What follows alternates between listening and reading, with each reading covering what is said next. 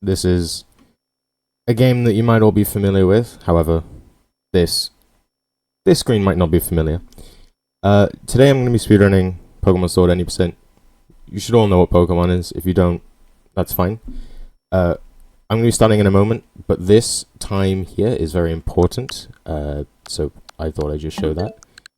And we can put up the game here. You just have to run through a little bit of character creation. That is a good question, what a Pokemon is. Basically, I'm going to be playing on English. English and Japanese have their own differences. Specifically in this game, gender doesn't really matter. But time will start in 3, 2, 1, go. So, this is Pokemon Sword and Shield. This is the 8th generation of Pokemon. First new generation on the Nintendo Switch. And this intro is really loud, and I apologize. I don't even know if you can hear me. I haven't got a clue. We'll find out. Pretty much, this speedrun is the beginner route for this game, because I suck. And I don't really know what I'm doing. In fact, I might wait for this intro to go over first, and I'll explain that again momentarily.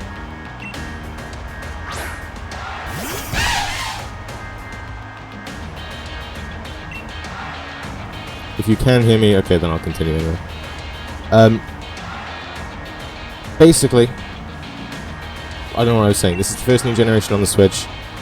Something to do with the time. It'll become apparent later on. However, specifically, we have to make sure that we start the game... That's loud. It's loud in my ear as well.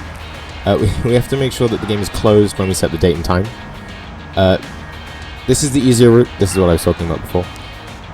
Because I suck at Pokemon speedrunning on the whole. Basically, if you ever wanted to get into Pokemon speedrunning, this is the best place to do it. One of the easiest games to start speedrunning. As we have Leon do his little dance.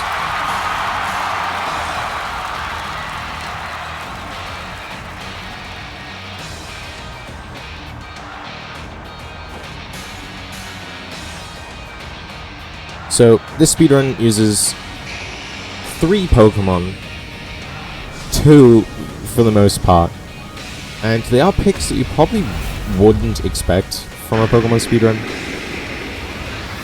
They'll become more apparent later on as well. There are a couple of things, there's a couple of movement techs, menuing techs that you can imagine. Specifically, this game, the mashing is awful. If you don't have a turbo controller, the mashing for this game is hold A, or no, mash A and B, and also both shoulder buttons, all at the same time. Now, using turbo for this game is very useful, because it mitigates the need to mash, like, 2 extra buttons. It's very helpful, though. But here we are watching the champion match that was just on the screen. And Hop comes in. Hop is Leon's brother, and we have slow text mashing because settings. Unfortunately, this is not one of the Pokemon games you can do your settings before the run. That is completely fine.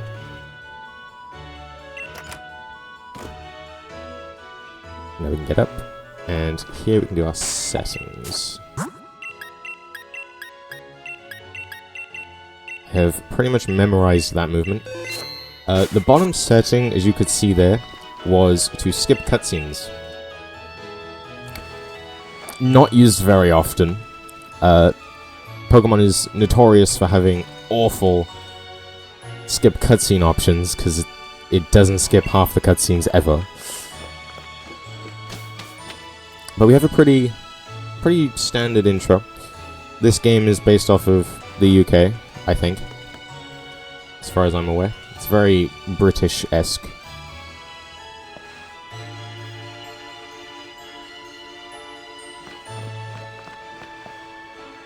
We have Hop's Wooloo. This is Hop's first Pokemon. So Hop's already got a Pokemon. And here we have the Wooloo trying to break into the Slumbering Weld. Definitely not going to be of any significance later. That is true, it's not raining. That's a shock.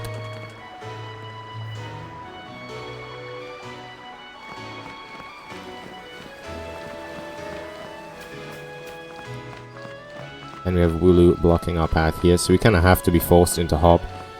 Hop is a very annoying character. It'll become apparent much later why. He likes to talk a lot. And he likes to battle a lot.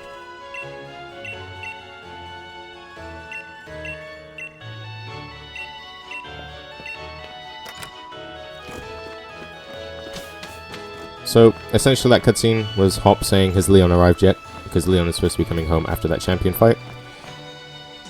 And as you can see the crowd in the background, that is where we are going. Hop is here to inform us that we are unable to battle with Pokemon. And no matter what we do, we cannot fight anything. So he's going to be there to hold our hands as we go down.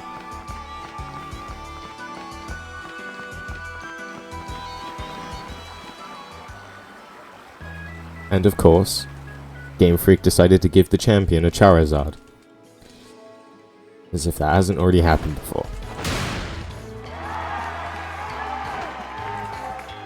But this is Leon.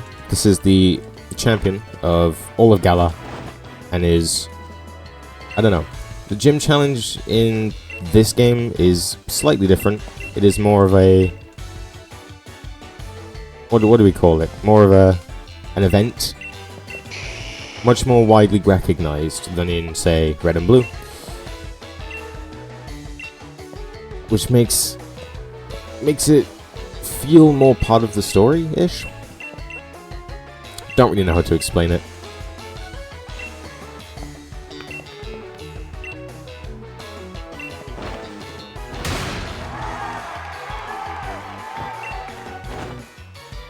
And as with any Pokemon game that is past Generation 7, there's a lot of tech smashing.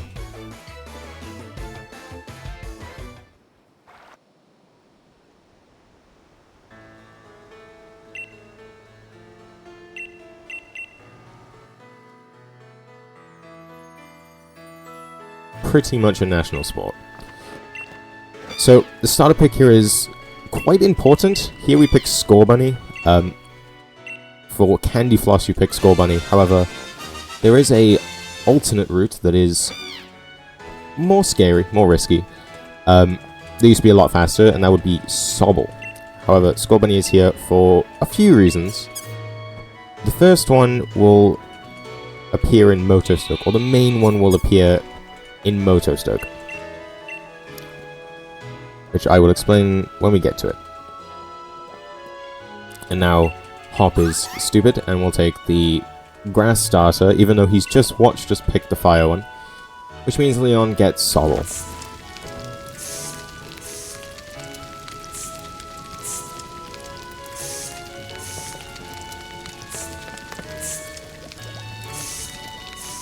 Now we have a good rest.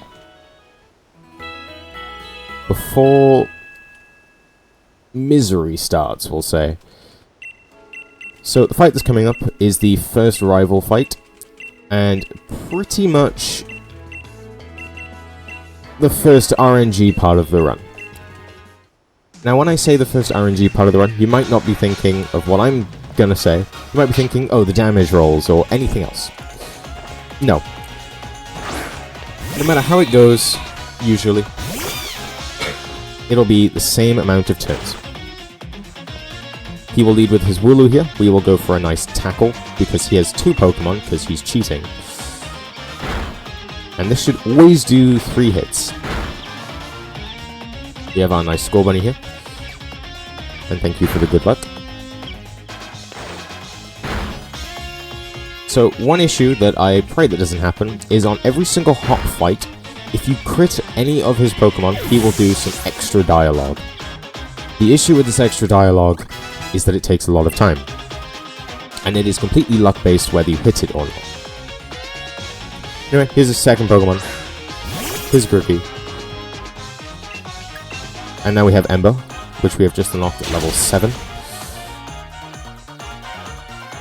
And we also get text for when we super effective hit him. We try to avoid this, however, it's faster to just take the text box than it is to not. And we didn't get the crit text, so that's great. And we've already hit level 7.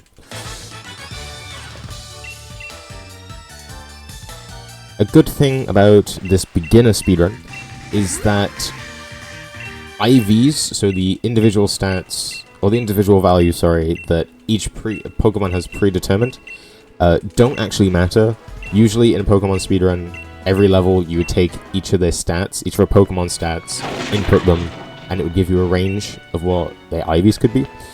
And because I'm bad, I use the set of notes that doesn't require me to do that, which makes this speedrun here a lot easier for me, and especially in a marathon setting. And oh look, the Wooloo has broken into the slumbering weld. I don't actually know how you say it. A dark and spooky place. So, lore-wise, no one is ever supposed to enter here because it's supposed to damage you or something, harm you. It's been ages since I played through this game normally. And the unfortunate part about this is that there are 3 forced encounters. This area introduces wild encounters to us, and there are 3 of them mandatory in each patch of grass. As much as it's annoying, a good thing is that we don't have to actually fight them. We're allowed to run from them. We don't need the XP. Scorbunny is not staying with us for long. Here is a Scorvet, a Rookly, and then another Scorvet. Don't know why there's 2, but there is. It's kind of just slow. Here Hop will come to us, and he will say that we can talk to him to heal our Pokemon. Oh, no. About the crying Pokemon. But we can also heal our Pokemon if you keep mashing too much. You kind of have to mash B there to not accidentally talk to him again. Because if you mash whilst he's shaking his head, you can actually still talk to him, and he'll heal your Pokemon. And that's slow.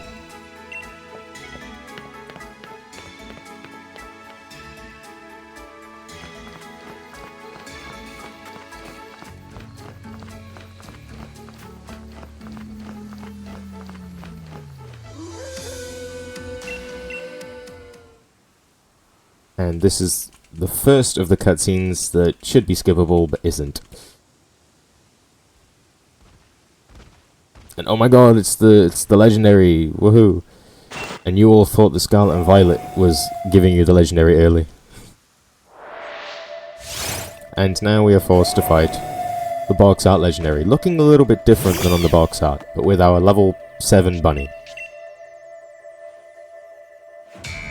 But we can't.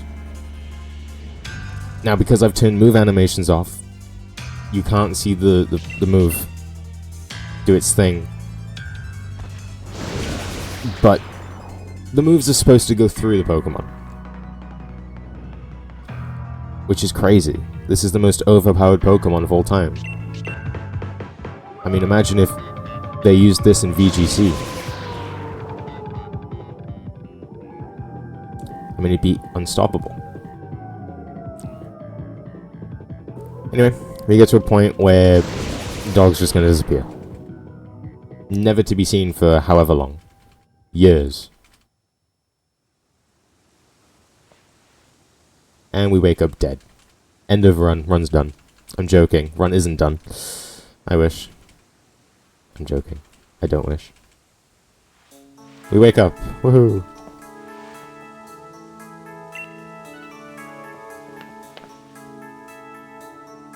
Now Leon's come to check on us, even though he has no sense of direction. He's somehow managed to find us.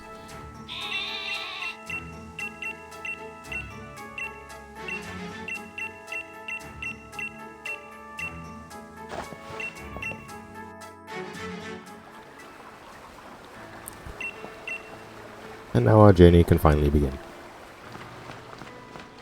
Once we go talk to our mum.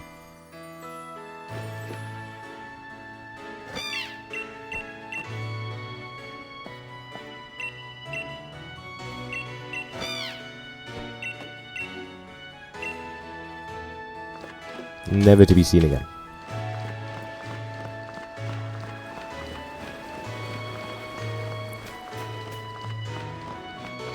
Now our goal is to go grab a Pokedex from the lab, as you can see, with the purple roof, and on the right, I've got my left and rights there, with a massive Pokeball. And now we have a Pokemon, we're allowed to go through the grass. In fact, we have to go through the grass. So here is something interesting. Here we want to catch a Pokemon. This Pokemon we want to catch is a Wooloo. Doesn't have to be a Wooloo, but Wooloo is preferred for EXP. Now, the level of this Wooloo depends... doesn't depend, but it would mean something. Now, we have a level 5 Wooloo, which is not the greatest. Ideally, we'd want level 6 Wooloo. If we have a level 6 Wooloo, it means we hit level 8 before the first trainer, and it means that we get Quick Attack. Oh, we did hit level 8. I regret, sorry. I did the calculations. Technically, it's like 84% to catch, not 92. Level 5 and 6 then gives us level 8, which gives us Quick Attack, which means we have to do some menuing changes. But that Wooloo is an 84% catch, and yesterday, when I was doing practice attempts, that Wooloo broke out 3 times. It's not supposed to break out 3 times. In fact, it very rarely breaks out once. But catching that Wooloo not only gives us level 8, it doesn't always give us level 8. I think level 4s don't give you level 8. But it'll also skip Leon's catching tutorial. So, after all these cutscenes here, when we make it to Route 2, we're stopped by Hop. Leon comes out saying, "Oh, I didn't teach you how to catch Pokemon. I'm going to show you." If you already have a Pokemon caught in your party, that just skips, and you don't have to watch the cutscene. It's great.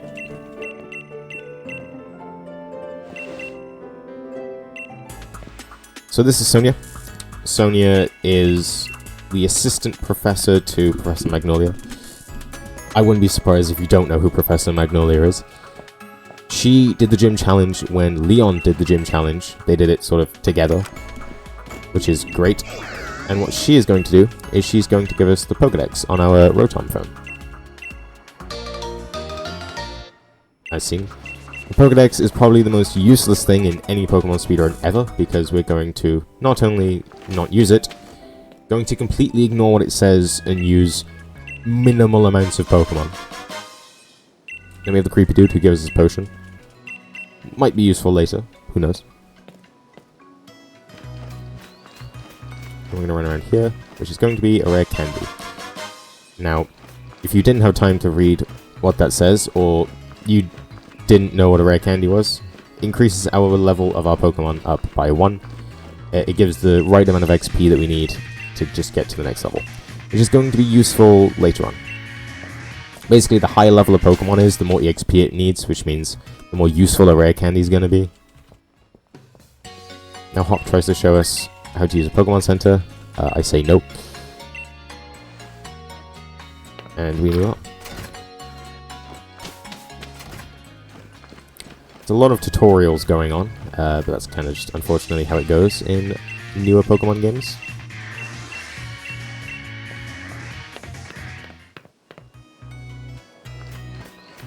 Our mission now is to go and thank Professor Magnolia for the Pokedex. I don't know why. But here is where Hop stops us for the catching tutorial. And Leon says, "You've caught Pokemon, woohoo, here's some Pokeballs." There's 20 of them. And there you go. Now we can move on.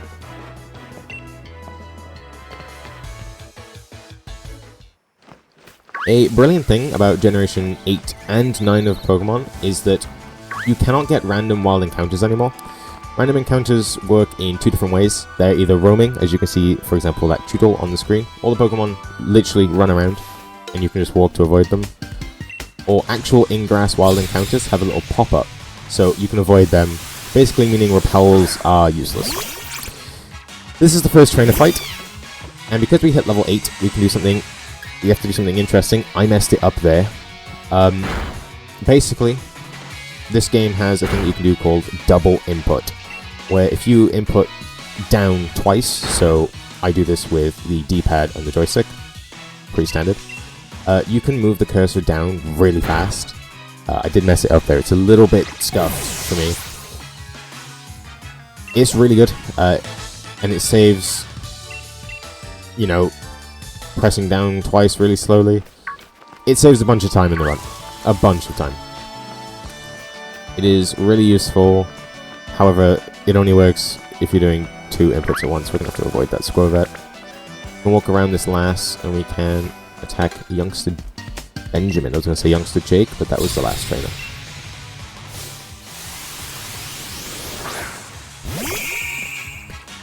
This trainer has 2 Pokemon. Let's see if I can showcase it here. As you can see there, that was it. As you can see, the cursor scrolled really fast. A lot faster than what would happen if I was using 1 input. And then we hit level 9. And we're going to use Quick Attack here. This is one of the reasons why Score Bunny, I believe, is better than Sobble, is because Sobble doesn't get Quick Attack. Instead, Sobble gets Bind at level 8, which is completely useless to us. However, Quick Attack, because we're faster, and this Nickit goes for Quick Attack, we get priority when we go first.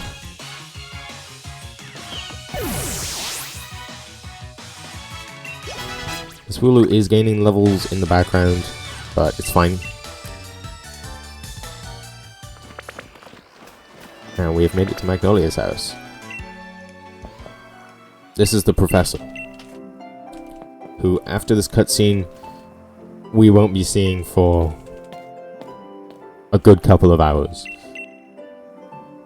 She has almost no story significance at all.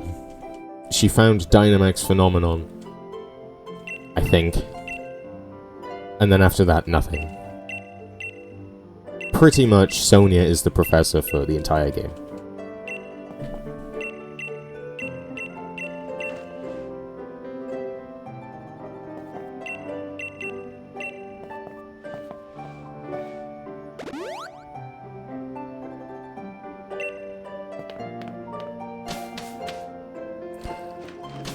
Pretty much there, Hop was begging Professor Magnolia to convince Leon to give us an endorsement to the gym challenge.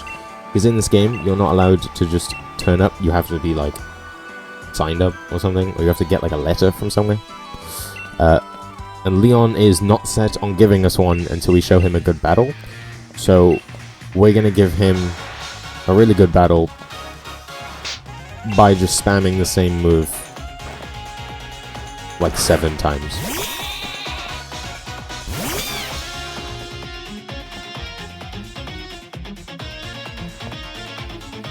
And that move being our favorite move ever, Ember.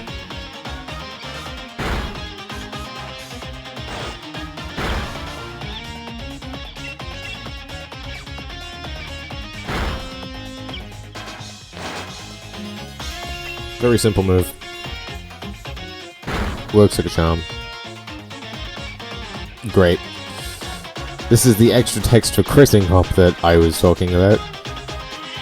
This is every single Hop fight. It is RNG. It is one of the few times in a Pokemon game where you don't want to crit. Especially not on this fight. Which is what makes Hop an annoying rival. Once again, we expect the super effective one. It's kind of just what's gotta happen. Otherwise this fight becomes like 6 turns and we don't want that.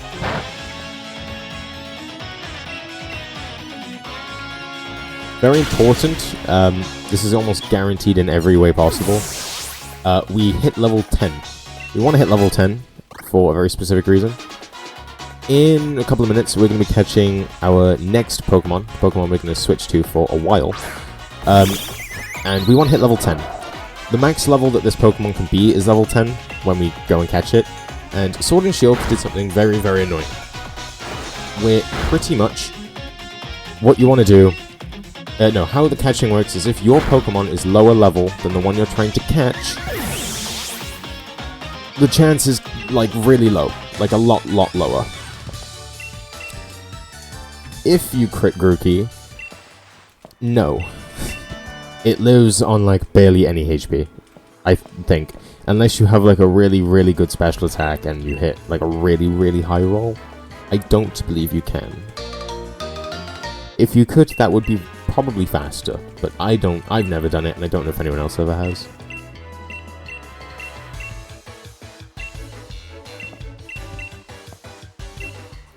So this is pretty much the intro just done.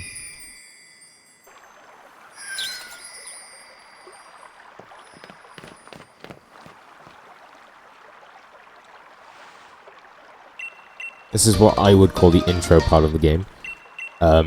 We got a couple of more mashing, we run back to the town we were previously in, Wedgehurst, and we make our way to the game's selling point, the wild area. However, of course, not without some heavy text mashing, as Pokemon tends to do, as I will complain about.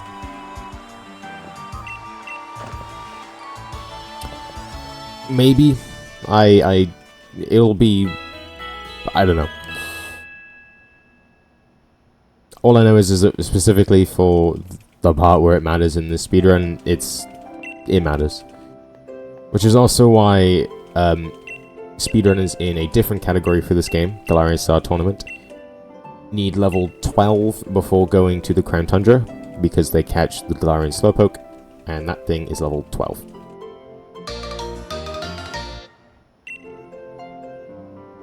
It might be removed. I don't really know a lot of in-depth other things about this game. I just play it fast. And I know the speedrun stuff. However, we're only catching technically one more Pokemon. And then there will be two more, but they're kind of irrelevant. Thank you for the good luck. And as always, Hop wants to race. Honestly, if Hop wasn't in this game, it would make it so much more fun. I don't like Hop. Despite this being my first proper Pokemon game. Second proper Pokemon game, sorry. Sun and Moon being my first. And they're the greatest, obviously. So we have to take a quick trek back this way. This time it can be scary sometimes, because there might just be a wandering Pokemon. When the character's walking towards the screen, there might be a Pokemon right there, and you can't really see it. So sometimes it can be quite annoying. However, we're fine there.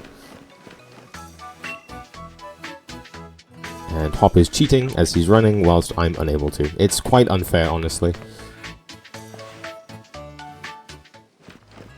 A little fun fact for this game is that you fight Hop so many times in this game that the first 3 splits, the splits that I use and that most use, the first 3 splits take up about 50 minutes.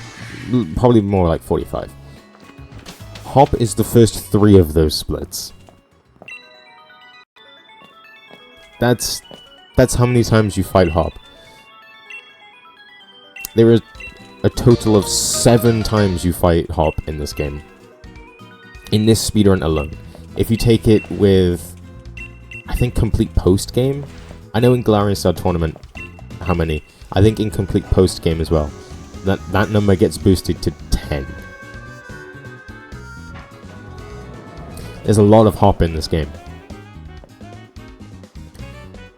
So, now we're taking the train to what was supposed to be Motostoke. However, apparently Wooloo have somehow gotten on the track. How that happens, I don't know. And now we're in the wild area. We have to make our way over to Motostoke ourselves. Unfortunately here, I didn't get that lucky. It's fine, it's not that big of a deal. So, there's a couple of things we have to do here.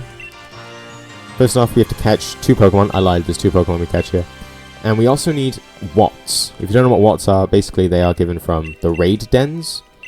Raid dens were also a big part of the wild area. 1 giant Dynamax Pokemon versus 4 people, or NPCs. And we need a minimum of 150 Watts, which we get from talking to, well not talking, but interacting with 3 non-working dens. Yes. Unfortunately, that one that is by the trees just to the left is not active. That's ideally what we would want, but it's not too big of a deal. There are some others we can grab along the way. That one by there is looking enticing, but not really. We have to make our way here. As you can see, this is where the date and time is set properly. Pretty much here. If we set it on this specific day, Vulpix is a Pokemon that should spawn. There's one over there. And Vulpix is going to be specifically a Pokemon that we want. Vulpix is very important for this speedrun, for more than one way. And it's level 9, which is pretty decent. The Vulpix here can go from level 7 to level 10, level 7 being the worst, obviously. And we're going to catch this one. I tackle it once just to get its HP down a bit. And we pray that it gets in a decent amount of Pokeballs. Or the first one. That works. The next thing we have to do, which is something that I actually already did, is spawn Diggersby. Diggersby is important. No, we're not catching Diggersby, but it is also very important.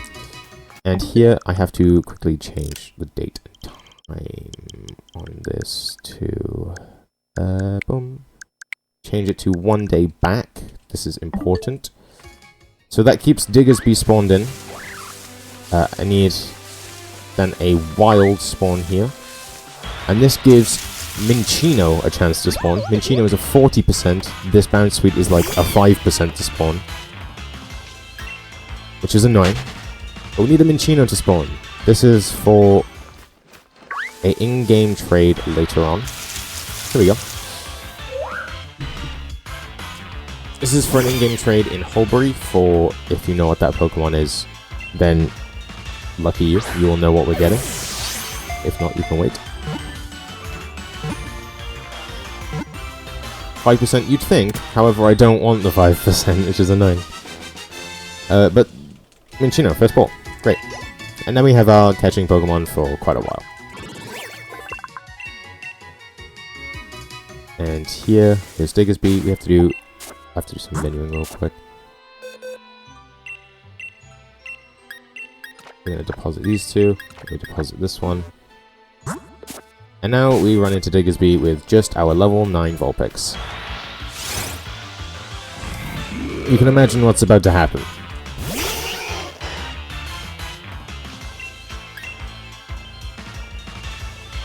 No, Vulpix! Dead! No. Unfortunately, that's like 3 minutes of time lost. Oh wait, who is this? I have to make sure to mash A here. She teleports us to Motostoke entirely. Don't have to run all the way across, it's really great. And we're going to completely ignore Motostoke, and we're going to go this way. So, unfortunately, I didn't get the 300 watts from that active raid den, because it wasn't active. So, we're going to do it here instead. This is 50. I might have messed up. I don't remember. Should I have picked that other one up? I don't think so, right? No. No, we're good. It doesn't matter if I missed it or not. I just waste like 10 seconds finding another one. We're going to run over here. It's now hailing. It doesn't matter at all. This is going to be another 50 watts. You can see Hammerlock in the distance. Oops. Here's our beefy boy Snorlax. And that Pokeball item up there is very, very, very important. This is another 50. This is all we need. And Firestone. Interesting. And now we need a coffin. There we go.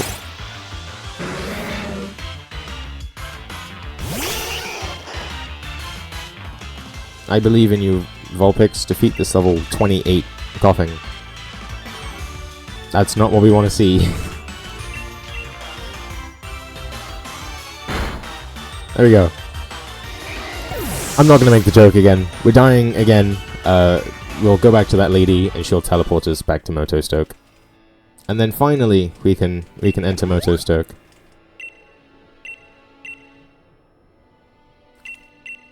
I'm just kidding. No, we're not entering Motostoke. We got one more thing to do. If we talk to this guy, because we set our date and time accordingly, he sells quick balls. We're going to be buying 3 of those. This will be useful later on.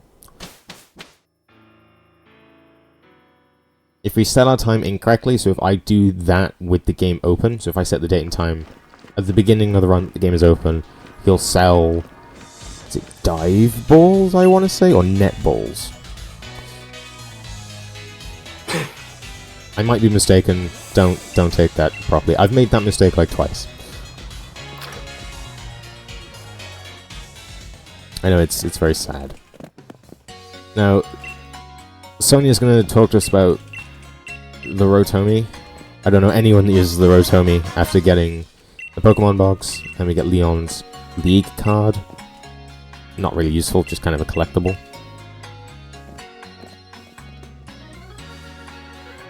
And here we have some menuing to do. So we're going to start off by doing this. Now you might think, you're an idiot, now you can't get Flamethrower or any good moves, because I'm pretty sure Vulpix, or Ninetales too, but it's infamous that Arcanine gets no good moves at all after level up. And here is where I'm going to tell you, don't panic. Because here is the move reminder. And here we're going to do Nasty Plot in slot 4. I was scared then. We're going to teach Extra Sensory. And oh look, what was that one below?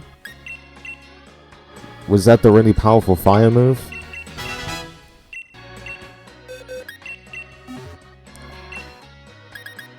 That's Flamethrower. And just like that, we now have a level 9 Ninetales with Flamethrower and Extra Sensory. All completely legal and able to do in the game.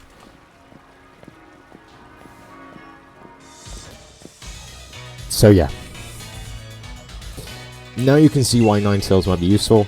On the opposite side, in Pokemon Shield, which is arguably the worst game to run,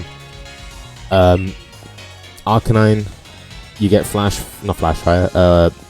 Up and Flamethrower. Don't have any heart scales. Yes, unfortunately, fortunately they removed that to make the speedrun a little bit easier. So we're going to get stopped by Leon here.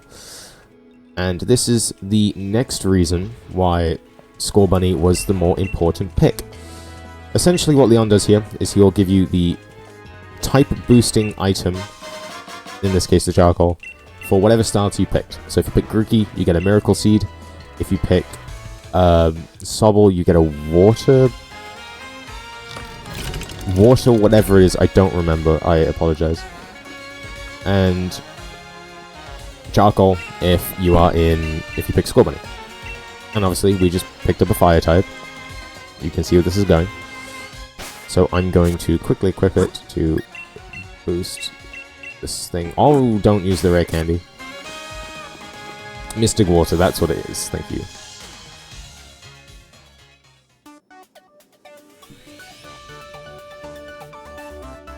Now, an issue that I always have is I always forget to equip the charcoal.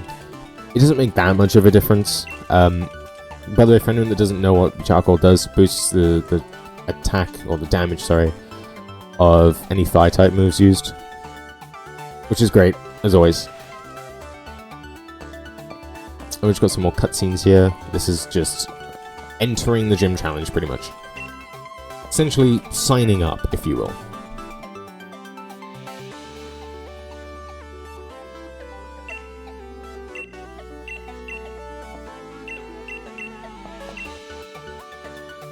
Here we get to pick a number.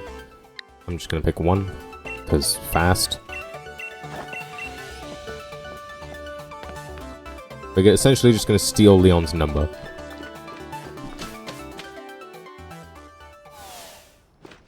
And now we can make our way to the hotel, where we will spend the night before the ceremony in the morning.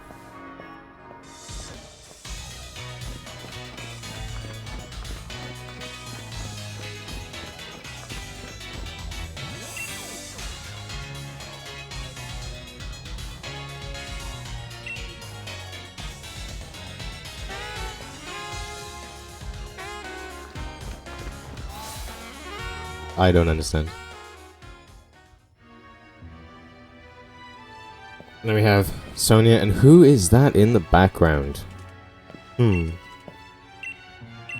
I wonder who that is. Well, for a moment, let's focus on Sonia.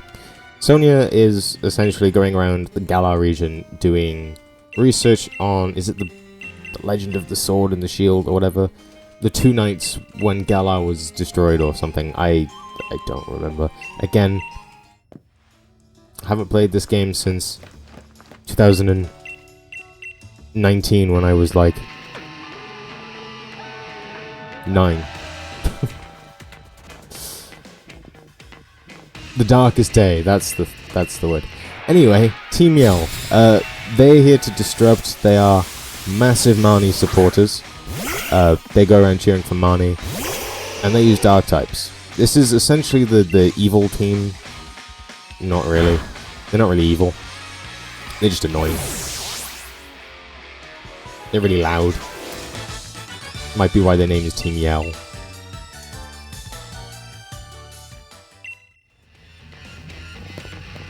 And there's 3 of them here. 3 fights. Because we have, again, 9 Tails of Flamethrower before we've even started the gym challenge. You can imagine how this is gonna go.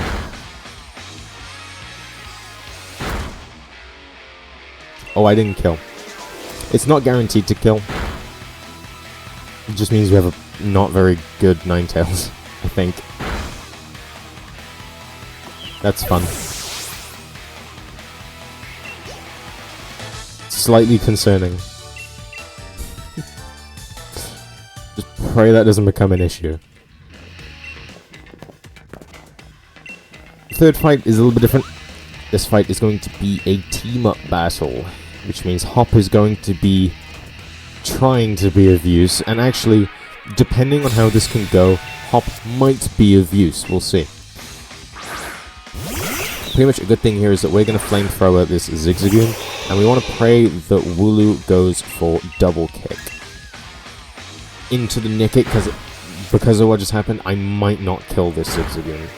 Okay, no, I killed the Zigzagoon.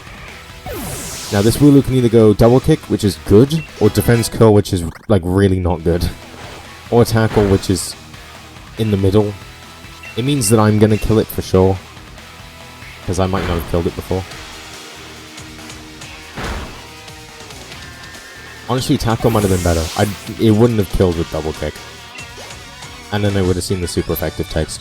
So no, tackle was the best option there. I do still figure out new things as I'm playing. Don't worry. I'm not the genius you might think.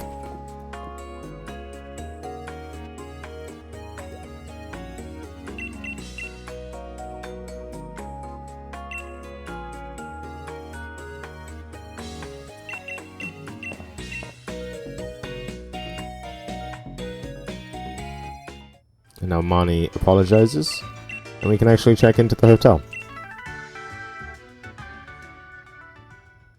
And for probably the 3rd time this run, rest until the next day. We're not very speedy, are we?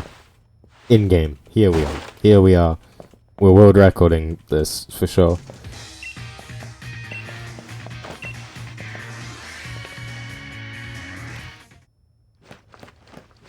Now we need to make our way to the stadium to do our intro ceremony. And this is where the the skip cutscene option will be of some use, as it will actually skip the cutscene. And yes, I will complain about the skip cutscene every time that it should have skipped a cutscene, and it shouldn't, just to point out to you how annoying Nintendo can be. But now we have to have sort of a mini Fade to Black load. It's faster, but it's a little bit more boring. Just have to wait a little bit. It's annoying.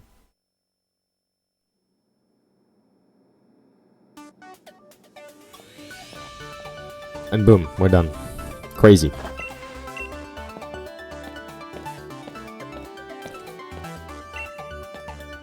We are officially part of the gym challenge, and we can actually start beating some gyms. And this is where Rose glazes himself to some extent, saying that he was the one that made the Dynamax bands, which he is, I think. And Hop wants to run to Turffield.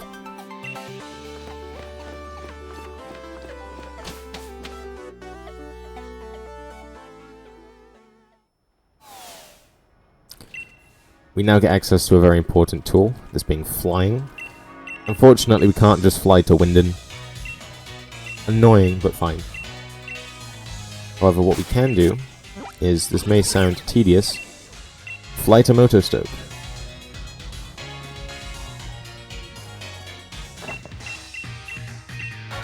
And fight Hop for a third time.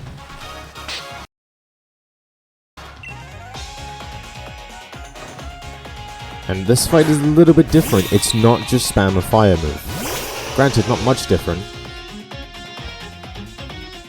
As crazy as it might sound, we actually need to do some setup here by using a nasty plot.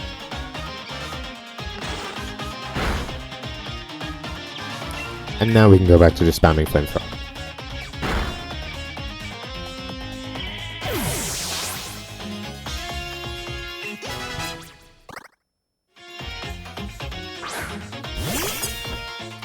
And again, the crit issue applies. We plan to not crit. Whether we actually don't crit, we'll see. I don't remember what the crit chance is in this game. We'll see how much we get unlucky.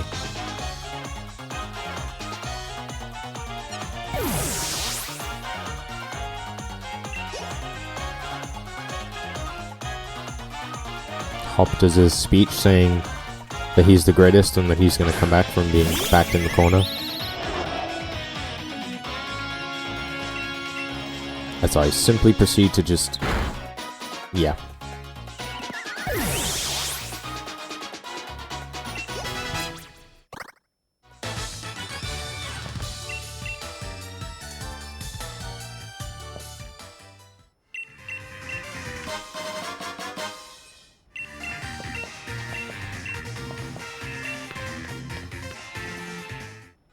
And we have our first interesting movement part. This route is actually on a cycle, which I will explain in a moment. We run behind the last Vulpix. If we hug that wall, if we don't let go of the move button, we can just walk past her instead of having to wait for her to stop and whatnot. It's good. It's helpful. Before we get stopped. Again, for more cutscenes. There's a lot of cutscenes. Dialogue this is. Sonia goes on about how this is made by the Rose Company or something, and then gives us an item that in everyone's casual playthrough of a Pokemon game, at least in the older ones, is a lot more useful. The escape rope. It is not useful at all in this game, and it is actually a key item in this game. I didn't learn this until recently, but the escape rope is a key item. You don't have to buy any more. We can run past this postman. And another mandatory trainer coming up. This trainer is a bit interesting. This trainer has two Pokemon. He has a Sizzlipede and a Dottler. Sizzlipede has the wonderful also ability of Flash Fire, meaning that we cannot hit it with Fire-type moves. So we have to use Extra Sensory here instead. I'm going to set it once with Nasty Plot. We can double input there.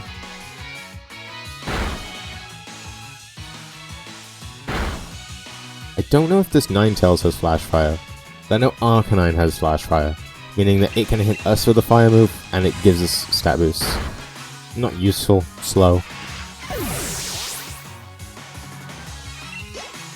Thankfully though, this Dottler does not have Flash Fire, so we can just obliterate it pretty much.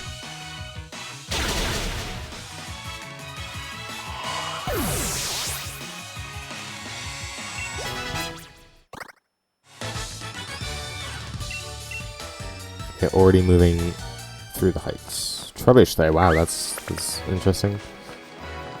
We now move on to Galarmine 1. There's two. Pretty standard, cool Pokemon. Carkol, love Carkol. Love it so much. You can actually accidentally run into that Carkol if you're fast enough. So don't.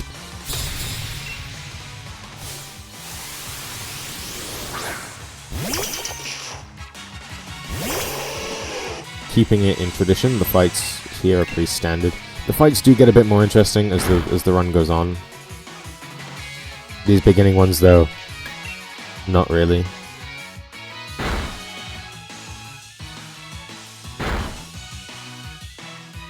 And even with the ground types, we still pretty much one-shot everything.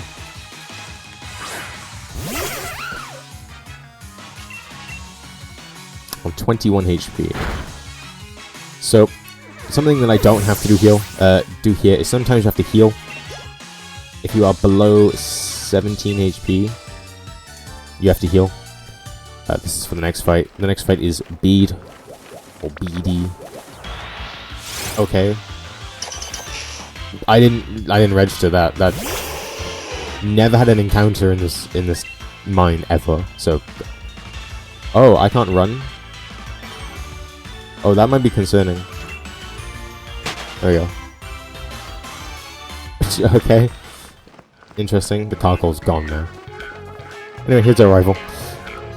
I don't think that Diglett hit us, so we should be fine. Right? It did growl sand attack, I think.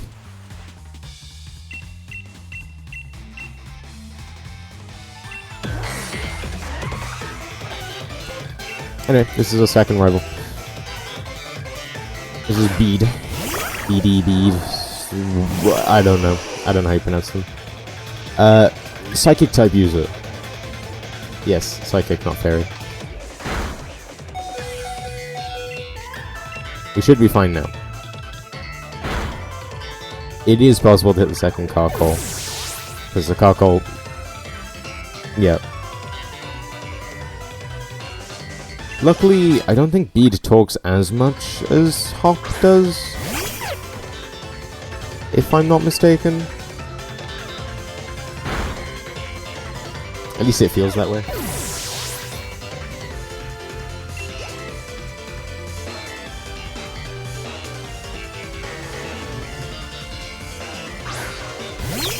That encounter is going to lose us time, but it's fine.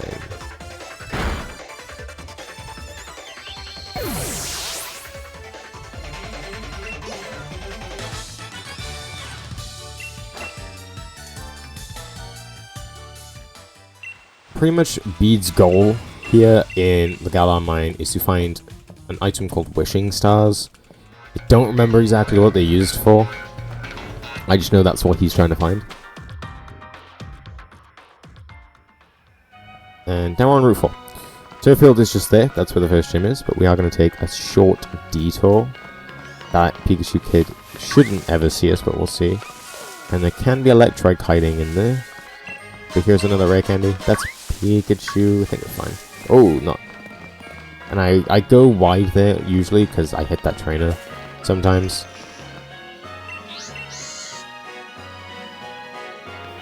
And now more sheep. This is Milo. Milo is the leader of this gym, and that Wooloo is one of the Wooloo, I think, in the gym mission that has escaped. I don't know what to say. He doesn't really have a nose. His nose is kind of like mini seeds. Kinda. The only thing I remember him for. And Hop is ready to snipe us and have another conversation with us.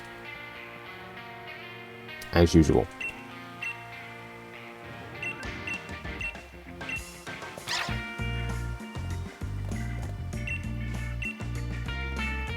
Now Sonia's Yamper is trying to get our attention. And we're gonna go follow it. Because Yamper is cute and everyone loves Yamper, and if you don't, then I'm sorry, we cannot be friends. This is the cutest thing I've ever seen. Look, it's even got a heart on its butt. Like, perfect friend. Wooloo would make an excellent pillow. Unless it's all muddy and then maybe not. Other than that, good. Anyway, this is Sonia being lazy. Getting Yamper to do all the work. And this is a monument of what looks to be Gigantamax Toxtricity. Which this was here before Gigantamax Toxtricity was in the game, because it was added afterwards. I'm going to make sure to not talk to her twice. It's a depiction of the darkest day. Yeah. And we're going to be also as lazy as Sonia, and we're going to fly back. Another example of Sonia being lazy is in complete post-game speedruns. You do the Hammerlock gym last in the whole running around defeating the Dynamax Pokemon. And she calls you to say, come to Hammerlock Stadium, even though you're across the corridor from each other. I don't know what to tell you. Also, I was yapping too much. Hop was on about how he's already beat the gym. Because he's on world record pace, apparently.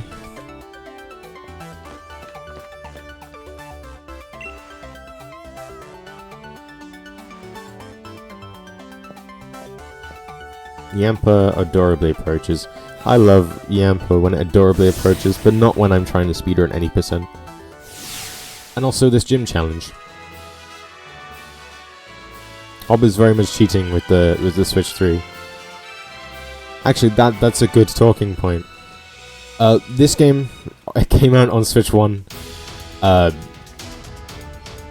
Obviously, 2019. And when the Switch 2 came out, Pokemon had a massive shock when it came to the load times. For example, on Pokemon Scarlet, which I know this isn't, but, you know, the any percent speedrun saw a 30-minute improvement from just loads and performance alone. If you didn't know previously, Scarlet and Violet was awful. For example, sometimes in the Poison Base, after you win, you just get a random 2-minute load. No, I don't think anyone ever found out why it was caused, but it was. But 30 minutes in that game. This game was, I believe, 10 minutes from performance and loads, and then all the other ones had their own stuff. Legends Arceus had a couple of minutes.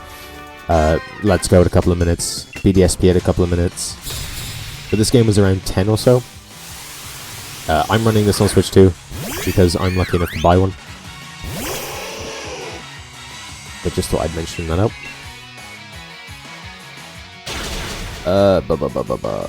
This gym puzzle is pretty simple. Run through, guide the Wooloos, as always, fun.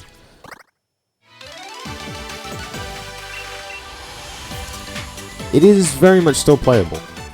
It is very much now playable, sorry. Yes, also, when I think it was the Isle of Armor DLC was released for this game, every time you opened the bag, there would be some new lag, which lost a lot of time, which is why you'll see that the leaderboards are split. I think it's like 1.0 to 1.2, and then 1.2 onwards, I think.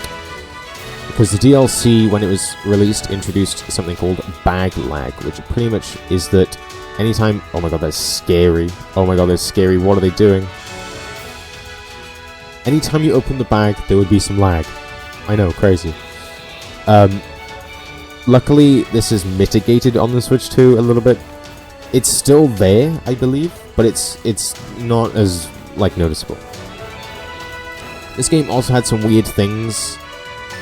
I don't know if they were ever found to actually save time, but there was theories at one point that it was actually faster to play this game when you were speedrunning. At least on Switch 1, with the Joy-Cons detached, the console in the dock with the Joy-Cons detached, and the game in aeroplane mode. Apparently, that was faster. I can't confirm that. I wasn't really playing this game as much when that was a thing. Don't know if it's a thing on the Switch 2. Something random I thought I'd point out. Blag? That sounds about right.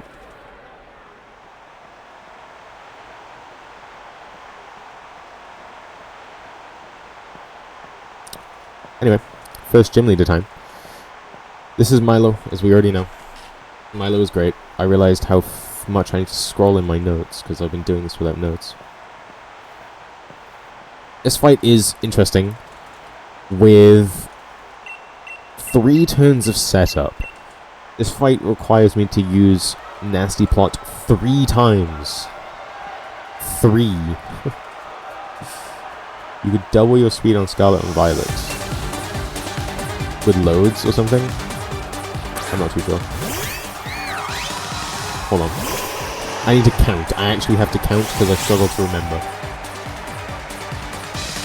Dynamax tutorial. Everyone count with me, I guess. I don't know. 1. 2. I'm doing this with my fingers because I will forget. Hopefully we're not in, you know, worry of dying. 3. Great.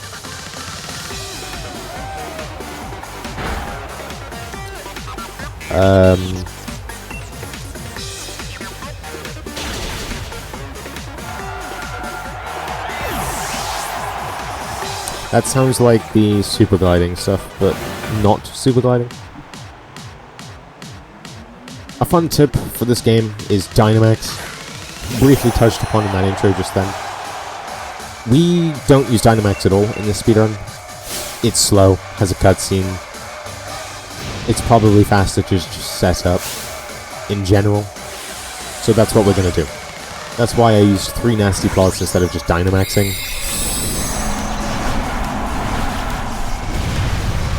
It is the same for pretty much every other Pokemon speedrun. Hence why in X and Y we don't use Mega Evolution. Actually, that's a lie. We do use Mega Evolution, but sparingly. In Sun and Moon, sorry, I was forgetting that. We use Z moves sparingly. And in, what is the other one? Scarlet and Violet, we don't terrestrialize at all in at least 70%.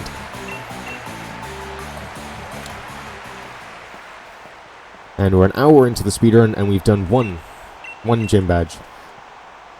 You really wouldn't think that the speedrun is 4.5 hours, or hopefully less than that. Hopefully a lot less than that.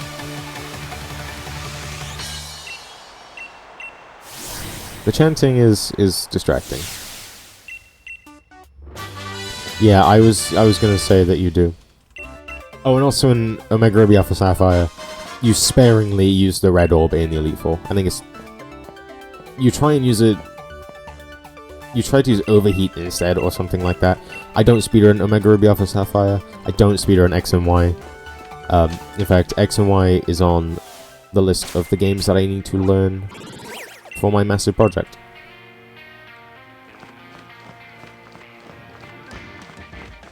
Yes, it loses time and is not needed. In fact, it is needed in Mochi Mayhem, which is the speedrun where you beat all of the DLCs and the main story, and it's used once. That right there was a double fight. Because we only have 9 tails in our party, we can just skip it entirely. Just run past it. It's used one more time in the run. I believe there's 3 that we run past, that we have to go through. One of them we just take a different route, and the other one, we deliberately take a Pokemon out of our party to skip it.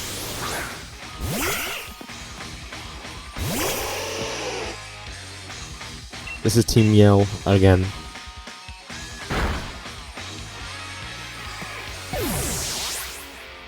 It's fun. I love Team Yell. We're not paralyzed yet. Now this fight is 3 to 5 flamethrowers. It's looking like 3. This Devil has a move called Glare. That's slow. We don't want to burn. It didn't use Glare, which is great. We don't want it to use Glare because it paralyzes us and makes the fight really annoying.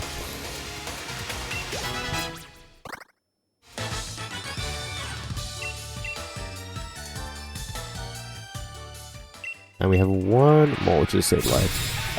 I'm doubtful that it has that because it failed to one-shot a Nickit.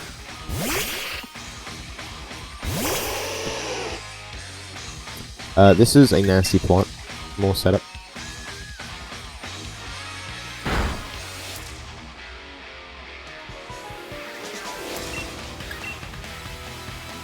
A flamethrower. I needed to know what my HP was there. I wasn't paying much attention. It's high, I know that much.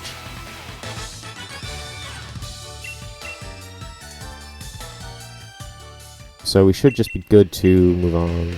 There's a section where I need to heal depending on my speed. I don't know my speed. I didn't check. Shouldn't matter though. Should be fine. And this guy, who I always thought was a doctor, is actually a mechanic, and he gives us the bike. The bike is brilliant. I love the bike. We get the boost. Things are about to speed up a lot more, and movement is about to get a little bit more scary. And oh surprise, it's Hop again. He's back for a 4th time already. 1 gym badge and we fought him 4 times.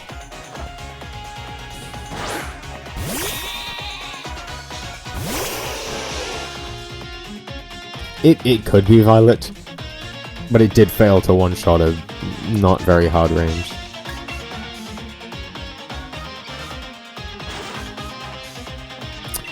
We set up and we just pray.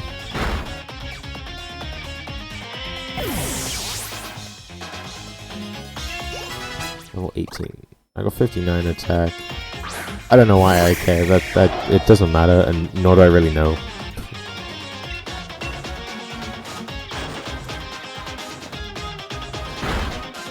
So, whilst we're just mashing Flamethrower, the next fight for this game is...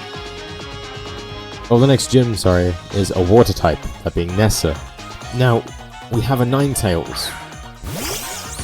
You can imagine how that's gonna go. An underleveled water type versus fire type versus Nessa's water types. Sorry, I'm getting confused. And I crit again. We're currently 2 for 4 on the crits. It's not looking great. Basically, something interesting is going to happen. We're going to be taking a little bit of a detour. Why? Because there's like absolutely no way we're going to do the entire gym with just Ninetales. There's just no way. Yeah, I'm going to concentrate for a moment here because there is a blonde that can be annoying. Look at that Eldegoss. Oh my god, that's close. Hop does love to eat away at time. He eats away at a lot of my time. Anyway, Holbury. Home of the second gym, and that's Rose and Bede.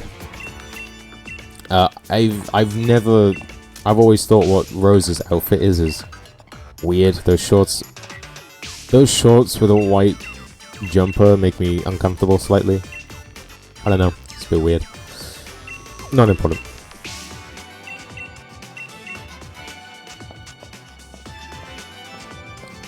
Telling Bede to go find more wishing stars or something.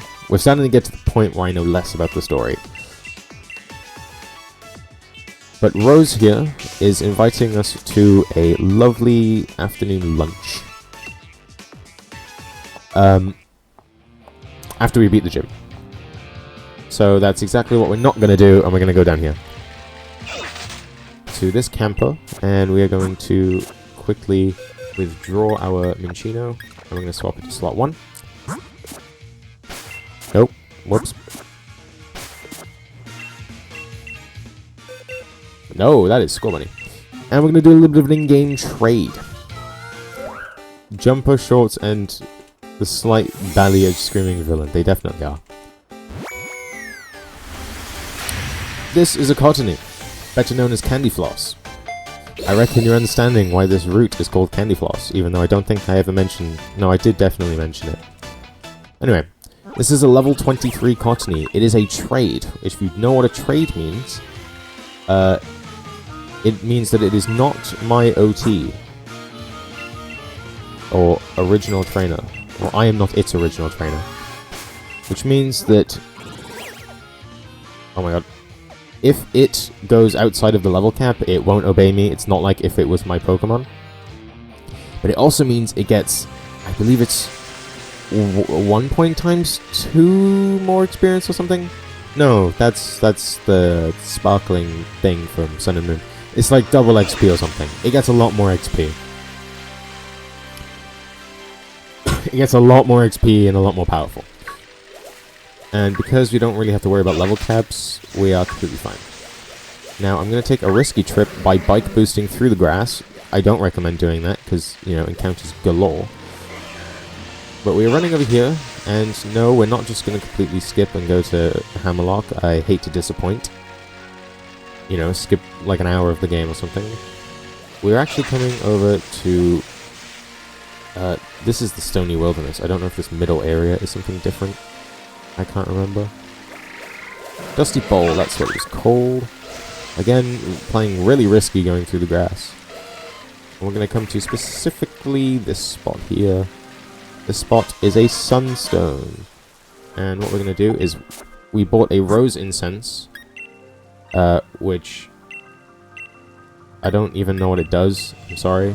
I would love to explain, but I don't have a clue. And we're going to immediately evolve Candy Floss.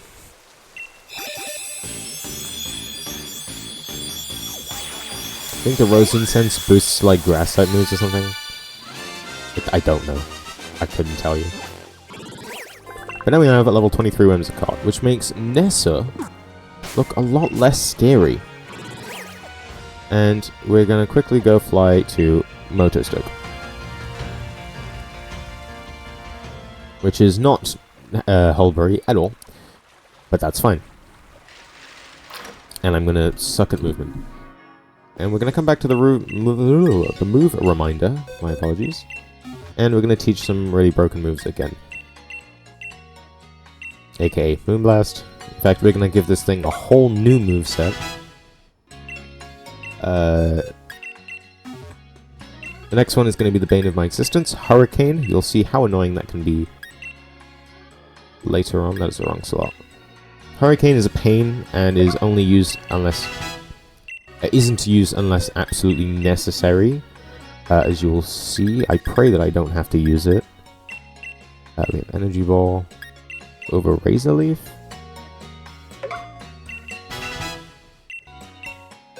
And we have down 6 for Giga Drain.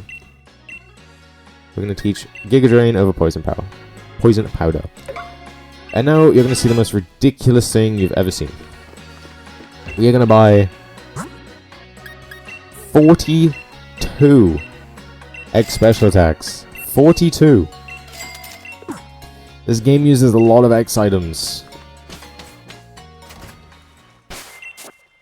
And people say that the Pokemon games are getting easier. I beg to differ.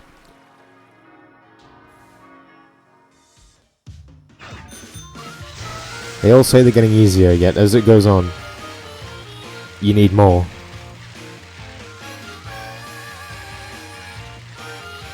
And now we can finally talk to Nessa. Nessa is the Water-type gym leader. She was part of the demo, I think. I think the demo was her gym challenge, if I'm not mistaken. If this game even had a demo. I mean, you'd think 42 egg specials and an X special defense. I would pray.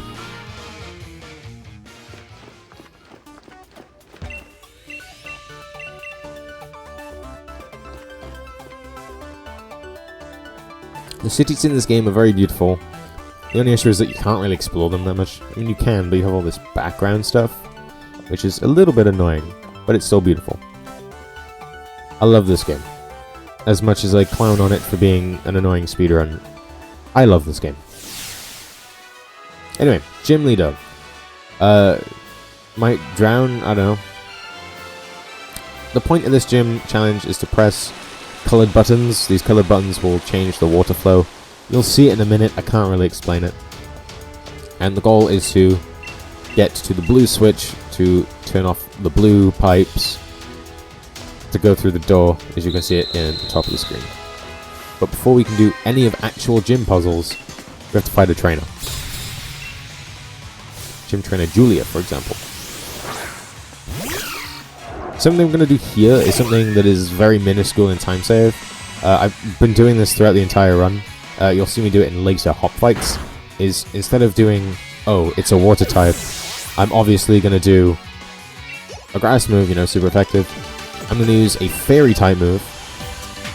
They both kill, like guaranteed. They're both guaranteed to kill the Pokemon. However, a grass type move has super effective text. So, we're going to ignore the super effective text. We're going to ignore this red one. I have this thing like memorized to a T.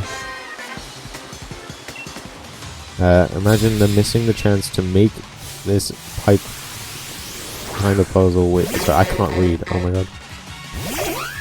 That'd be quite funny. It would be quite funny. Anyway. Gonna do the same thing here. It's gonna skip the super effective text. It's minuscule time save, but time save nonetheless. fish. Oh my god. Always reminds me of TNO.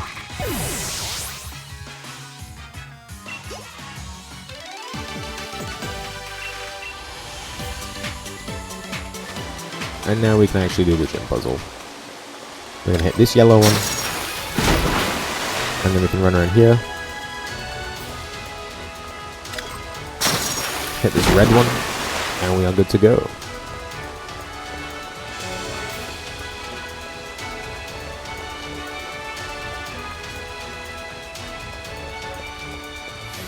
We're gonna wait, so we don't have to fight this lady. I don't even know what her name is.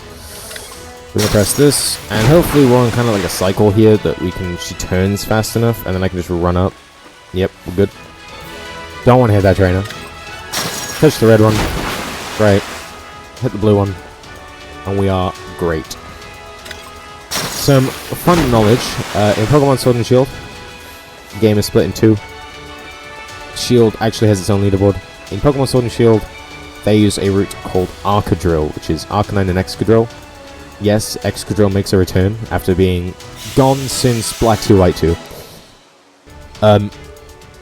This fight sucks in that because you have to do it with, I think it's a Arcanine, either just an Arcanine or an Arcanine and a Drillbur, which are both weak to water.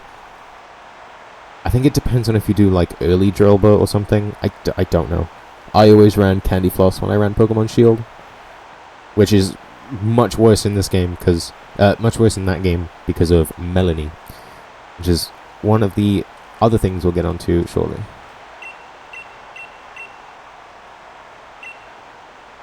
This fight is super simple. Super simple. Super duper simple. It's just Energy Ball all the way through.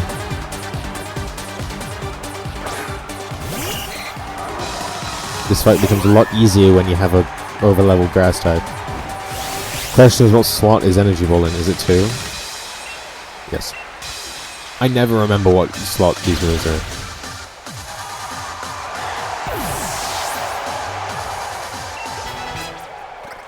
Now, you might be thinking, great, we have Candy Floss, Vulpix, I keep saying Vulpix. Ninetales is now completely useless. Not necessarily true. Ninetales does have its time to shine later on, so if you like Ninetales, don't worry. It's coming back. I don't remember what gender it was. He's coming back. So we keep him in our party just to gain some extra XP on the way. I think he's in our party the entire game, if I'm not mistaken.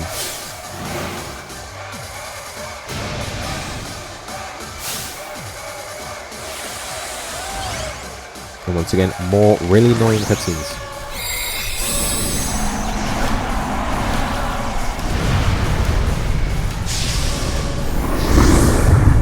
Ninetales. I think the tails would make a good pillow. Actually, no, I think it would though. I don't know. Depends on how soft and fluffy it is, I guess.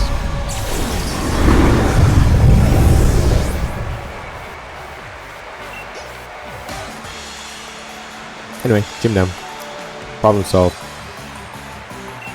Brilliance has served. Nessa was no match for me. In fact, nobody is a match for me.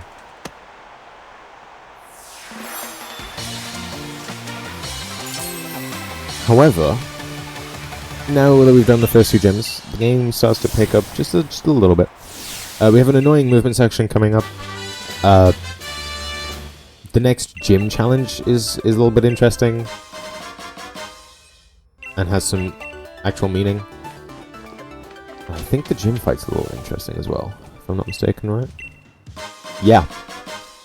Basically, I lied to you. We do use Dynamax in this game. Now that we've beaten Nessa, we can be lazy again, fly to Holbury. And we can finally have that lunch with Rhodes. He's been waiting the entire time for me to finish this gym. You know, have a deep conversation about how things are going. Sonia's been invited now. Ready, count the seconds.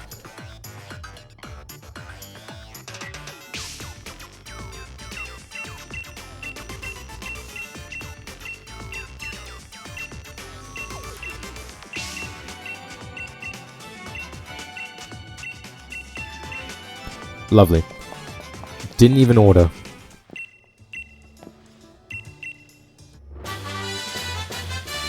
And we get the TM Retaliate, which is not useful at all.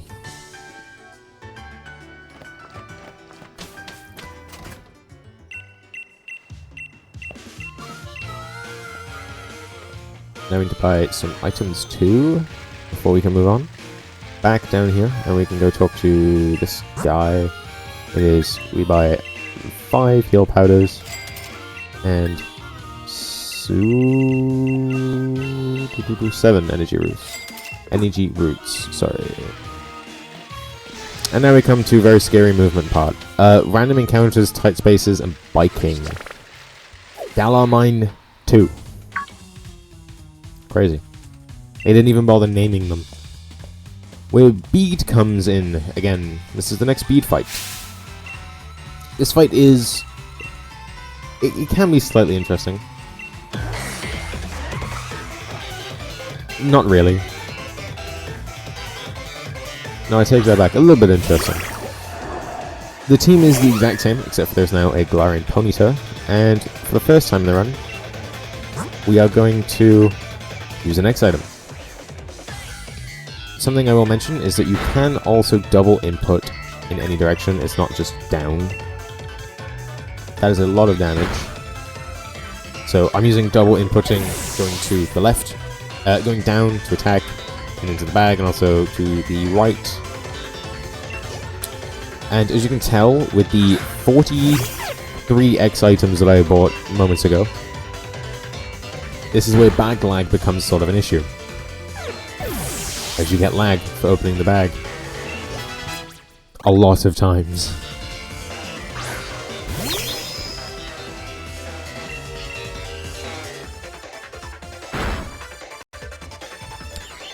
So, that's the original thing done.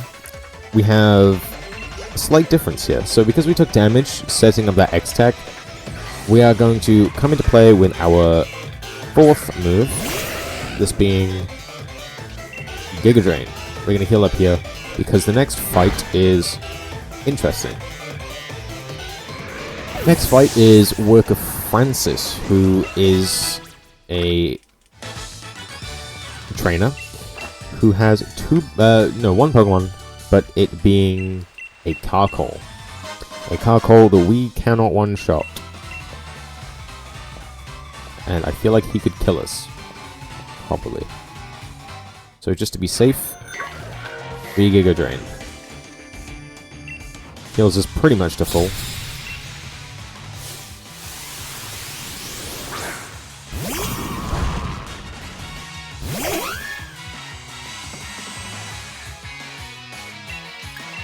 Oh no, that was too full.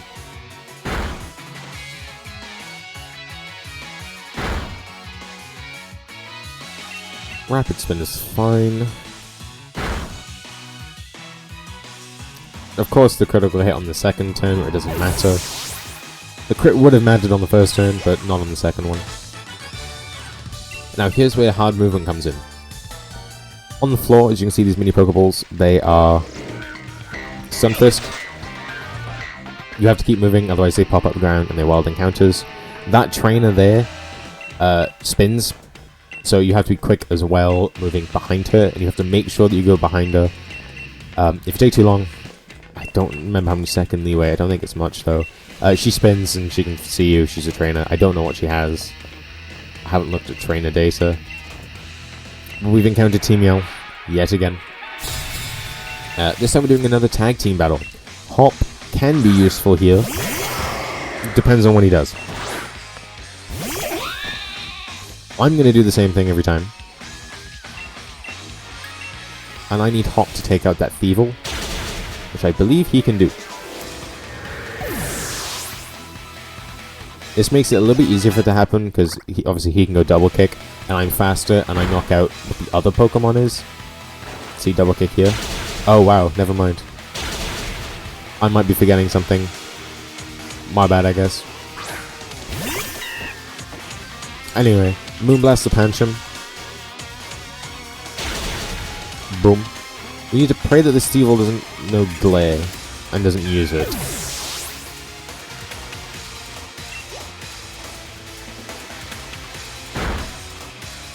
And also pray that Wooloo doesn't die. Because if Wooloo dies, of course, another cutscene. We don't like cutscenes.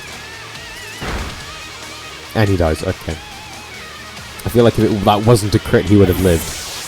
But, yeah. Annoying. Because now he's going to send out another Pokemon, which I believe is Corvisquire. And I don't know what else, I don't know what that Corvisquire does. Might have Quick Attack. We'll see. Unfortunately, Pillow is dead. Hey, it doesn't do anything there. Great.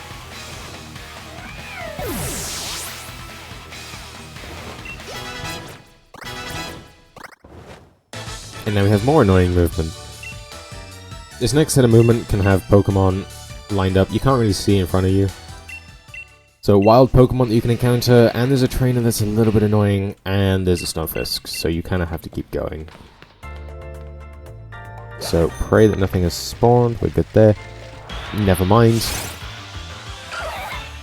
That's the Shallows. It's unfortunate, but it's fine. We can run away. Now we have to wait for this guy to look away. This guy's annoying.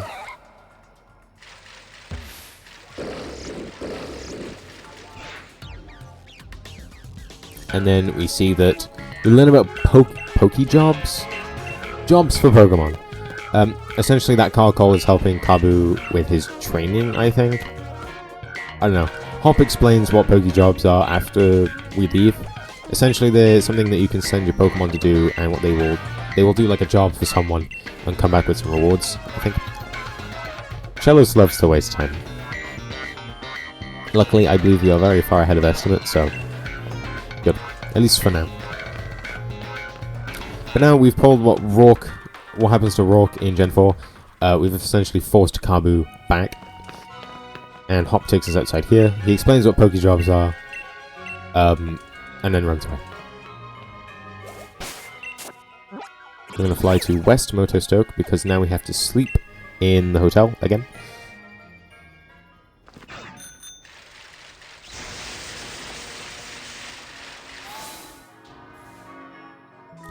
And now we meet our third rival of the game. So, for reference, we are, however far we are in, like an hour and a half. We've fought Hop 4 times in the first hour. We've fought Bede twice, and we're fighting Marnie for the first time. There's 2 Marnie fights in this game. I believe there's 4 Bede fights and 7 Hop fights. Marnie is not annoying right now, but Marnie gets more annoying as we go on. There's 3 Marnie fights, sorry. In the second and the third fight, Marnie can be quite annoying. She has a Lipard that has Torment. And you can imagine what the move I have to use is if Marnie goes to Torment. I'll give you a hint, it's a flying type, and it's in the 3rd slot. It's not fun. You can always pray that Marnie doesn't use Torment, but that is almost never. Unless I'm just the most unlucky Pokemon speedrunner known to man. But here's the cute little Morpeko. I love Morpeko. Like a lot. Too bad it dies immediately.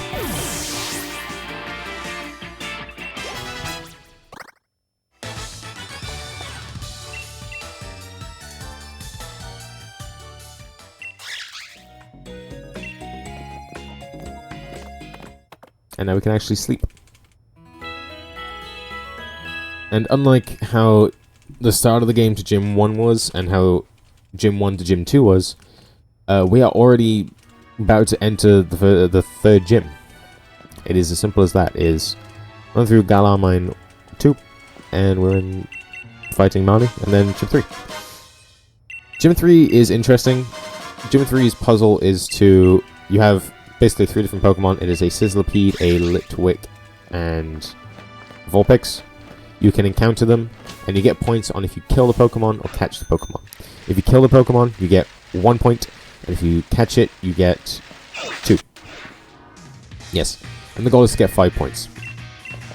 The issue is that you'll have a tag team partner who will either be trying to kill the other Pokemon whilst you're trying to catch it, or maybe even damage your own, like your Pokemon. I believe when you fight the Vulpix, the other trainer has a Salandit, and that Salandit's goal is to try and hurt you. Sorry, it's when you encounter the Litwick, not the Vulpix. It's very, very fun and interesting, but we can easily skip this with the Quick Balls that we bought earlier. So, if you remember earlier, we grabbed 150 watts and we bought the maximum amount of Quick Balls with the buy, which for me was 3, sometimes it's 6 if you get one of those glowing dens. Essentially, we're just going to Quick Ball everything here. We're going to get 6 points, which isn't going to matter, but it saves us having to kill, fight, all these things. And it's going to be useful. It's going to be useful for later. Basically, we're going to use one of these Litwicks as like a doubles partner in Raihan's gym, the gym puzzle. Raihan is the 8th gym leader. His gym puzzle is 3 double battles, and we need 2 partners. And we're going to use one of these Litwicks as a partner. So we're not just catching them for fun, for them to sit in the box. They are going to be of some use. As you can see here, 2 points, because we caught it. No shenanigans. I believe these are 100% catch rates. I believe. I've never had one escape in a Quick Ball for turn 1.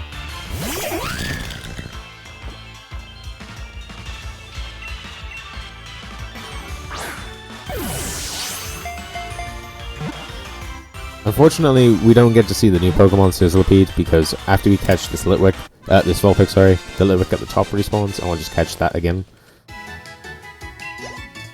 I take it that's because the Sizzlipede is not 100% catch rate. But now we need 1 more point, which we can just do this again.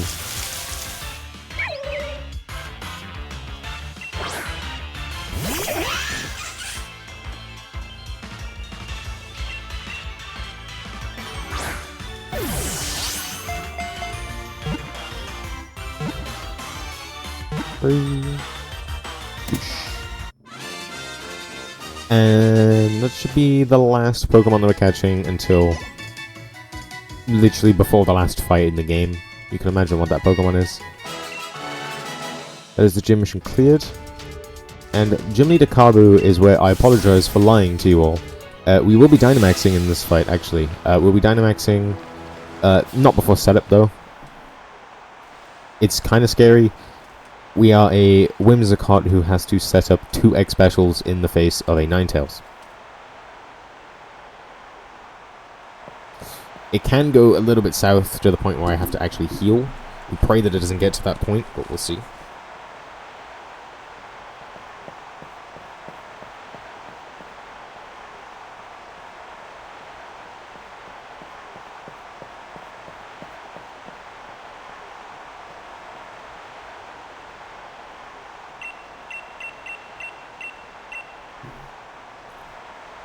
Lore-wise, Kabu is kind of like the final challenge for most of the other challenges, where this is where most people fail and they quit the gym challenge. Not me though. I'm built different. And here we go, Ninetales is back. Betraying me.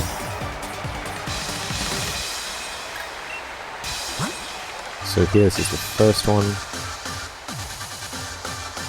Burn is not a great start.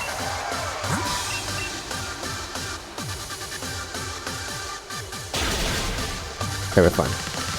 I shouldn't have to heal.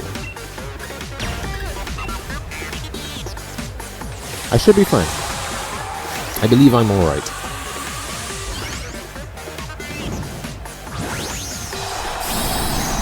This is the slow cutscene I was talking about, where it's a bit of an issue. Like, doing this for a fight, not the greatest. And also later on, where there's more than 3 Pokemon, you can see the issue. 3 turns, big cutscene, and then there's a cutscene after the fight as well, where the Pokemon shrinks. It's not great.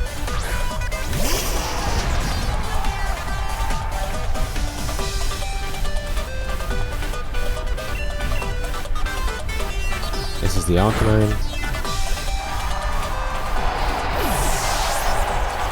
And Kabu's gym introduces something quite interesting. So for the last two fights, the final Pokemon has been Dynamax. We've had the Dynamax Elagos, and we've had the Dynamax Dreadnought. Kabu's gym, and every gym going forward, does something a little bit interesting. Instead of doing Dynamax Pokemon, all of these Pokemon are going to be Gigantamax. So Gigantamax is something that was, I don't know if it was introduced in the base game, probably. But essentially, the Pokemon takes a whole new form. Center Scorch looks completely different. This is the case for every Pokemon going forward. So, E's, Machamp, Opal's Alchemy, Gordy's Colossal. Piers actually doesn't Dynamax at all.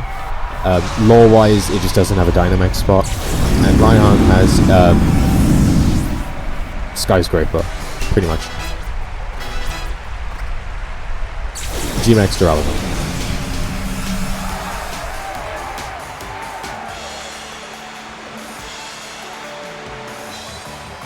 Anyway, yet another gym done and dusted.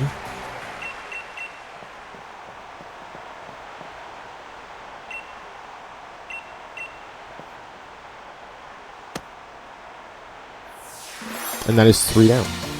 And in the span of 36 minutes, we have done 3 whole gyms.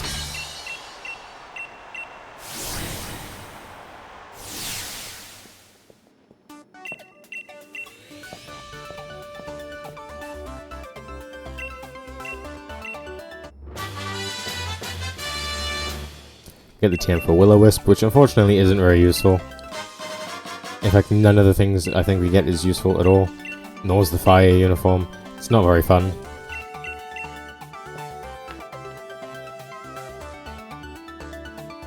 Now we can have a celebratory cutscene for defeating basically the Fire Water Grass trio. Or the Grass Water Fire trio.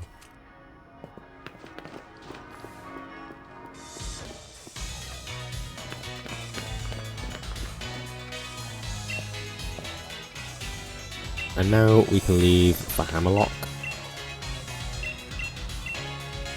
Where the next part of our journey is going to begin.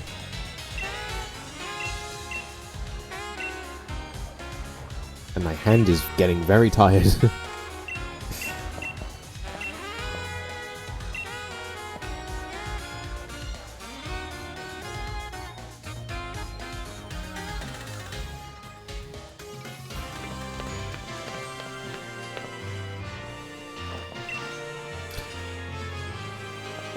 Now Hop is excited to move to Hammerlock,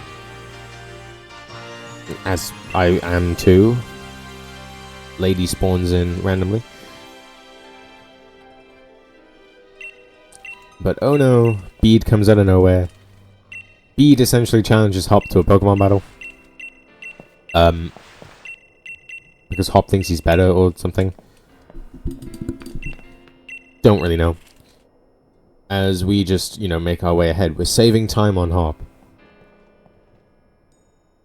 But not before we do a move here. Whoops, no. We're gonna come here. We're going to swap you. So our friend Wooloo is coming back. Wooloo is back, everybody. Everybody celebrate or something. I don't really know. And we run into a very strong looking Mudstale as Wooloo is bracing for what's about to come to him. Death, unfortunate. Basically, did you really think I was going to bike all the way to Hammerlock? No. We're going to Death Warp. However, I have to be really careful here. If you mash A, you can accidentally press Moto Soak. It's annoying. It's not that big of a deal. Ooh, I'm stupid. I'm fine. Now we've made it to Hammerlock. Easy. Problem solved. No issues there. Done.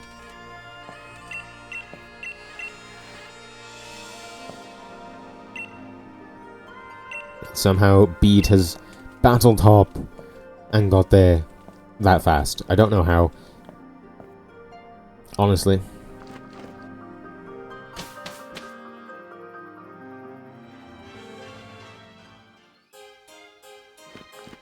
And boom, Rose in his very uncomfortable outfit is back again. Talking to Bede about wishing stars, I want to say. And we get kidnapped by Rose to enter the Hammerlock Gym. The gym is the castle, which is beyond me, but, you know, props to the gym, I guess.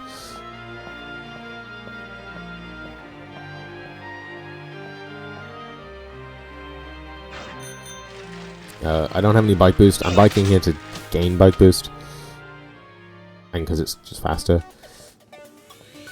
Essentially, what Rose is going to do here is he's going to explain to us about, I think it's the energy source underneath or something. It's a cutscene that's actually skipped. I know, crazy. Explain something to do with the power energy under the gym or something. Dragon Gym, Castle, Wales, UK makes sense. I'd actually never thought about it that way. That actually makes a lot of sense. Then we have Leon. I'm going to be mashing B here. Unless I already pressed A. Nope. Second option saves time. Essentially, he's asking why his brother's upset. I don't care. Now we're going to go shop. I'm going to go... I want to say it's bottom, right? Yeah. We're going to be buying more X items. Crazy.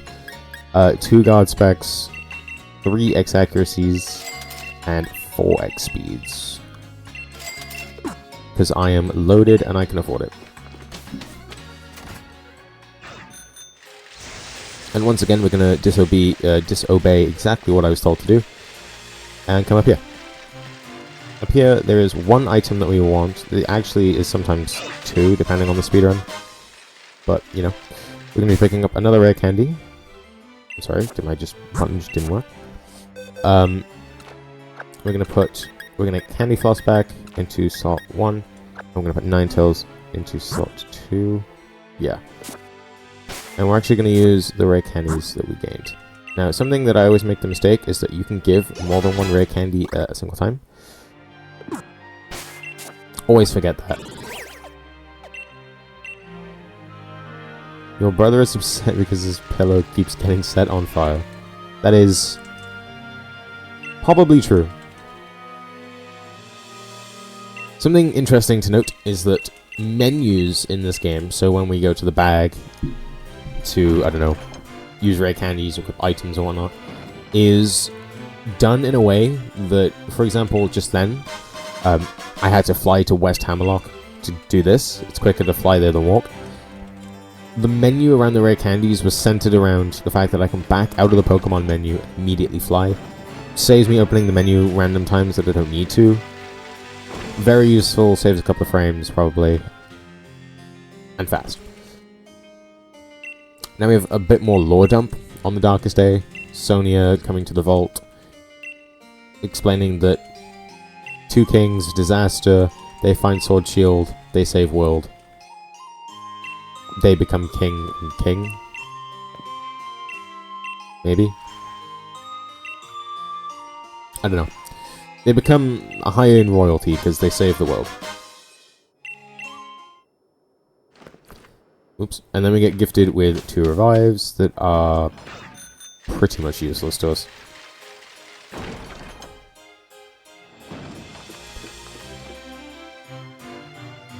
And this is Ryan, by the way. He is the 8th gym leader in the game. We'll be seeing him in about an hour or 2, maybe.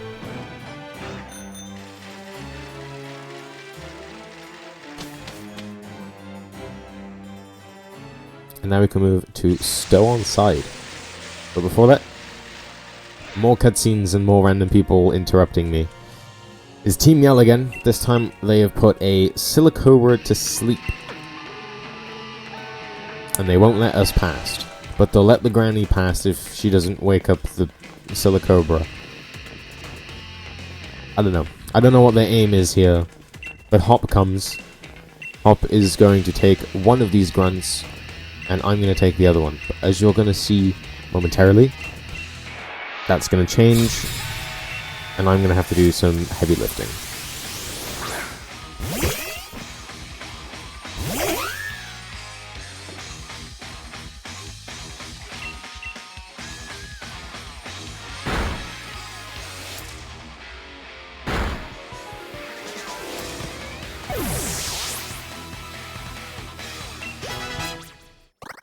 Remember, all this time, Ninetales is gaining XP in the background. Trust me, Ninetales is going to get its time to shine later. You just have to trust me.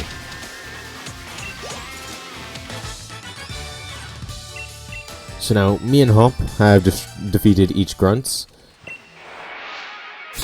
About that, Hop failed to defeat his grunts, now I have to do his dirty work. Of course. His pillow was set on fire.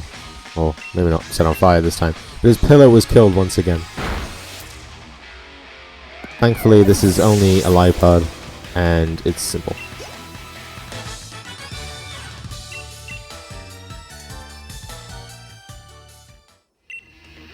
And now they cry, and they run. And we have Hop going through a midlife crisis. Now, if you've ever played Sword and Shield, you know Hop complains a lot. And you also will realize that he changes his team almost entirely multiple times before setting on a final team, which I believe is the team, the first time he uses that set team is Sirchester. For example, he'll have a Tarksol, a Cramorant, then next thing you know, he'll have a Boltund, Trevenant, Heatmore. Essentially, this is him going through a phase of things aren't working, so change it up, because he thinks he's a failure or something. Here's Opal. She's going to take a while to go across the screen. She's the 5th gym leader in the game. And now we're going to continue making our way through Route 6. So, this is Beauty Anita. Beauty Anita actually has a fun little thing. She can be skipped. I don't know how, because it's not relevant in the speedrun at all. I cannot find where her fight notes are. It's completely stupid to skip her. If you skip her, more often than not you'll have to go back and fight her afterwards anyway. Whoops. Because you don't have the right amount of XP. So it's not a thing. And I'm pretty sure it's random, or like really, really tight on how to do the skip. Or so I've heard. Luckily her Metronome Clefairy wasn't that bad. And we one-shot the Clefable. Great. This route is also in my books for really annoying. On this route, it's really tight movement and stuff. And just like how we encountered, because of course we did, this Dug Trio with Arena Trap. If you don't know what Arena Trap does, Arena Trap makes it so you're not allowed to run away. Oh, okay. Sometimes they have Arena Trap. So I got lucky there. If it doesn't have Arena Trap, it's not that big of a deal. You can just energy ball it. It's a bit of time loss. And oh well. Specifically that part right there is annoying. And you can see Stow inside in the background. She's going to turn around. I was actually afraid she was going to see me there.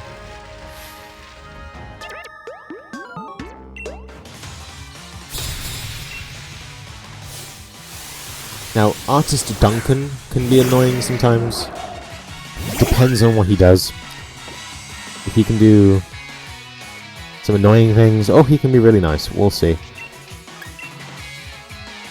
I'm going to Gauge Drain. And I don't remember what the move is. Smog, Clear Smog. Does a lot of damage. So, we want to be above a certain HP threshold of 45 for this next fight coming up. This next fight is a Hop fight, I'm just going to tell you now. I actually don't know if I'm going to hit that HP threshold or not. We'll see. I don't think I am. I really don't think I am. Also, glad he didn't crit me there, because that would have been an issue. Yeah, no. Okay, I have to heal after this fight. Sometimes it can be nice and you don't have to heal. To the shock that I don't get that and I have to heal. It's fine though. I'm going to just use...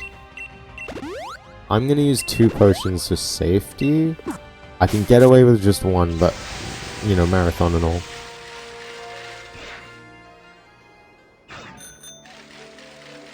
And I don't have a bike boost, but... Boom shakalaka. Hop.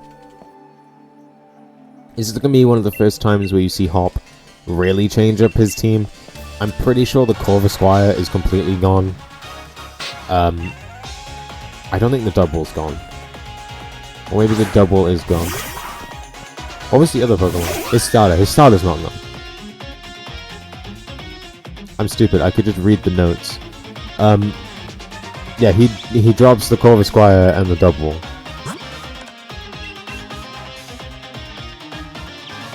Is it not grass type? Oh. I thought it was grass, rock. Although I'm all full of Pokemon types.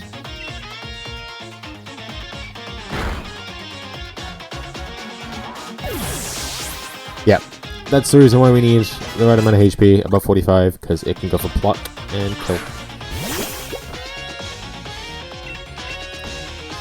Yeah, out of nowhere we now have a Cramorant, a Darksoul, and after this Thwackey will be a Silicobra. It makes rooting more annoying, probably. Don't know.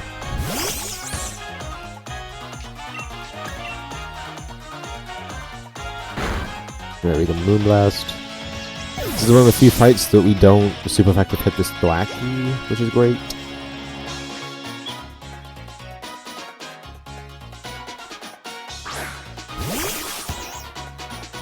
We can Moonblast this.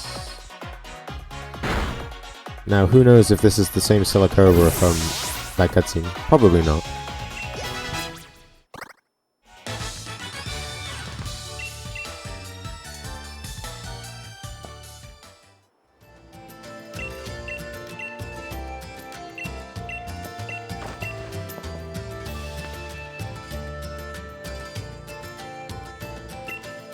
And then Opal comes back to give me a Beasley card. So, something interesting that I haven't mentioned yet is that, as I mentioned, Sword and Shield have different leaderboards. Usually, if you look at, say, Sun and Moon, I think they have the same leaderboard. And most other games, Scarlet and Violet is mixed, for example.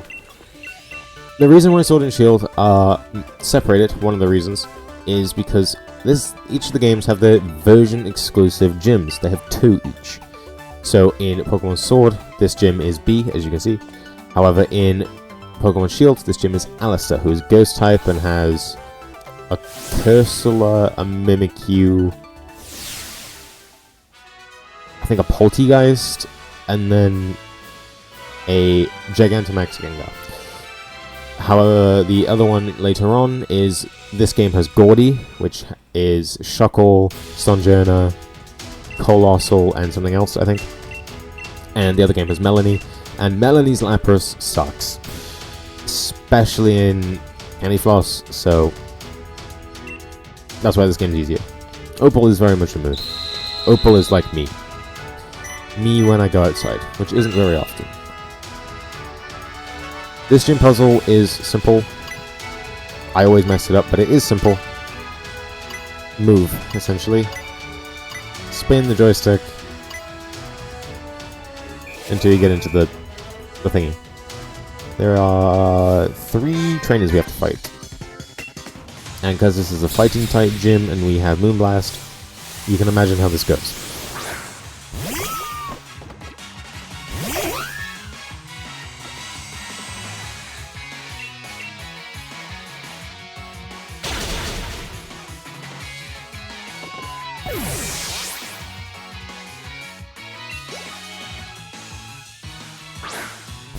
I love Beware, by the way. Beware is crazy. I'm a massive Gen 7 glazer, so anything Gen 7 is peak design.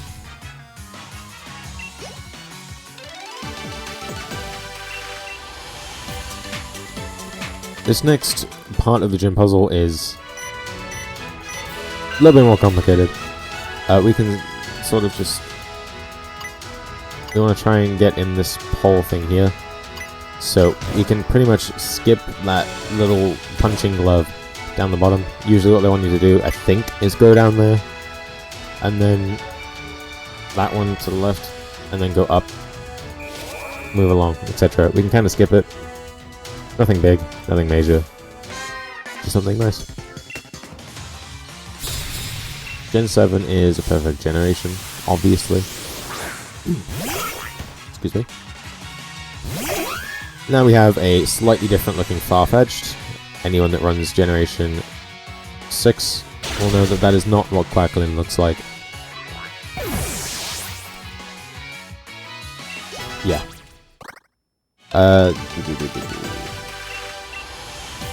I didn't check my HP. I'm going to quickly check it. I should be fine. Yes. I need to kilo find less than 58 there, but I am not.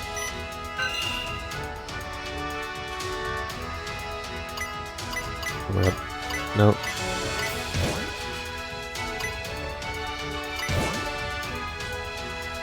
I believe there's a way that you can skip this glove. I don't actually know how to do it.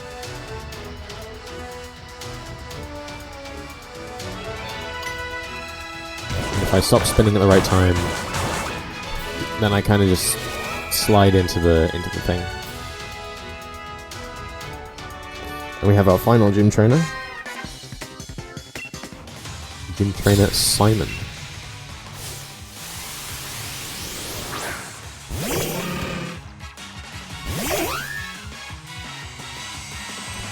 Gym trainer Simon can be a little bit scary. Excuse me again. He can sometimes put you into a situation where you have to heal. I believe it's from Hitmonchan's Bullet Punch. Not if I miss and then he hits Bullet Punch again. But we're fine.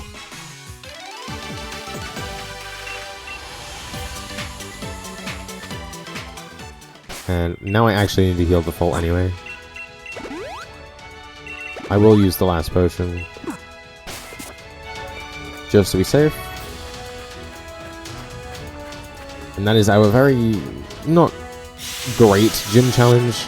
It's not very fun, it's really annoying, but it's fine, it works.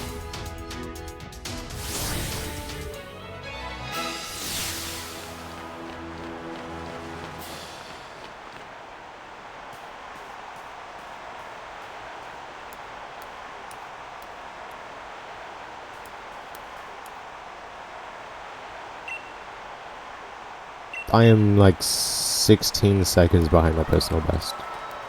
I do have splits up. You can't see them, but they are there. I have a... By the way, I have an estimate for... Like... I have a comparison for the estimate, sorry. And that comparison is currently almost 7 minutes in front of the estimate. For anyone that doesn't know, I PB'd massively before this event. By like 5 minutes. When I submitted to do this, my personal best was 4 hours 19.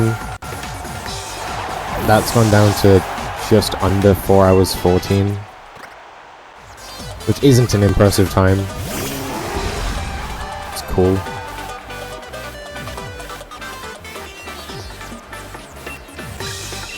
I'm what one would call a very casual speedrunner.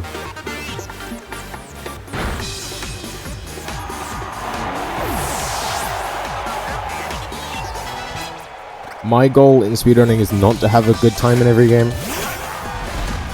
I'll say it, why not? My goal is to beat all 10 generations of Pokemon. At the minute it's 9, but when 10 comes out it'll be 10.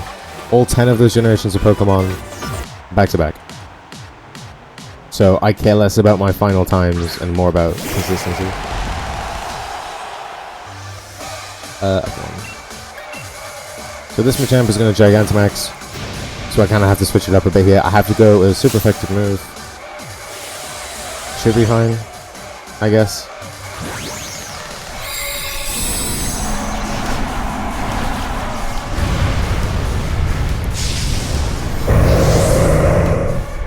It's funny because it is actually. Yeah, none of them really stuck out to me when I saw the trailer, so I think the water one is just Sobble. To me, they look the exact same, and the grass one, to me, kind of just looks like Rowlet, I guess. I don't know. The dog one is the only one that looks unique. That is what I say.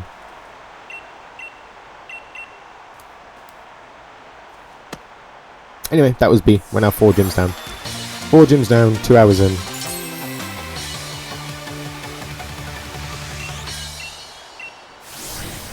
Nope. I'm gonna go back to my comparison.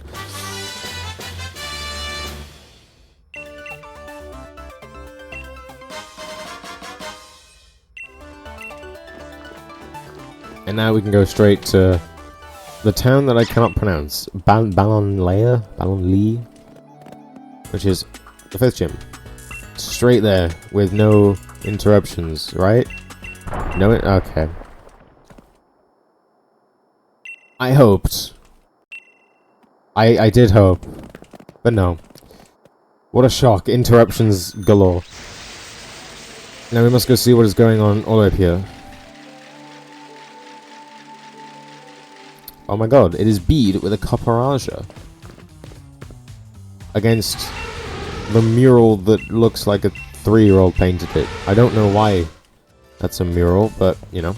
It seems to be he's ramming the Copperaja into it. Looking for wishing stars. And wants to fight me. Now, we pray the Bede is nice here. Bede can either be nice or not. Basically, turn 1, Erosion will always set up either Light Screen or Reflect. We want Reflect. That's Reflect. If he sets up Light Screen turn 1, we have to do another X special, otherwise we don't kill something on this fight. Probably everything. If you don't know what Reflect does, lowers the damage from physical moves. Light Screen lowers the damage of special moves. And because Energy Ball is a special move, Reflect doesn't matter.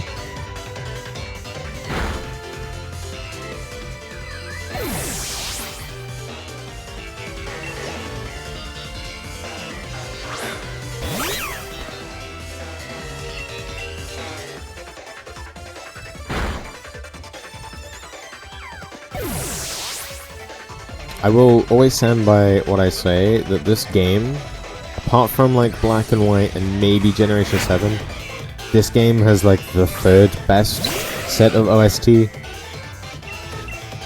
I love Pokemon OST. It's very good. Like this battle theme specifically is great. Brout has drip, but Brout has the same drip that like Rowlet had. And I love Rowlet.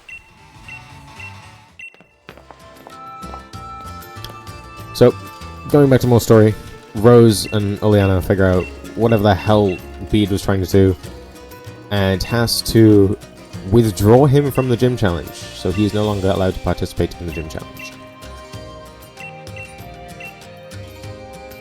Hence the shocked expression. That is an insult to my boy Decidueye, and I don't accept. That is not very nice. I love Decidueye. He was my #1 for so long. I love Sycamore's theme. Sycamore has a great theme. Every game has a great theme. Unfortunately, I don't know how much of X and Y stands up. Like Lysander's theme from X and Y, chef's kiss. I like the Gym Leader theme from XY. I like the Elite Four theme from XY. I like a lot of XY. I don't even know if I can think of a bad Pokemon, like battle theme, route theme, like anything. I don't think I can think of a bad one. Granted, I don't have the greatest memory, so... yeah. Anyway. Shockingly enough, that is the only distraction that we have until the next gym. Unheard of in a Pokemon game.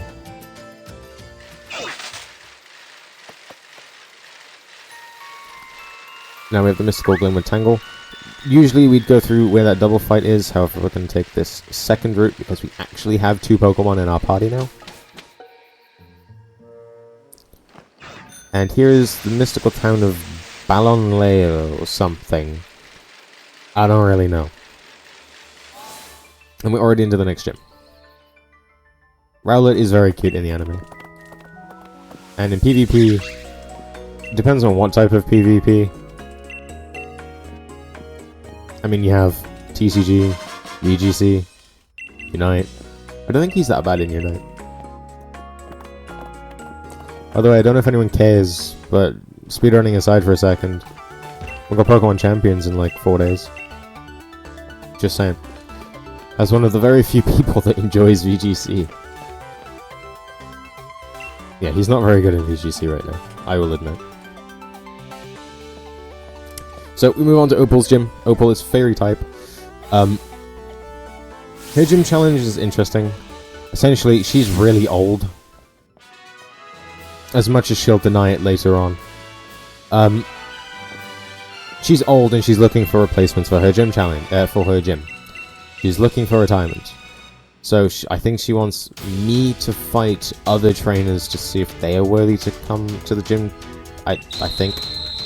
Something like that.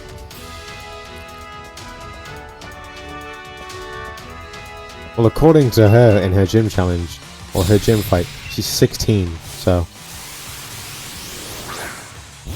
This gym challenge is fun. It's not. This gym challenge is not fun. The gimmick of this gym fight, or gym challenge, doesn't matter. The gimmick is you fight 3 Pokemon, fight 3 trainers, sorry, and you have to answer quiz questions. This being the first one, Fairy type's weakness. Both of these are correct. This is kind of just an introduction to the gimmick. I wasn't supposed to kill this Spritzy, by the way. The only time this really matters is the second fight and then actual Opal's fight. The third fight, sorry, not the second fight. I know the answers, they're written down, so it kind of takes the fun out of it. However, that doesn't mean that the third gym trainer cannot be scary.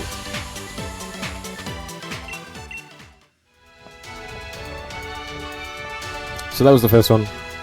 The question was poison type weakness. This one's a little bit different.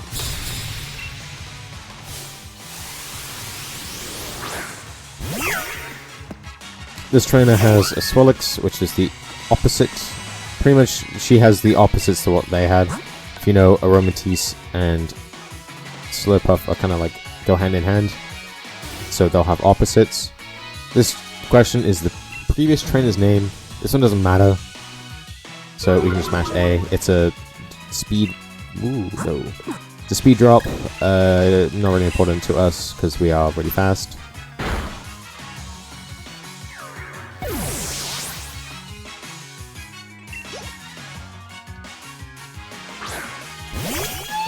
And Aromatisse, a very forgettable Pokemon. I like Aromatisse, but... yeah. Unfortunate.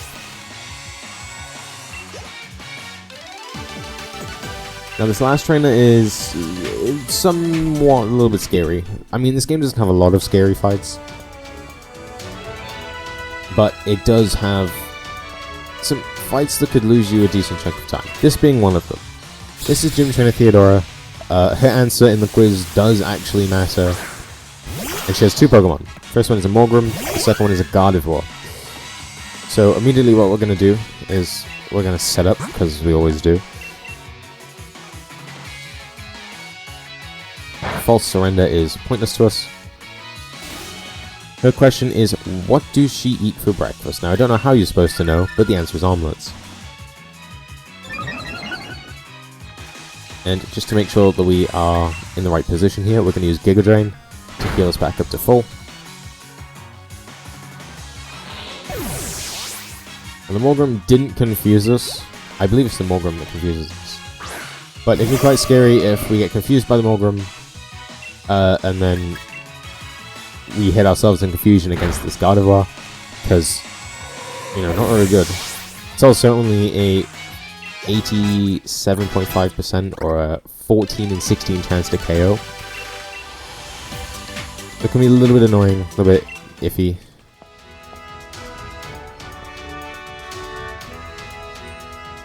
And that's the gym challenge over. Opal, on the other hand, which is the actual gym leader, is a lot more interesting than you would think. A lot more interesting than the other two fights. The other three fights combined. So this is the one time where our best friend Ninetales is going to become relevant again. Ninetales won't really become relevant again until after the 8th gym.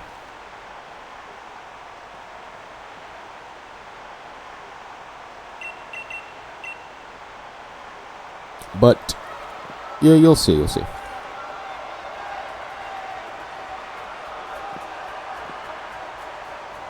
Pretty much, we want to do this fight with Candyfloss. However, her lead Pokemon is Galarian Weezing. This Galarian Weezing has Strange Steam, which is super effective against Whimsicott. So what we're going to do is we're going to lead with Whimsicott. This is essentially going to bait the bait the Weezing into going for Strange Steam. As we switch into Ninetales, I pray that this goes for Strange Steam. Oh no, is it Sludge actually? I take it back. Her nickname. Anyway, whatever move it was, Strange Steam or Sludge. I think it's Sludge actually. I'm very stupid. What we can do is we can use Disable. This is why we didn't get rid of it on the Ninetales earlier. This blocks Sludge entirely, so now it cannot use it for the exact right amount of turns that we need it not to. And we can switch back, and now it goes for Strange Steam, which is not very effective. Right? Or Tackle. Strange Steam or Tackle doesn't really matter. So with the Disable, it cannot go for Sludge, so we can actually do our setup here. Here we need 2 X specials, and I need to answer this question correctly.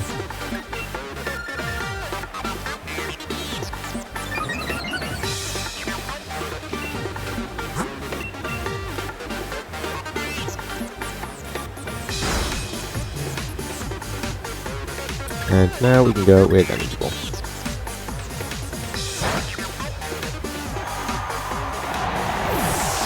The next Pokemon to come out here is going to be Togekiss. It's not a guaranteed KO. It's a very high chance, it's 94%, give or take. I used the wrong move, so I take it back. I crit though. Okay, it's fine. I just made things a little bit harder for myself. I'm supposed to Moonblast there. Now, I might have not killed anyway, and it might have still... I might still be in the situation anyway. It's not the worst thing in the world. Though, I could have avoided this. And apparently she's 16.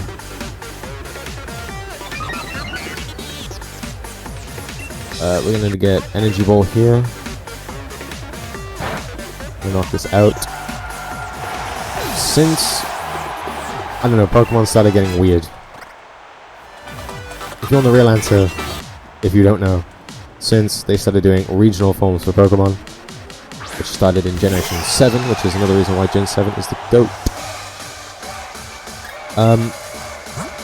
So, because I'm annoying, and I put myself in this situation, I'm below 37 HP, so I have to heal. Annoying, but it's fine. It is a nod to the Industrial Evolutions.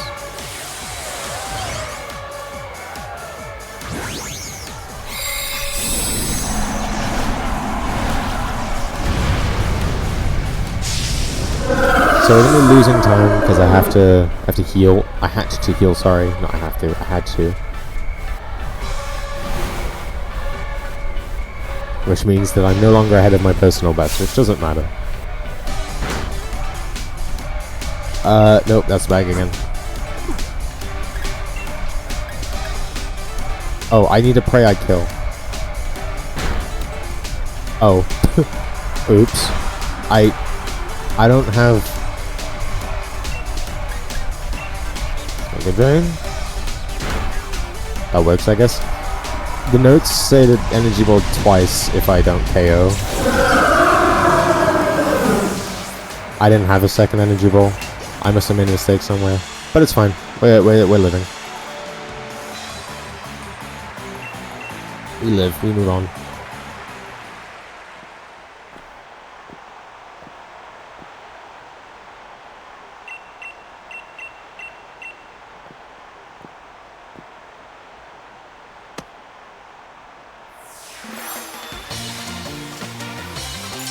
And that is 5th gym badge. We're starting to zoom.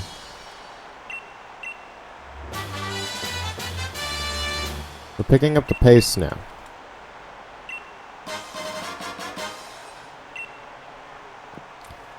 And as she slowly walks off the court, she's officially retired. Opal is never going to do a gym fight again. Here, she's going to interrupt us and ask us if we want to travel to Hammerlock with her. We're going to be rude and we're going to say no. We're going to make her travel all by herself. Why? Because there's an extra cutscene if we do. And we're going to press Y. Something I haven't used very often, but you can press Y to go proper, like, just teleport. That is right, I used Energy Ball on Togekiss. That makes sense. Because I forgot I did that. I was supposed to swap Candy Floss back to slot 1. Wait, no, Candy Floss is slot 1. Okay. Anyway, story-wise, Opal makes it to Hammerlock, notices Bede, and Bede is now essentially kidnapped for wearing pink and is going to become the new gym leader.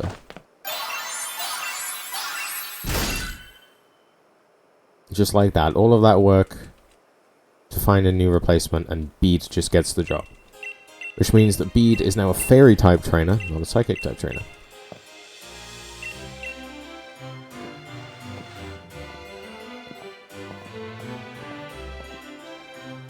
If only actual real life was that easy. Although I haven't actually applied for any jobs yet. But let's not talk about that. Right, we have Sonia. Boom. I don't remember why this goes boom. I think it's Rose testing something at the top of the thingy. I don't know. But that's one cutscene that we've been interrupted. This is number 2. And then get ready for after this, right? Look at this perfect camera panning. Boom. Hop comes around the corner. Now, this is where I'm really happy, because, as you know, me and Hop have been doing an 80% race pretty much the entire game. And Hop has just had major 4 minutes of time loss by failing to beat the Sir Chester gym. The bad thing for me is it means I have to fight him again. Was it that he... I don't even remember the story. I believe it's that he lost to Sir Chester gym. Or something. I don't remember. Apologies for not being able to explain the story very well. This fight is pretty simple, apart from the fact that Trevenant can be annoying. We have to set up 2 X specials here. Because when do we not have to set up X specials? But this thing knows Confuse Ray. Turn 1, no Confuse Ray. Turn 2, Confuse Ray. That's annoying. It just means now that I have to heal powder. Yes.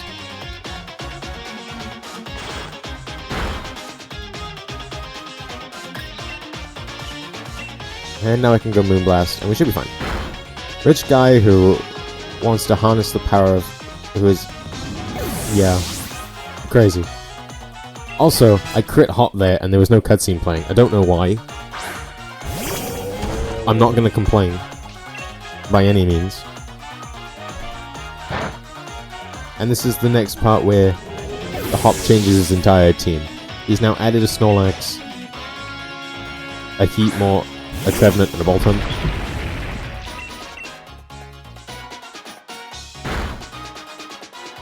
Still no sign of the Dugwolf, or the Corviknight, or the Toxel.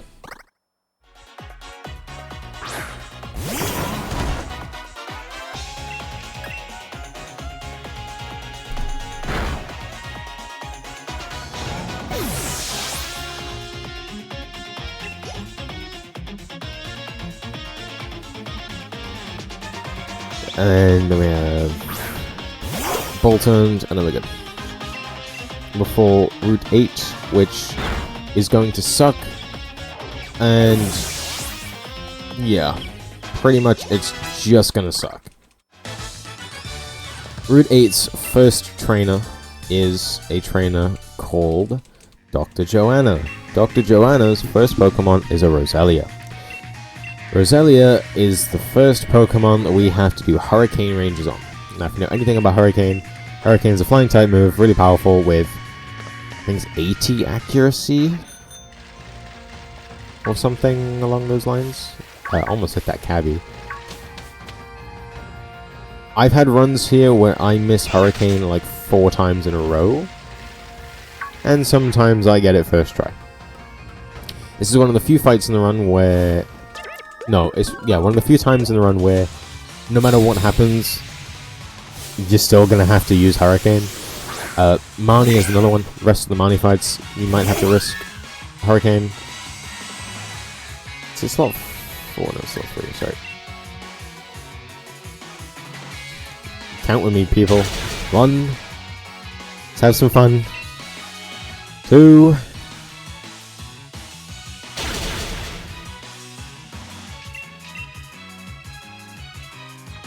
3. Not good, not awful. And then Hatcham is not Hurricane.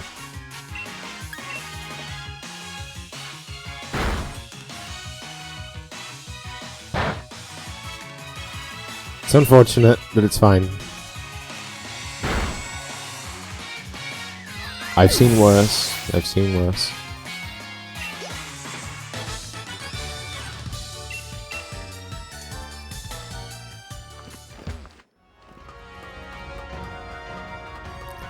Now we're going to pick up 3 X defenses here. Because, of course, more X items. You know, always lovely. I'm going to do this without a bike. Because bike is scary. Bike is really scary. And also, bike is, like, really big. And it becomes an issue where you really can't dodge anything. The thing with this game is that the routes are really tight together. We're going to come down here, we're going to grab the Pixie Plate. Boosts the power of fairy type moves. You'll be seeing there'll be a lot of item juggling. Oh, that's annoying. You'll see that there's a lot of item juggling later on. We're going to be juggling between 2 items, maybe a third one. One of them being the Pixie Plate, the other one being something we pick up later on. I don't trust my ability to walk past this guy, so we're just gonna wait. Good. And we're gonna take this path around here. Oh, okay, that's... I wasn't ready for Felix to come at the bottom.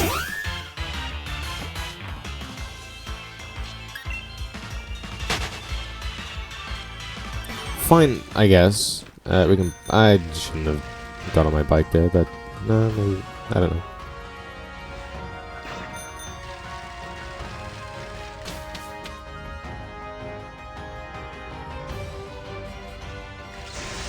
And I'm going to bike boost here. This is good value. If we hug this wall here, we can skip that police officer. And we've made it to Sirchester.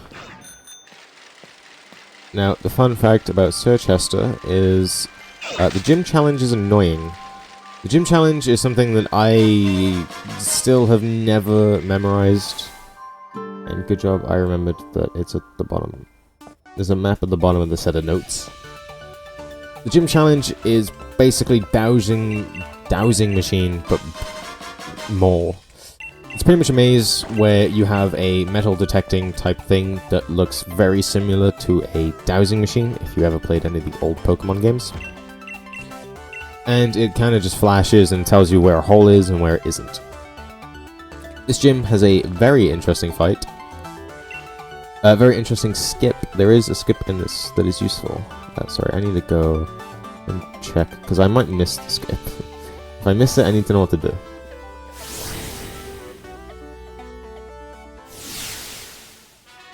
So, big maze, bunch of holes, sinkholes, don't step in the wrong one. The third part is the hardest part. As you can see, mini stauncher and a dowsing machine type things. That trainer right there is Gym Trainer Abigail. Unfortunately for Abigail, we're going to be trying to just completely skip her. If I can get it. Nope, I missed.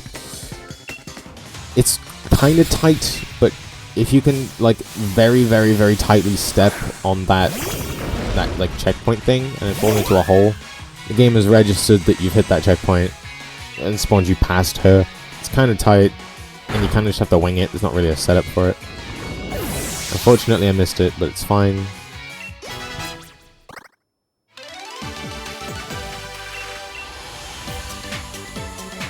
But yeah, pretty much you'd fall in the hole, round, and then spawn back, and then you're good. The rest of them don't really have to worry about trainers all that much.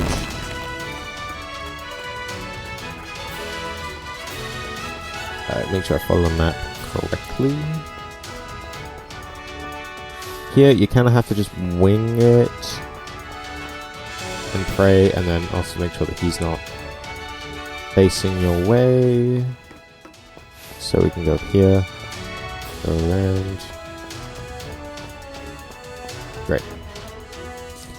Now, you might have thought those two are ridiculously easy, so, you know, the last one's going to be easy. Wrong. Last one is completely blind, pretty much. So, we're going to go around here. We're going to go up here. Around here. Should be a little opening here. And then we're going to wing it and go up. And then we're going to go here. Around and around here. And then just... I hit the random cube. That's annoying. Of course. Why wouldn't I? Oh my god.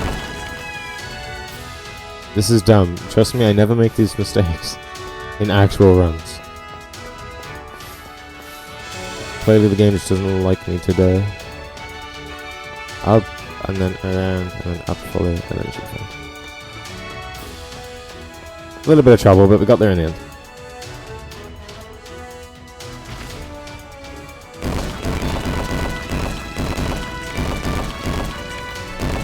And now I can go back to actual fight notes in this video. Yeah. Gordy has some differences when it comes to the thing. I am actually going to save for this fight, just for safety. We are going to safety save.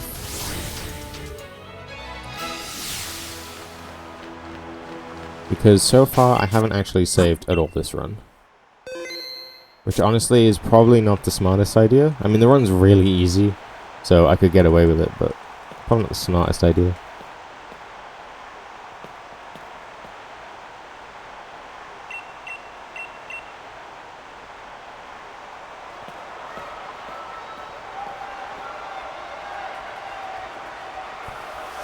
So, with Gordy, we are not allowed to set up on Barbarical.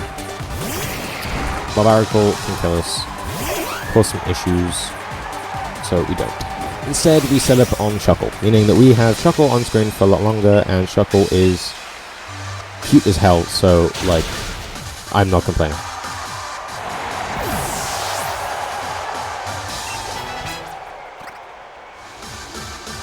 This fight is a lot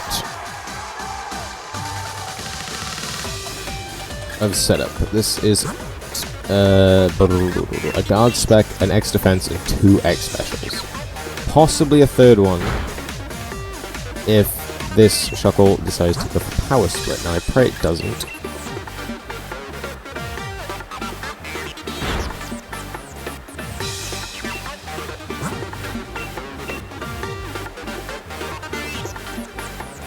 Stone Edge. One more turn.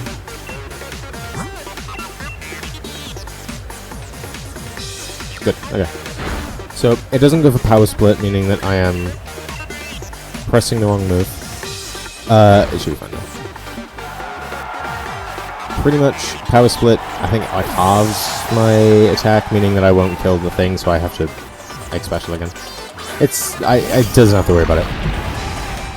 And now, one of my favorite Pokemon ever, Goofy Boy, Stonjourner.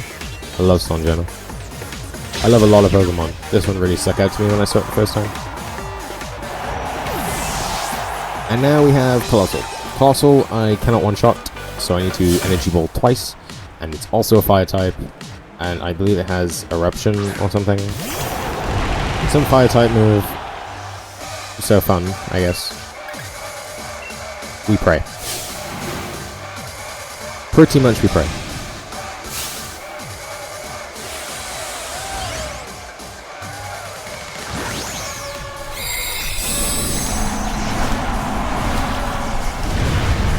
We should be fine because we Giga Drained before.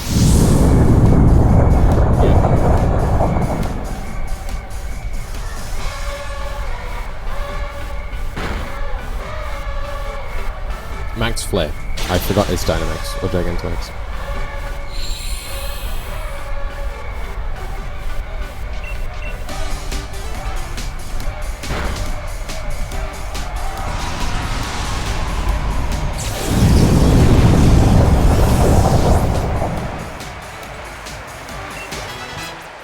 And great. This fight is a lot more scarier in Shield. A lot more annoying in Shield. But it's not the worst here.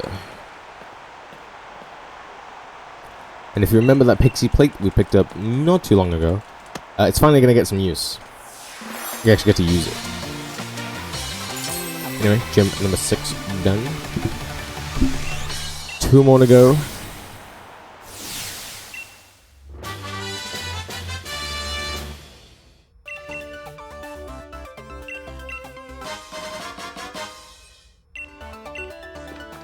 We're going to equip the Pixie Plate now.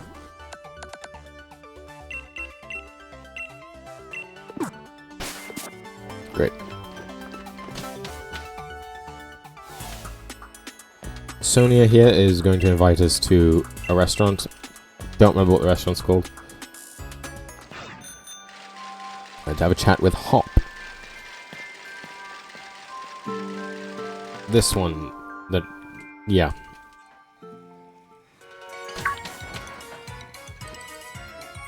And pretty much what she's going to do is she's going to have a quick realization that there's a tapestry on the wall. Interesting. As you know, for her quest that we definitely remember of her going to figure out what happened in the darkest day. So now she has a realization, and I'm just standing there starving like I want some food. And she's too busy yapping about the darkest day. I don't particularly care. But yeah.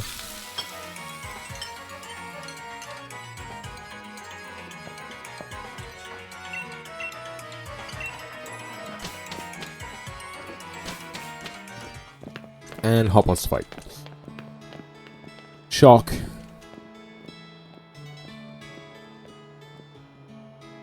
This fight is going to have hail.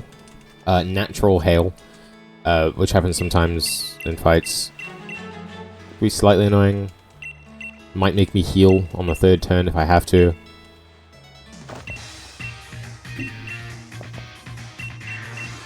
But should be fine, hopefully.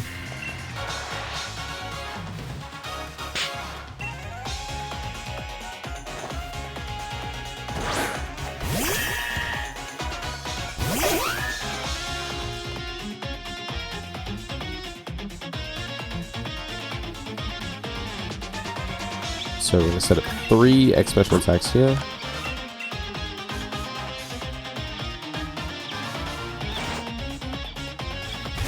Count them on my fingers. As you can see here, here's the natural hail, which is what might make me heal. Oh my god.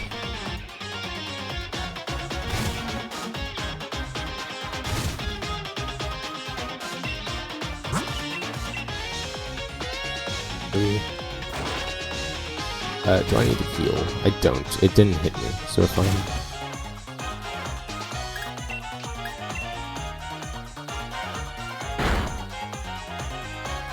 That Giga Drain is going to help me get back up to speed.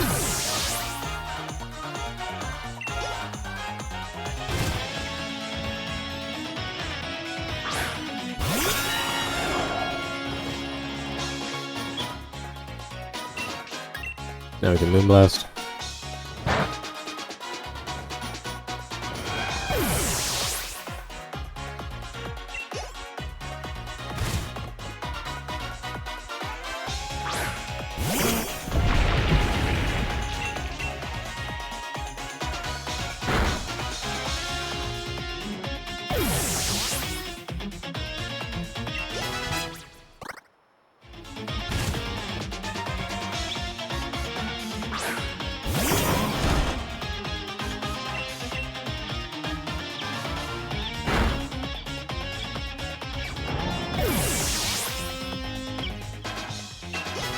And instead of Moonblasting this, because of hail, again, we're going to be Giga Draining instead.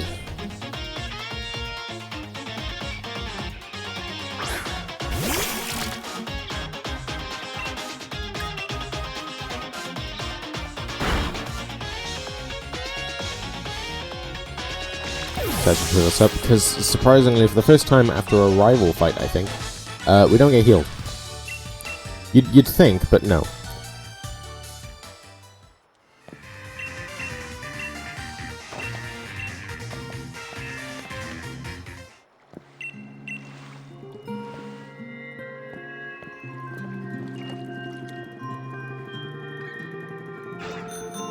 And we're going to make our way to the 7th gym. The 7th gym is interesting, if anyone remembers Kanto, so red, blue, let's go, fire, red, leaf, green. You'll remember that Giovanni was the... Oh, I almost said that trainer. Giovanni was the secret hidden gym leader, and no one expected it at all. It's kind of the same. This is Gym 7. The gym leader is Piers.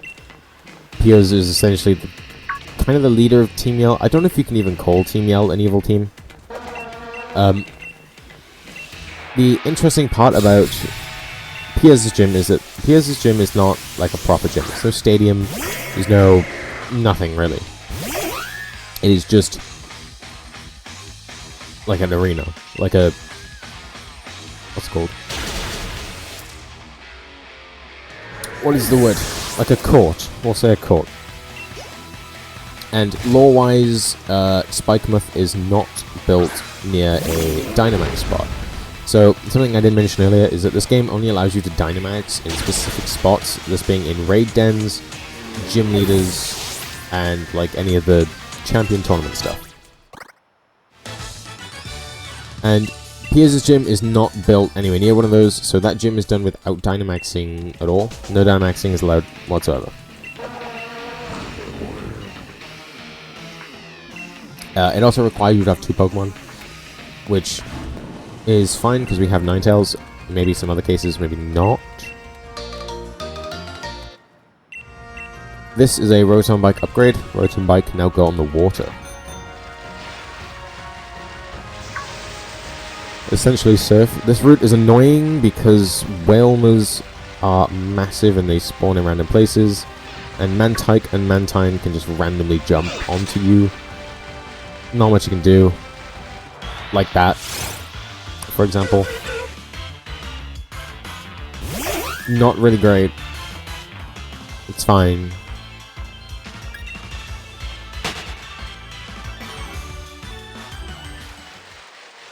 And then I'm gonna go around this way.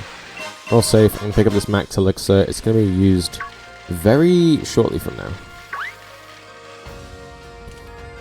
But we get to Spikemuth. Not very appealing, but oh no, it's locked. The policeman doesn't even know what to do. But here is Marnie, here to save the day. I'm gonna pray that nothing spawned. That's a bird mite. That's really annoying. Basically, anytime you're coming, like you're biking towards the screen, or even running towards the screen, it's not very fun because you can't really see much in front. And it's a very high chance that you...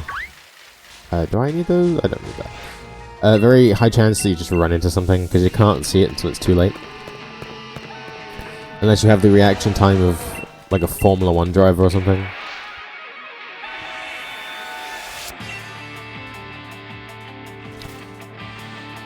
Right, this is Marnie 2. Marnie 2 can be something else. First off, we need to set up. Second of all, this thing is faster. Or at least Torment has priority. This is the one time where Torment becomes an issue. Nasty Block Turn 1 is fine. No Torment. Okay. So, what can happen in this fight, and for me usually does, is that this Lipard has Torment. If Lipard uses Torment, basically Torment means that you can't use the same move twice in a row. So, you Giga Drain this as normal. Toxicroak comes in. And you Moonblast. The next Pokemon that comes in then is Scrafty, and you're supposed to Moonblast, but if you Torment, then you obviously can't, and the move to replace it is Hurricane. Not fun. If Hurricane misses, then there's like 3 different things that happen. Luckily, we're fine, we didn't get Torment, so we can just move on with our day like normal.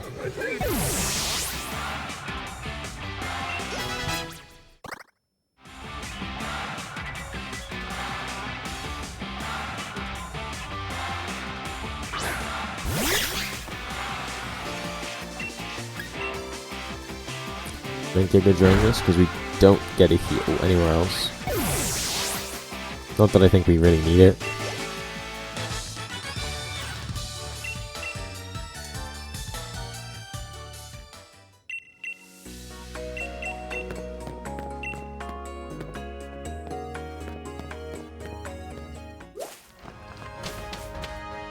And into the secret part of Spikemuth, where the gym is very informal.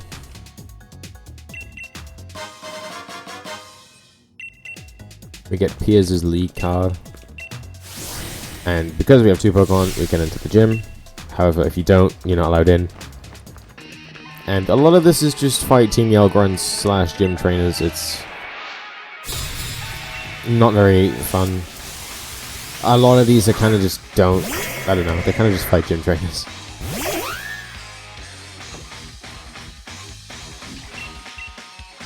Gym 3 was just battles, Gym 7 is just battles, Gym 5 is just battles. They're not very interesting. The one gripe I do have, as much as I love this game, is that it's not too interesting to play or watch. Like, the later half of the game can be interesting. I don't know. I love this game, don't get me wrong, but there are definitely more interesting Pokemon speedruns. That being said, it is still probably the easiest traditional Pokemon game to start speedrunning, which is always great. And was actually my first Pokemon speedrun to start speedrunning.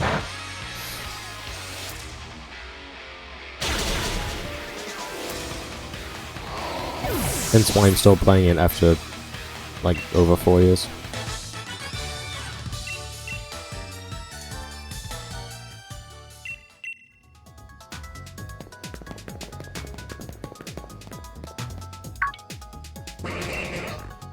So they run off. We have 2 more fights to go. I think it's 2, right? Yep. They're gonna somersault out of the window. Regret it, because they're gonna mess everything up. Allows me to get the Pokeball though on the floor, as much as it's not very useful.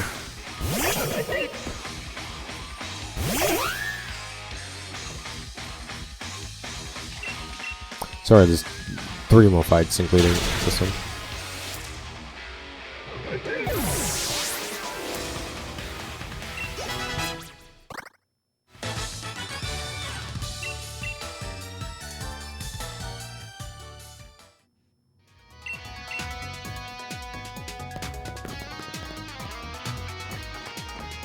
We should be fine on HP. I didn't check my HP then.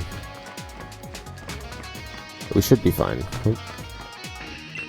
This trainer has a Weavile, which I believe can be faster than you.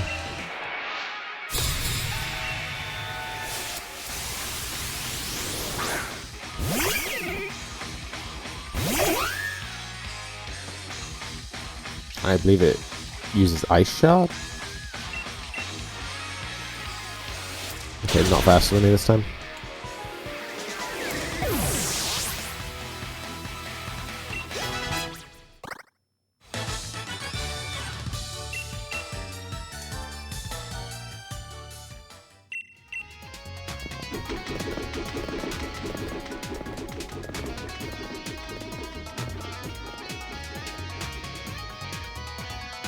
Now we have one more fight here. This fight is actually a double fight.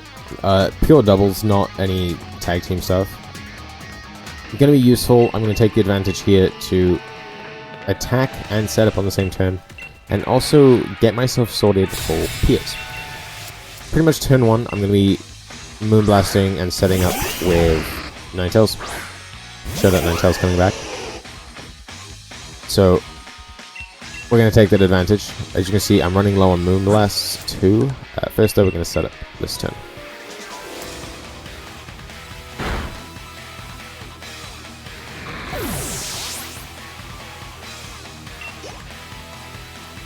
Now this Light Power's going to go for Slash. And now on turn 2, we're going to Giga Drain, make sure we're full HP. And we're also going to set up by using a Max Elixir. Max Elixir is going to restore all the PP for our moves, meaning that we're back to max on Moonblast.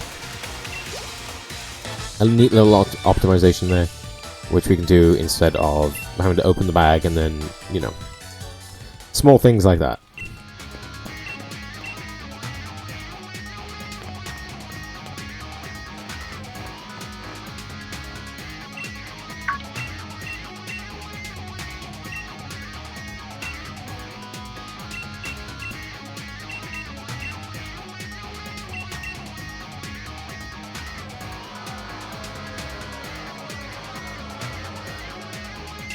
Oops, I just spoke to Money twice.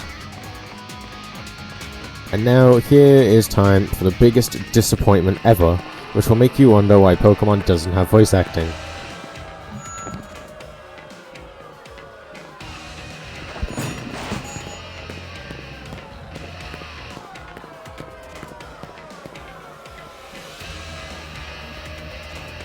It sounds so awful, because not only is there mic sounds, there's footsteps, there's even crowd cheers.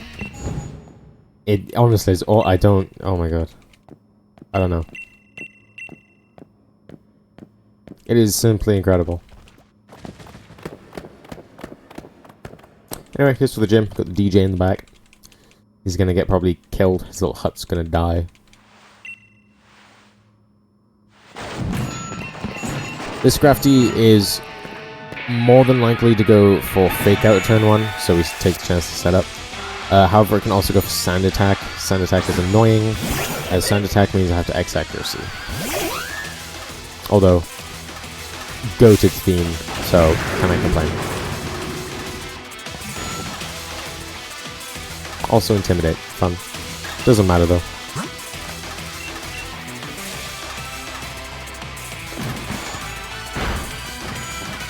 Let's Fake Out turn 1.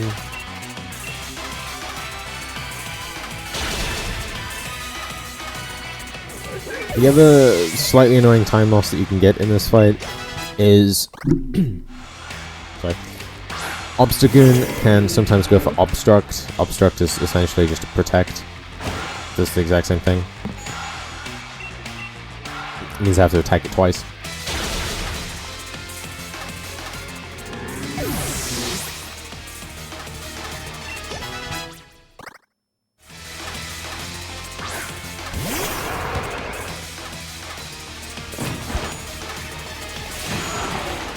Let's see if it actually goes for Obstruct here. Pray no. Oh, it doesn't. Okay. I will take. I believe it also has Sucker Punch, which it didn't go for. Now, you'd think the Obstagoon was the ace of the team.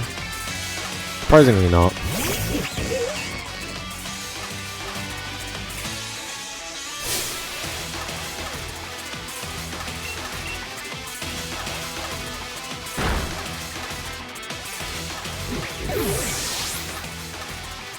Again, no one stands in my no one stands in my way.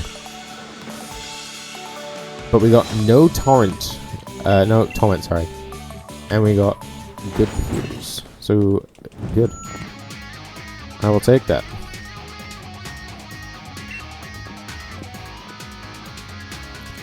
Now, instead of going straight to Hammerlock and doing stuff with Raihan, we're going to take a little bit of a detour, actually. It's kind of annoying. The game forces you out of Spikemuth to do cutscenes with Leon and Hop. We kind of don't want that to happen, but there's not much we can do about it.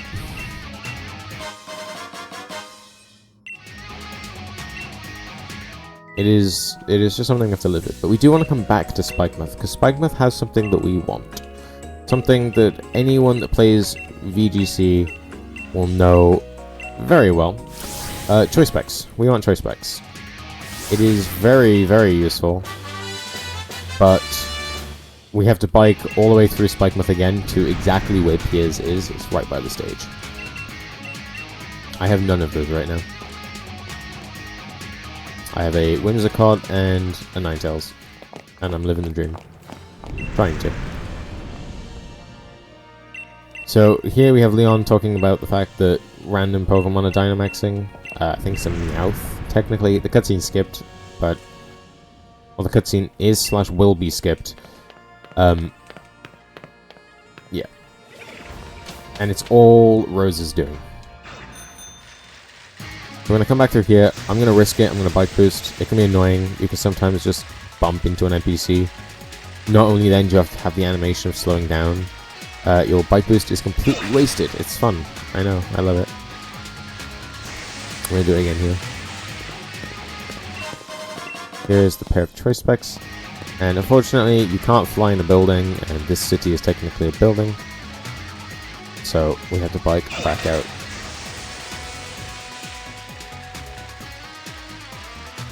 And pray that we don't hit another NPC. Like that. And pray that we don't get RNG'd and that we get blocked from leaving. Oh my god. Yeah, that happens way too often. And unfortunately we can't just fly all the way back to Hammerlock and go to the gym, because we have some story stuff we need to do.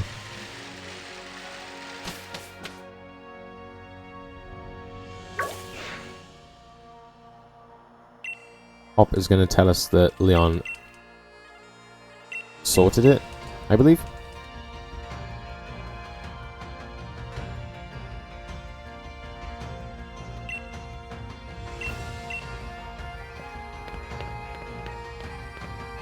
And we have a menu here where I'm going to... Oh, whoops. I did it wrong order. We're going to, swap the item of Pixie Plate to Candy Floss. Pixie Plate to Ninetales. And then we can remove the charcoal and give the choice specs to Candy Floss. And I messed up anyway. But we should be fine here. And we're going to go to Hammerlock and head straight to gym number 8. The final one. Should not have got on the bike there, but it's fine.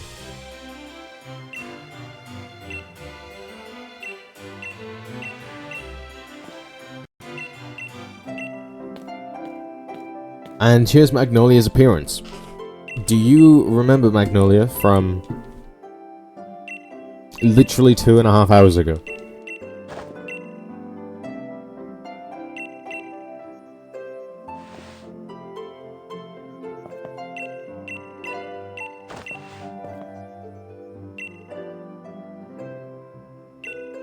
I repeat, no relevance to this game at all.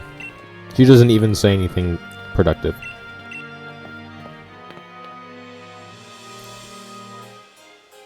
She should definitely give up her job and give it to Sonia.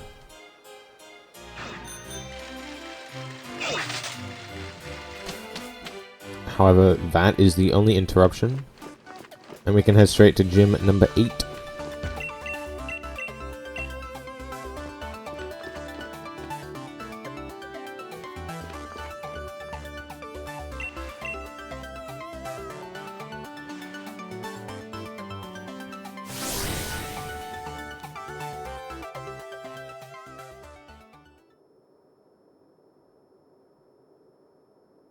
I explained what Raihan's gym was earlier, but I'll explain it again. Raihan's gym is 3 double battles. Yes, 3 double battles. We use the same 2 Pokemon-ish, kind of. I thought we used that Litwick. I guess not. I'm getting my notes mixed up. If I make mistakes, like saying we use the Litwicks, my apologies. I'm getting them mixed up with another speedrun category.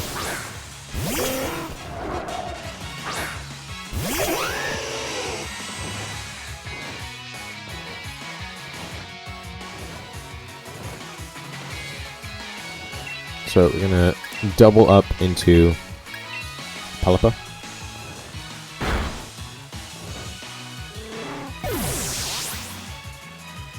And here it doesn't actually matter who takes damage. Whoever takes damage here, we're gonna heal.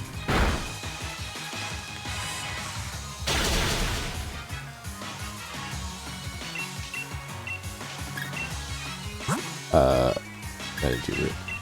No! Oh, I just healed the wrong Pokemon. Not great.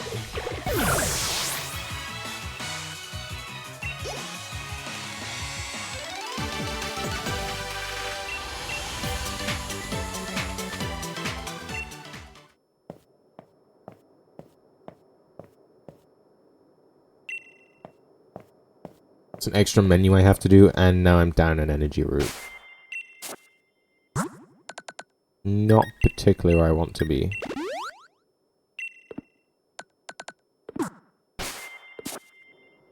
I have to walk forward, oh my god.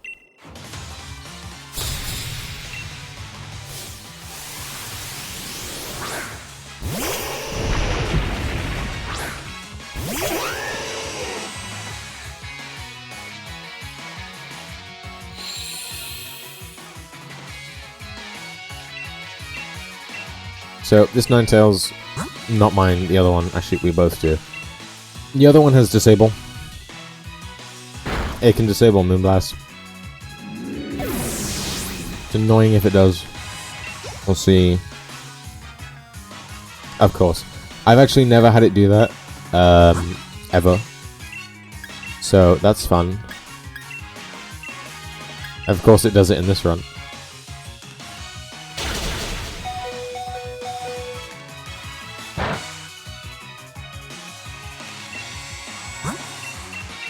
Oh, that's the wrong Pokemon.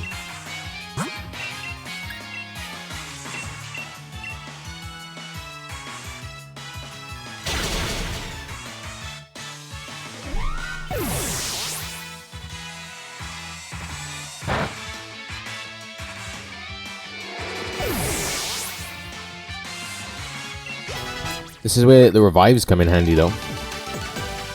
We can actually use the revives. What the revive that we got from Sonia, was it in Turfield? So what we're gonna do here is we're gonna revive Candy Floss.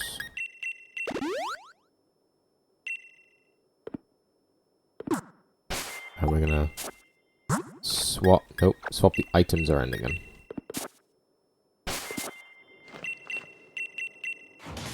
Again, another gym challenge where it's pretty much just battling.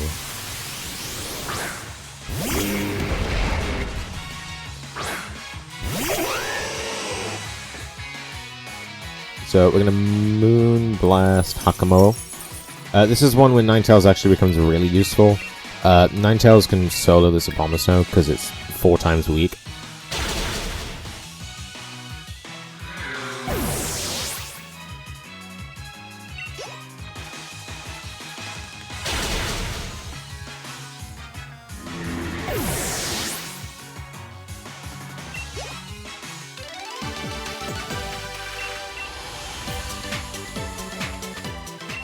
Well, there's always going to be battling, but this game is just mostly battling. I believe I have to heal. Barely. I barely have to heal. That's annoying. Basically, everything that could go wrong in that gym went wrong. In that gym puzzle.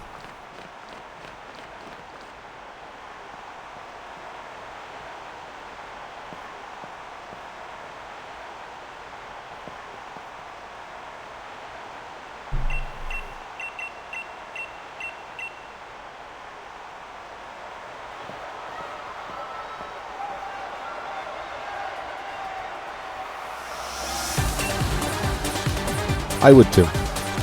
I actually don't mind the battling. That's why I only speedrun traditional Pokemon.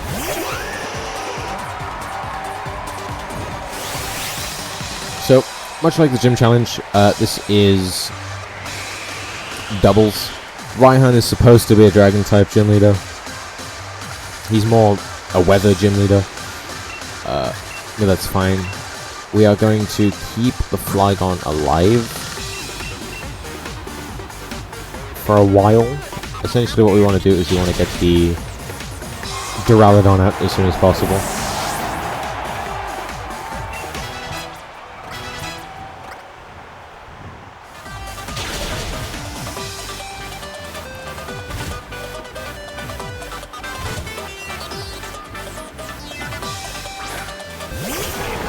This Anaconda is not very threatening. Oops, which is why we're gonna keep. Which is why we're now gonna. Oh my god, attack Flygon. Oh my god, I'm getting confused. And we Giga Drain because, you know, scary lose HP. And we don't want to do that. So now we're back at the full.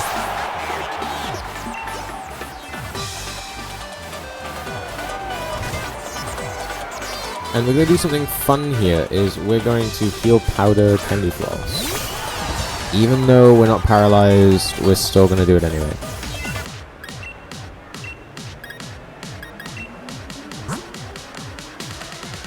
Oh well, I'm actually going to burn heal.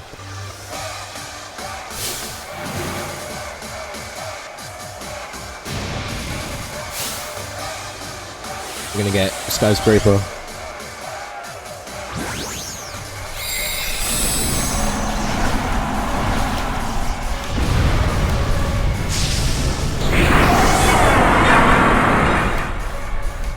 Kind of crazy how Duraludon has a Gigantamax and an evolution. Not many Pokemon have that.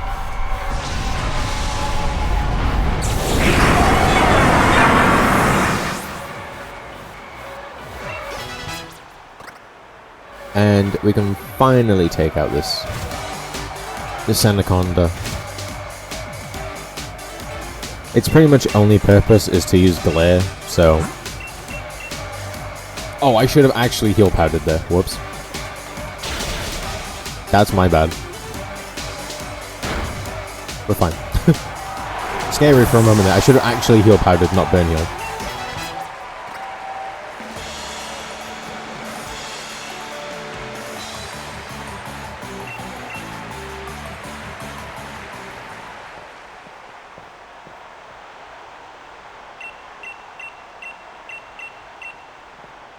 Now, we have 8 gym badges.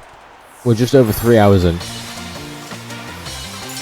You might be thinking, the game can't be that much longer, surely. Yes, it can. Pretty much, if you've never played Generation 8, which I don't blame you, all that is left to do now is to head to Winden, we have Route 10. We have to fight Marnie and Hop, yes. Then go to sleep, then then Oleana, and do the whole side quest. So find that one guy that has the key to the elevator or whatever. Fight all the way through Rose Tower. Fight Oleana. Then do all of the 4 gym rematch people, which is beat Nessa, Alistair, and Raihan. And to top it off, then we have to go catch Eternatus and then fight the champion. There's a lot of game left. The game really likes to pack it all in right at the end. It's very tedious. I'm supposed to swap.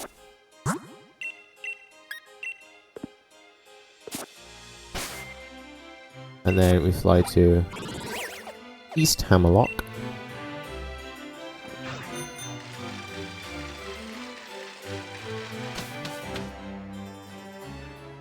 And boom.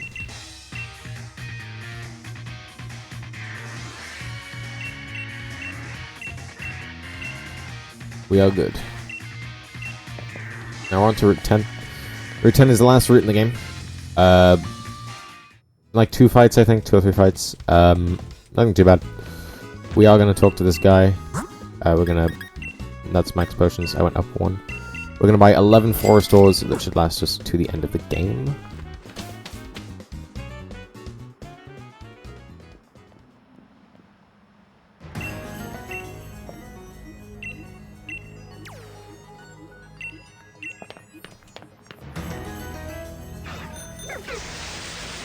And I maybe shouldn't have bike boosted there, but we have our first trainer, Dr. Graham.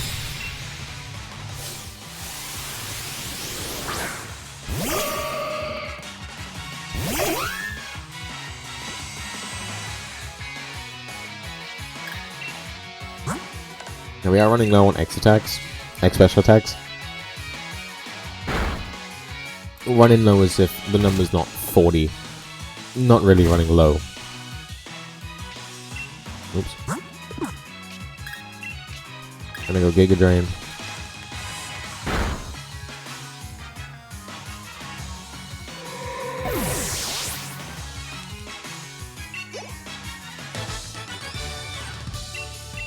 Now we have to make sure that when we go past this hiker, we have to stick to the left. He should be looking right, or about to look right. Yeah.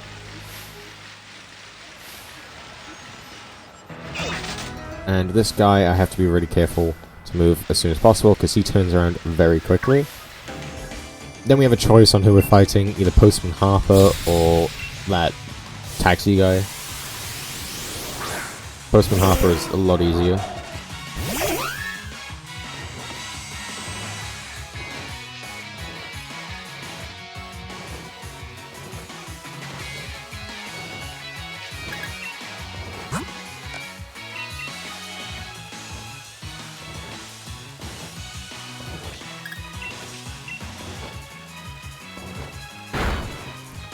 Okay, the Pelipper didn't use Air Slash. Whether the Pelipper used Air Slash or not determines the move that we use in the next fight.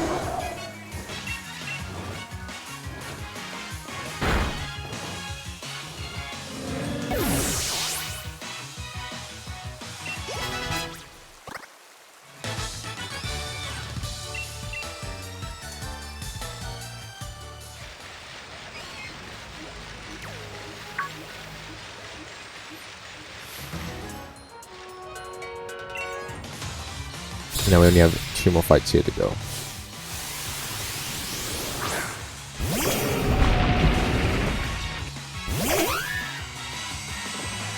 So because Pelipper didn't use Air Slash, our HP is fine.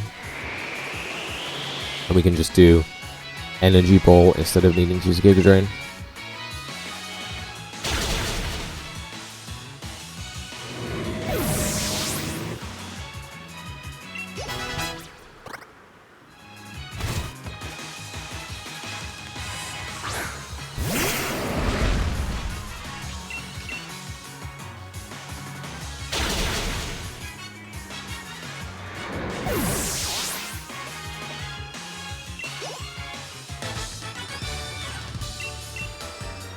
And we don't need to heal full Glen.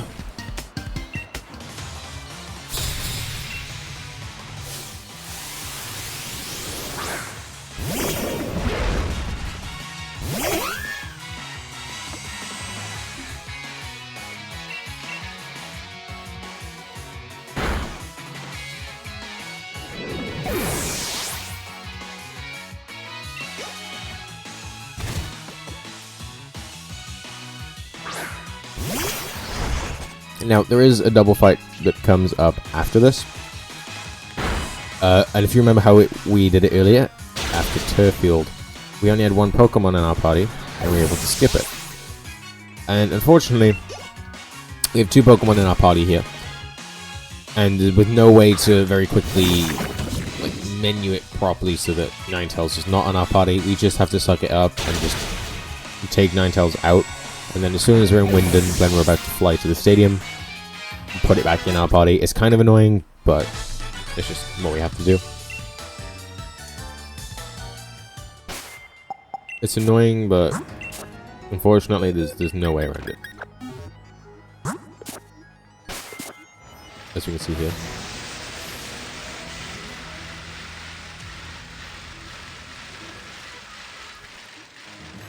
And there we go.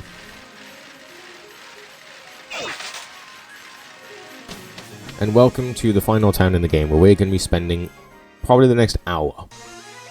A quarter of the run. I should do a disclaimer. My capture card likes to break a little bit. The audio might get 1 or 2 second desynced when we're actually fighting in the tournament. I can fix it afterwards, after each segment. No problem.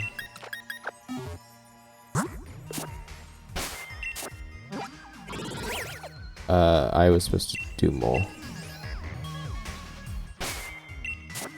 Oh my god.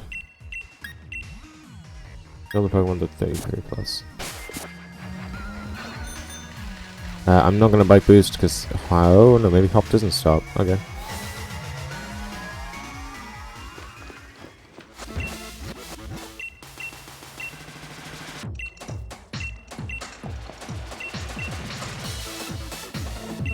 And here we go, tournament time. So this is split into 3 different segments that we're actually fighting in this tournament. The first one is against our rivals, technically. Marnie 3 and Hop 8, I hear. Which that means I lied, there's 8 Hop fights, not 7. We got these 2, and then we're supposed to go to sleep and wait for Leon. Leon doesn't show up. And then we do the whole side quest of hunting down Leon, which is long and annoying, but again, they shoved it all in the end. And then we're good. But we have really good battle themes here, so can I complain? Not really.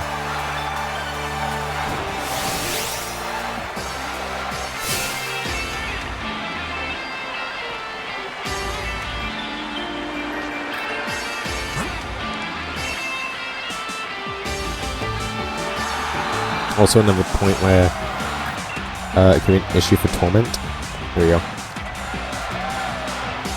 We've been tormented. We could get away with it once and only once.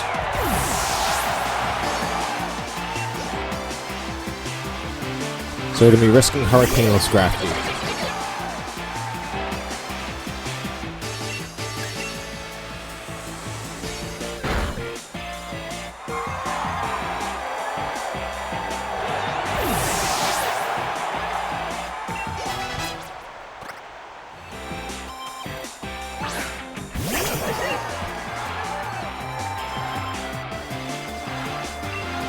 Fortunately, this is a little bit more scarier than on the Roselia. Oh, we hit it first try. Okay.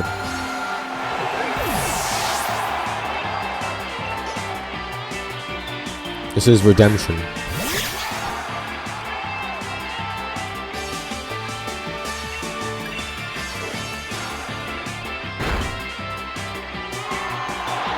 Redemption over the fact that we missed it 3. Was it 3 times or 2 times? And now we have our new addition to the team, Hogrims now.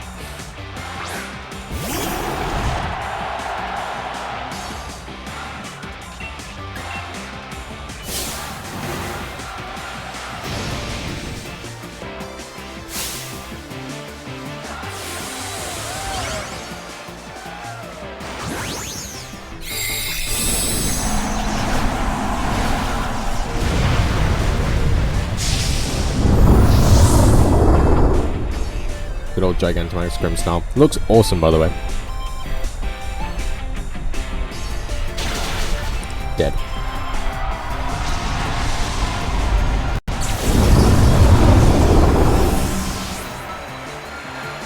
Brilliant. That's the first fight done. Now we just have Hop 8, and that's it. Then we can go on our little side adventure.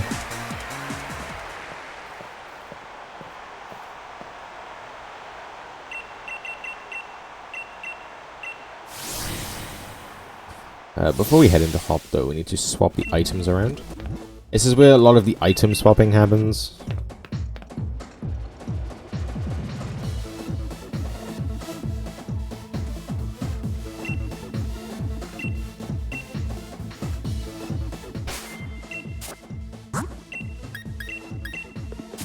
Put the choice specs on candy flowers.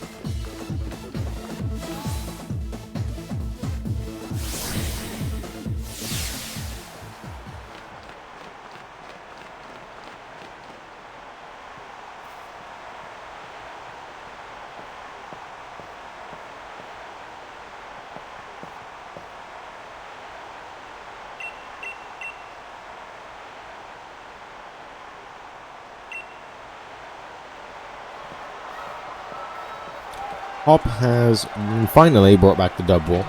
The double can be a little bit annoying. Actually, he brought back the double last fight. Double can be a little bit annoying. Has body slam, can paralyze. And unlike Trevenant's Confuse Ray, he uses body slam for the damage and paralyze is secondary effect, so it can lead to getting paralyzed like 3-4 turns in a row. It's fun. Hopefully it doesn't happen, but we'll see.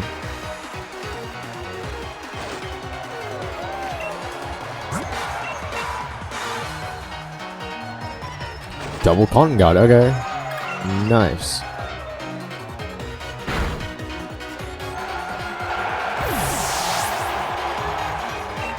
Lovely. And now we can't mess up because we have choice bags.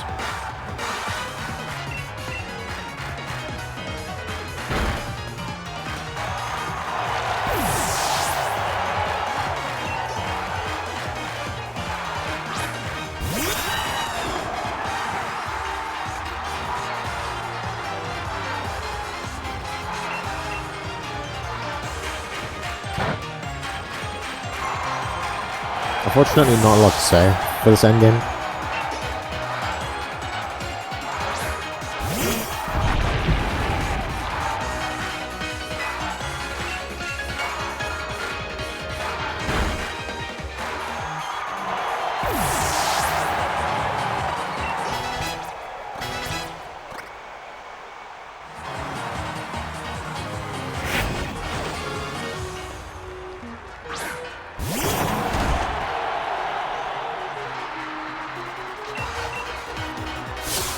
And he actually decides to Dynamax Rillaboom this time. Unfortunately, not Gigantamax. He Dynamaxes Rillaboom here, but then when you rematch the tournament, he uses G-Max Corviknight. I don't know why he didn't just use G-Max Corviknight to begin with.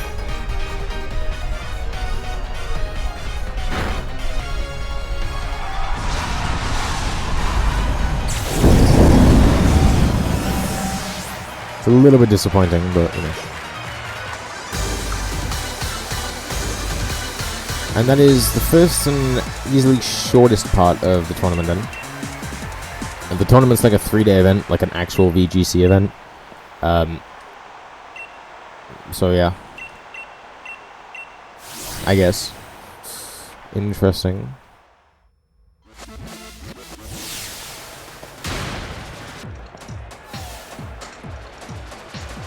Now everyone's celebrating. Leon doing his weird pose again, I guess.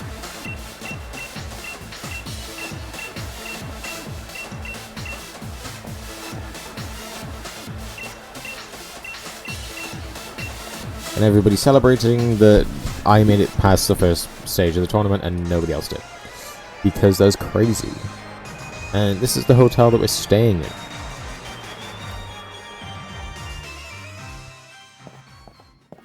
With the reporter that we've managed to avoid twice in our face. I don't know if it's the same one. But like, you know what I mean.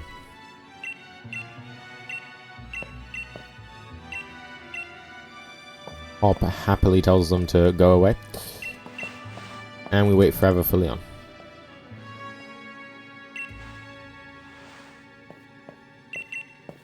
It really makes you wonder, because that just said several hours later. Did we actually stand there still for 7 hours?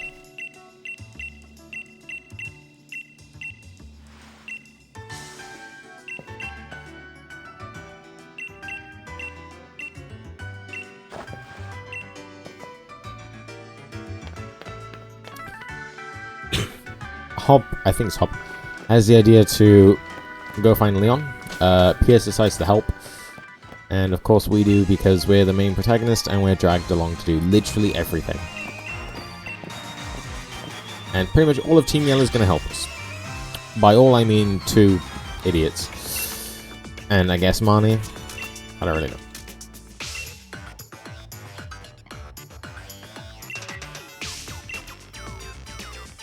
And Oleana tells us to not try and save Rose or Leon. because they're just having a nice friendly chat. However, we are stubborn, so we completely disobey that, and we're gonna go waste our time. Instead of just waiting, we're gonna go find Leon. It would have been so much time saved if we just waited, but, you know, I guess that's how it goes.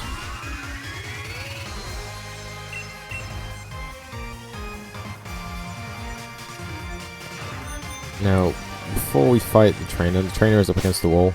He's hiding. Whoops, he's hiding like 3 times. You have to find him in 3 different places. This is where Ninetales gets to shine. So, Macrocosmos is kind of the real evil team of the game. Kind of how, like, Eighth of Paradise and Team Skull was. And the main typing that Macrocosmos use is Steel type. Are you picking up what I'm putting down? Basically, Ninetales dominates here and allows us to just sweep. And it also means that we give Candyfloss a rest, and we actually get to see a lot more of Ninetales. That's the word I was trying to find.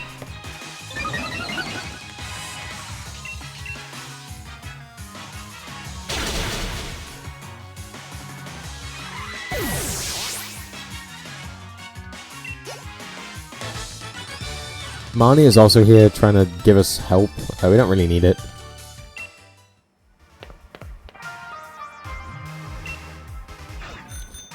And before we go and fight the second one, because we have to fight him 3 times, we're actually going to go buy some calciums. Max, which is 14. And that'll be used on Candyfloss. The next time he's now invading this couple's conversation.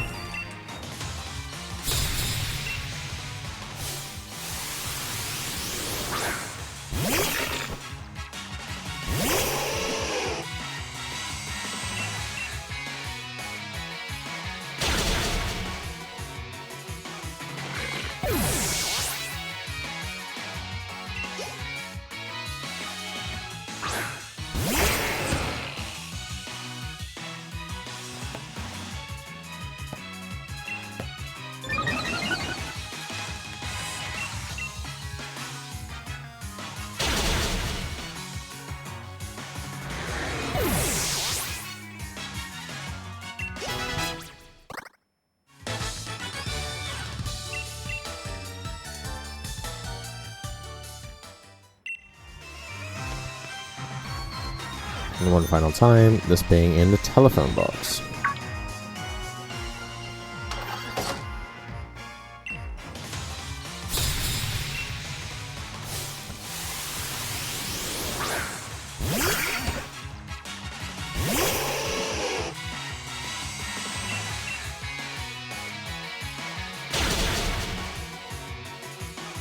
Again, not much to say, unfortunately.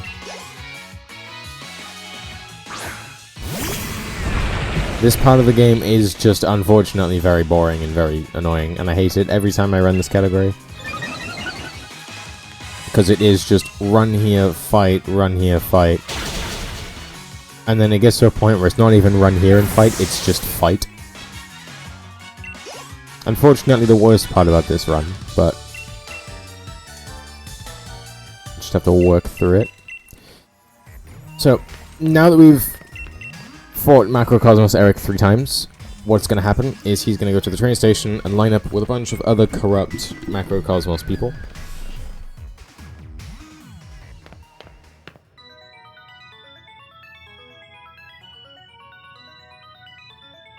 And unfortunately we're going to have no way past in order to get to Rose Tower.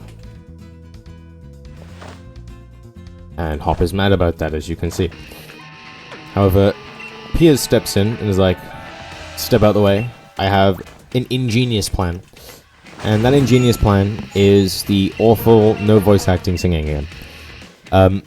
This time though we have dialogue, so it makes it better. And all these people notice, and they're going to run down. They're going to push all the guys out the way so we can run up to Rose Tower. Even the Zigzagoons start headbanging because, you know, punk and rock. Which you see pushes them out of the way. I'd like to imagine they get trampled. But, you know. Pia's saving the day as usual. Marnie decides to tag along. Although Marnie just sort of stands on the other end of the elevator. Or the lift, because I'm British. And this is Rose Tower.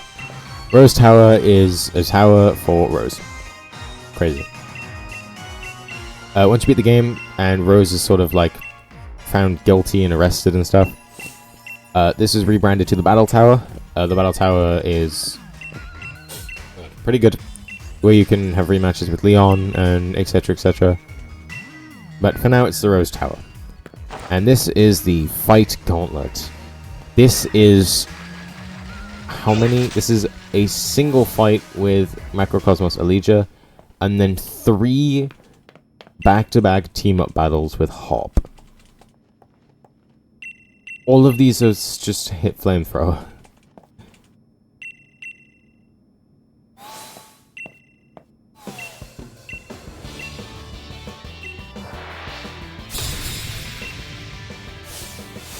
Now, we do have to change the order in which we attack. We can't just spam A. Otherwise, we lose a couple of turns. So it's at least a little bit engaging. Also, I didn't know Durant was faster than me.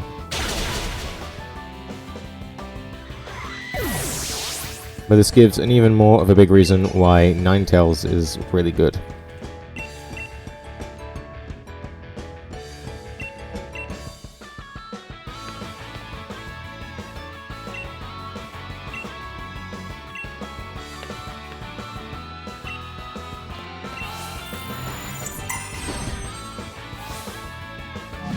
And now here we go. Luckily, after each of these fights we get healed, so it's not too big of an issue.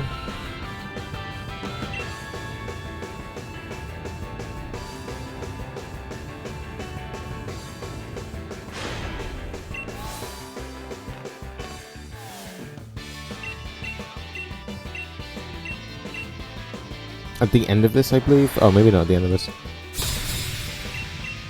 Yeah, no, after this, after Oleana, we also then do a couple of things. We equip Charcoal onto Ninetales, do some item swapping, and we also get to use our Calciums finally. This is Q-Fant first. Unfortunately, Hop is being annoying and decides to just attack the Q-Fant with a not very effective move.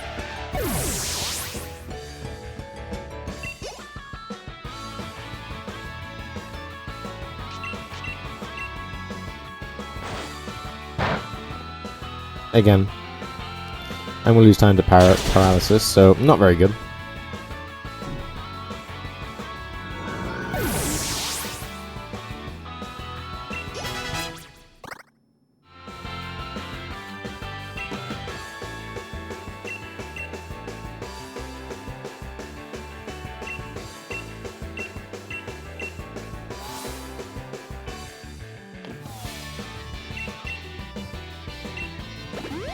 Next is Kevin and Carla. They have Clang Morwhile. I believe this is another one where I have to change the slot I'm attacking in. Not very big things, but, you know.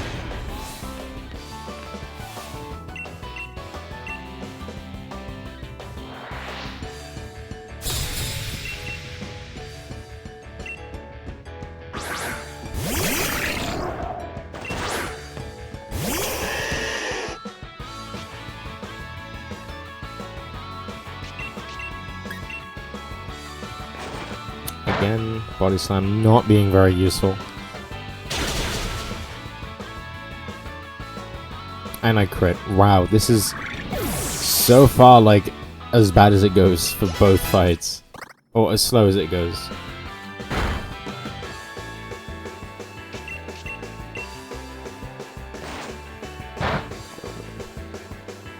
Okay, at least it didn't paralyze this time.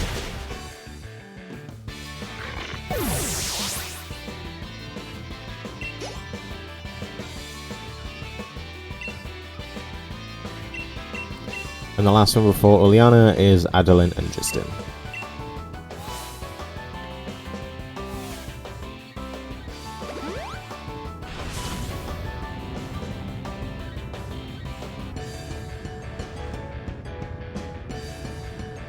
It's funny, Hop's trying to like talk to me as I kind of just ignore him.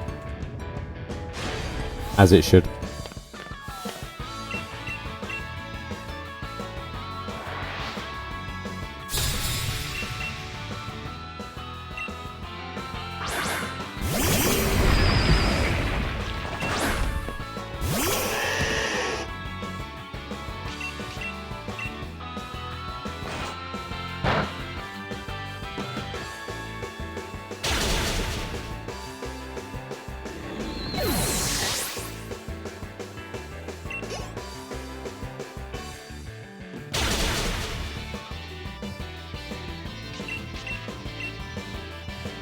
Luckily I one-shot that stun first. Makes it easier.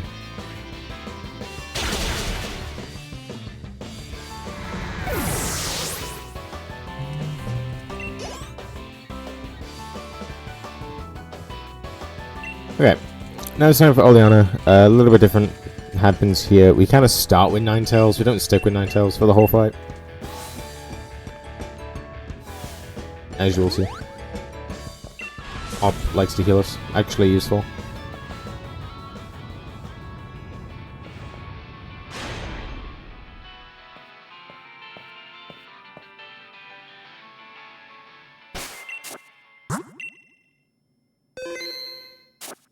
I'm probably in no danger. In fact, I'm really not. However, just to be cautious of my failure to count and the fact that I haven't saved in a while.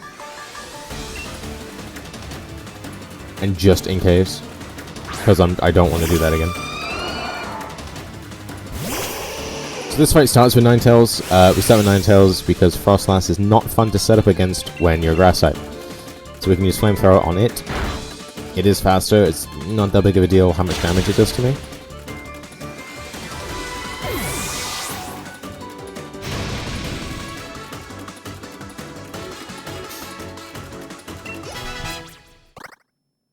My nose is really itchy. Now Milotic comes in. Milotic is a lot safer to do. Oh my god. Ninetales baits out a water move. It either goes for a water move or Aqua Ring. Aqua Ring, I think, like, all the time.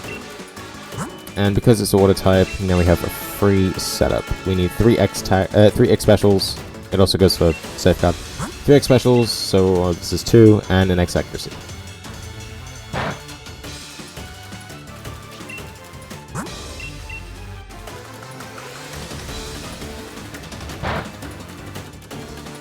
So now we need X accuracy, which is this. And the reason we use X accuracy is because we need to hit a whole lot of hurricanes.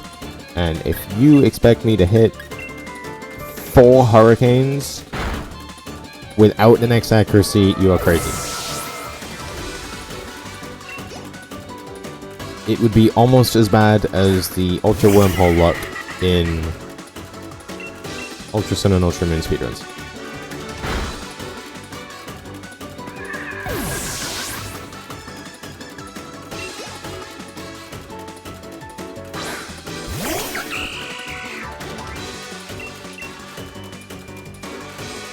You would hope. Especially when there's a poison type G-Max Garbodor at the end.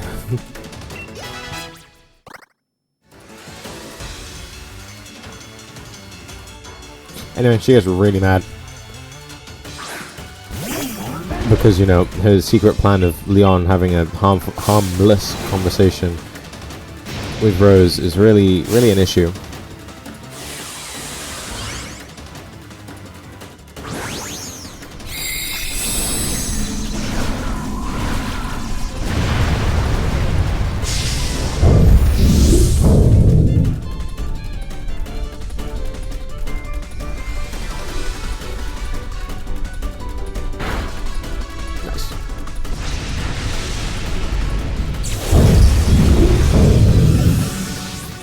And with that done, we have not much left to do. We have what is up next, Tournament, as I call it, or essentially the Elite Four. Bede, Nessa, oh that didn't split.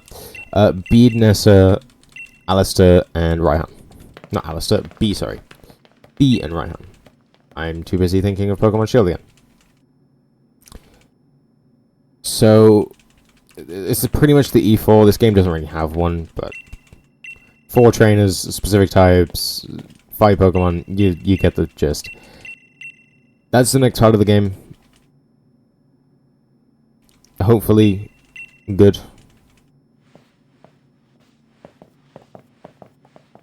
Before Rose decides to interrupt yet again.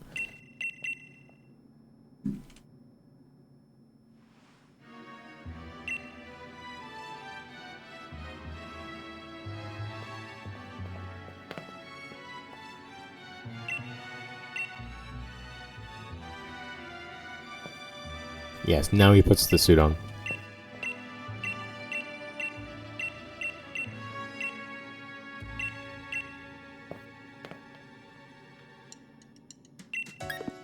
Oh, whoops, that's not great. Can I talk to you again? Yes. I've never actually said no. Anyway, Hop's gonna stop us. Because of course. He's just salty that he's not part of it.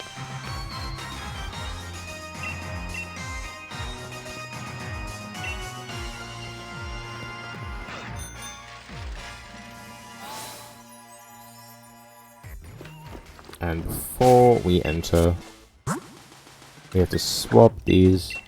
No, we don't. And we have to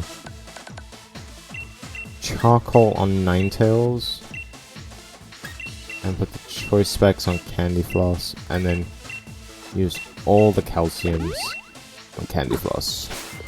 And now we can begin.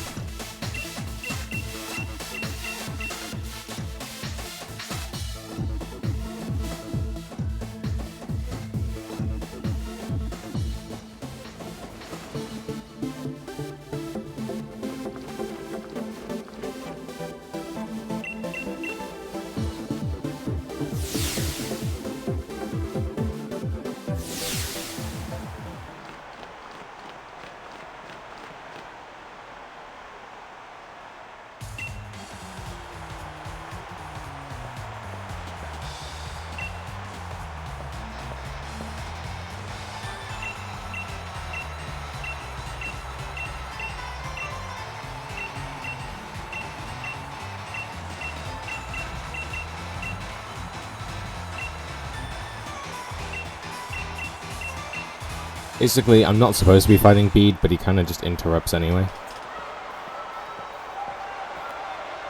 So now I am fighting Bede.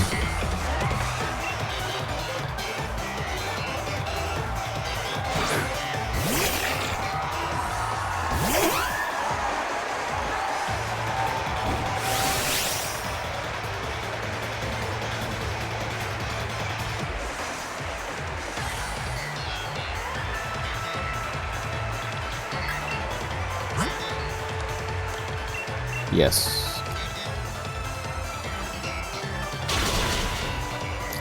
Iron Head. Boom.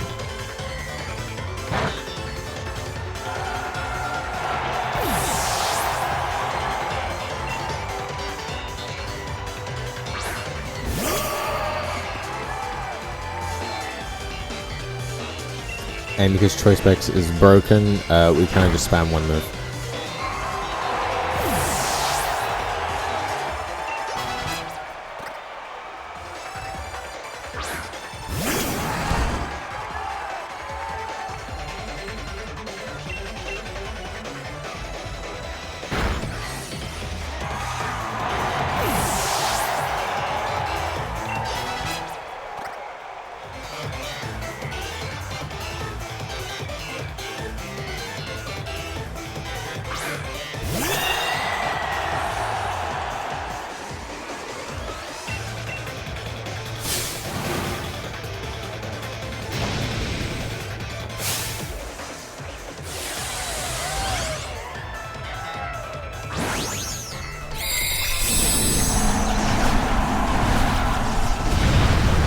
And it's the first time we see G-Max Hatterene.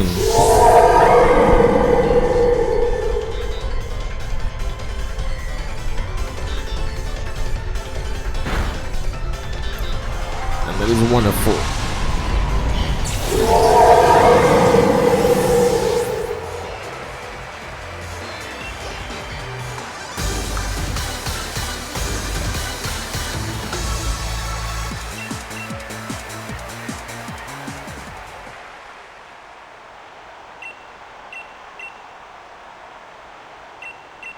And that's the last time we see Bede.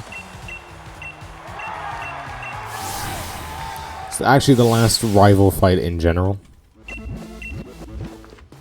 And no waiting, just back in straight for Nessa.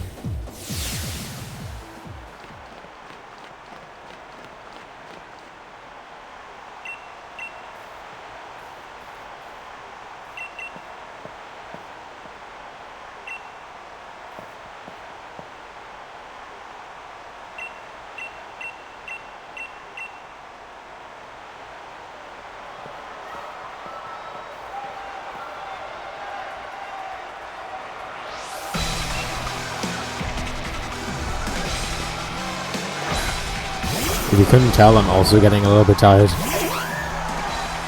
Just a little bit.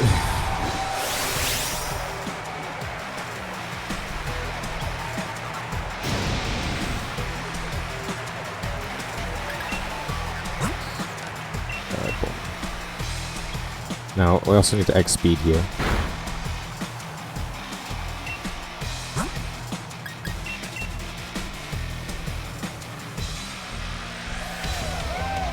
Oops, nope, one too many.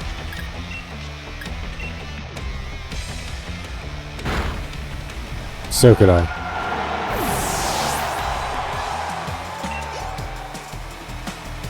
As I said, the end of the game is probably the most boring. And definitely my least favorite part.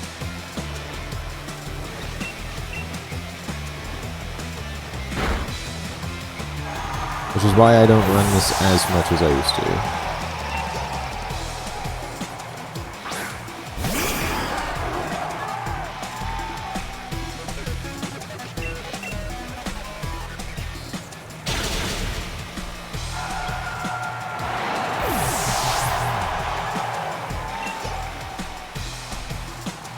Yep. Pretty standard as usual.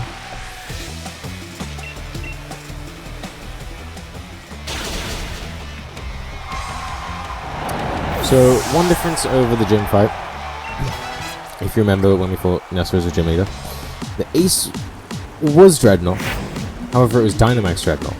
The difference is that in this fight, that Dreadnought becomes Gigantamax, which is brilliant. Actually learned the lesson. That she could have had Gigantamax, but didn't.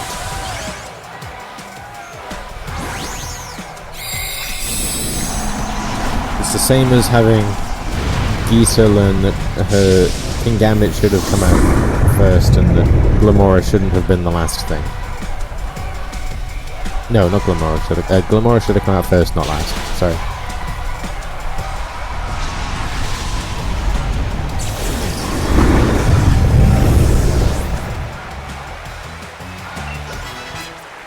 And that is 2.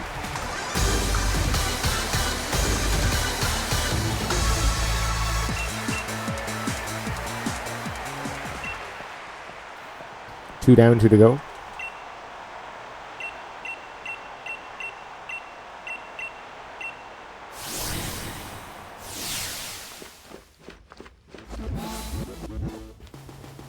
Mine is not this one.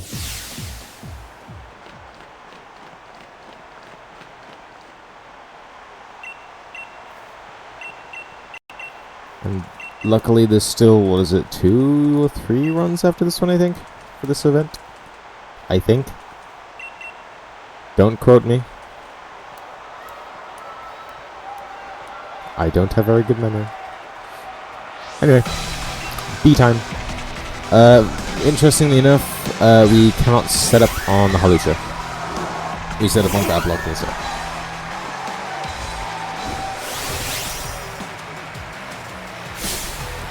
Halucha is a flying type, and if anyone has ever seen any Pokemon speedrunning, you know Halucha is like the greatest thing ever. Used in 3 different games. Used for a decent chunk of Pokemon X, NA%. Used for the entirety of Pokemon Ultra Moon, NA%. And even has its own spot in Pokemon Scarlet and Violet. 3 game appearances. is ridiculous.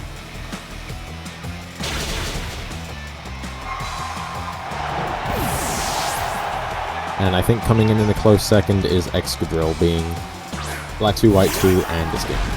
But shield.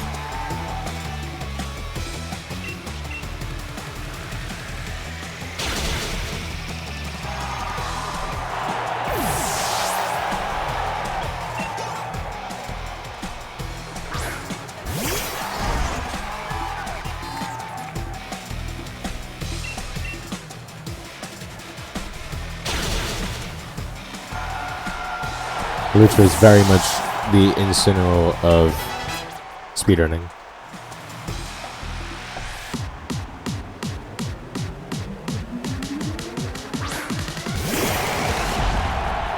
That is very much the case. The Machamp still stays. Machamp's going to go down in one hit, as usual. And then we have just Raihan left. Raihan is pretty much the same thing, I won't lie. Apart from the fact that Torkoal has Yawn and will more than likely go for Yawn. Which means that I have to wake up with either a heal powder or Force. And I crit, so I lose more time. Great. This game is so much fun.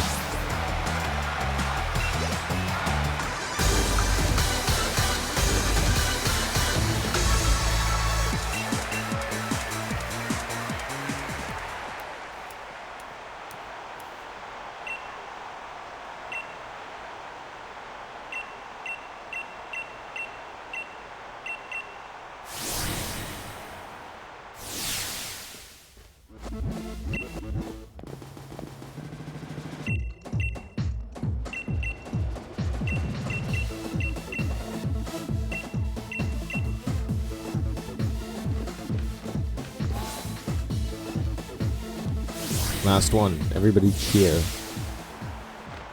Woohoo. Last one.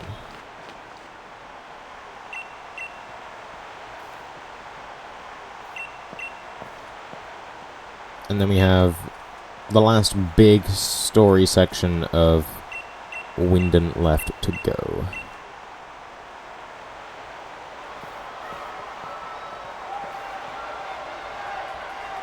The three being Macrocosmos stuff, this tournament, and then Eternatus.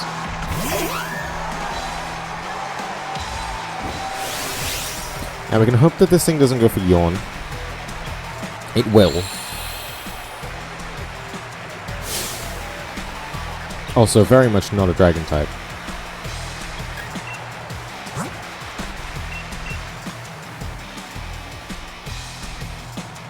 Shock. Blast.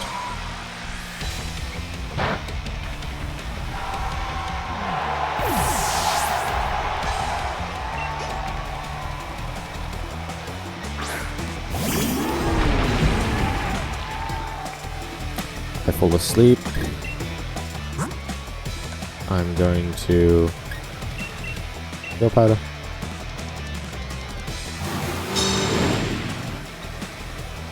True. True. If a Lowland Executor can be a dragon type, I don't see why not. This is pretty much just a weather team. Torkoal, Sun, Goodra, Rain, if it uses Rain Dance, and Flygon probably has something to set up the sand.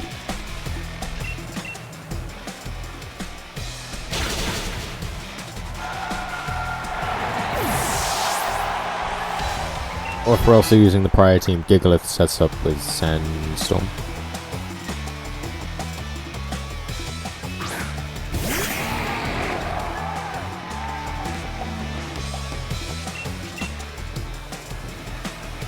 Dragonite clearly isn't a dragon type. That's a wild take.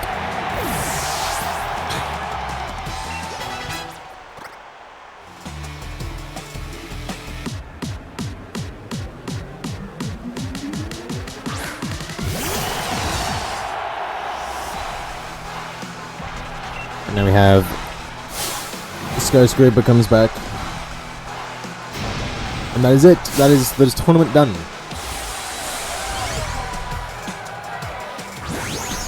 The tournament is long and tedious, I'm aware.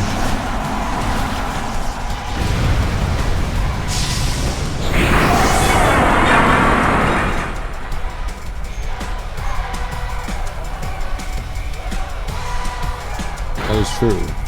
Caliper is your best friend if that's the case.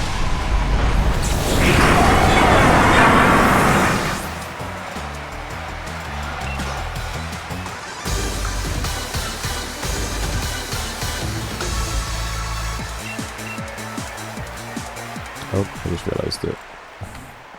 There you go.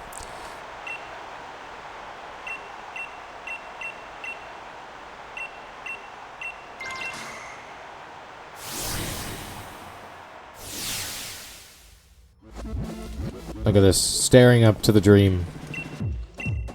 Leon, it's time. Even Rillaboom's ready to cheer me on. Hop's ready to cheer me on. Everyone's ready to cheer me on. This could maybe sub 4 hours. This could world record. World record finishes in like 2 minutes from now. 3 minutes from now. Here we go. We're gonna go fight Leon.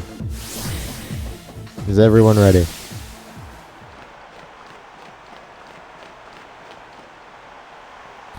Look at him standing there.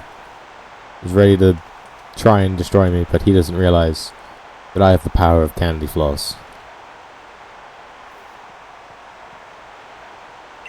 No.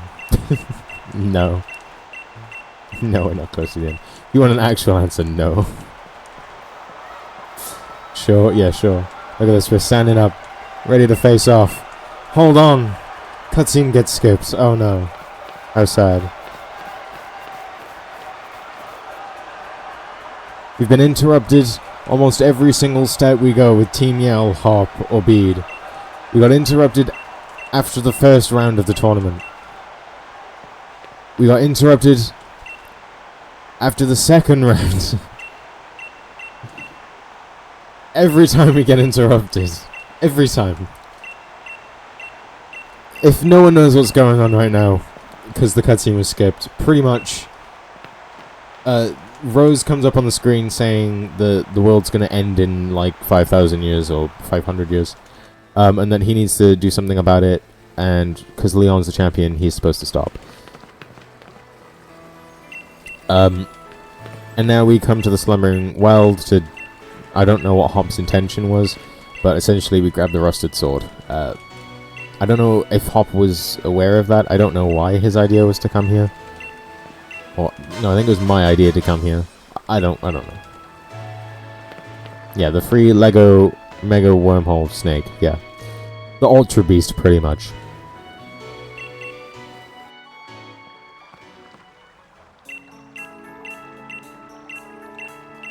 So this is going to be a little bit scary, more tight movement, as usual, as proven. And the bike is not very good at turning, so if you run into something, you're screwed, pretty much. Not a great start. Probably the easiest place to avoid Pokemon.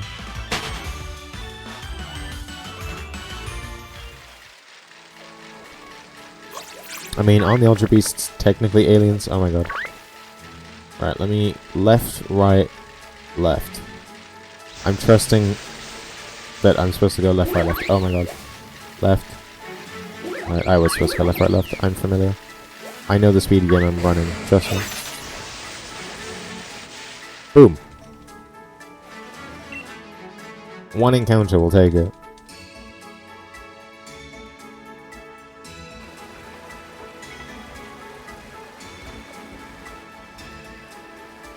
For reference on end timing, the comparison that I'm comparing to on my live split is a 4:30, the estimate, and I'm currently 12 minutes ahead of that.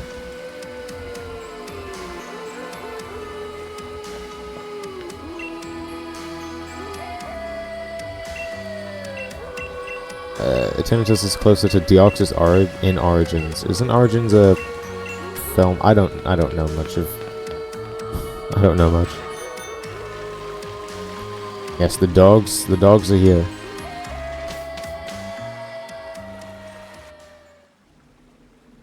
Or they're not, technically. Technically they're dead. Technically they're beneath that rock. But this is probably one of the most beautiful places in the game.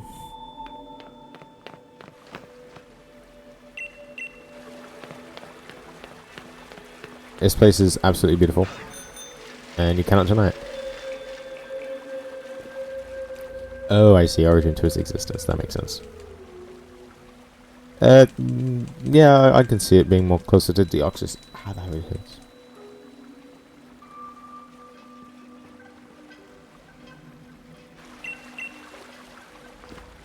Now, the hop tells us to choose whether we want the sword or the shield. As you can imagine, we don't get to choose. You don't actually interact with any of them, you just kind of run forward and it starts a cutscene. Which is fine, the sword is cooler. The sword gives me Zacian. Zacian is crazy. We can talk to Hop here. Hop gives us a flying taxi.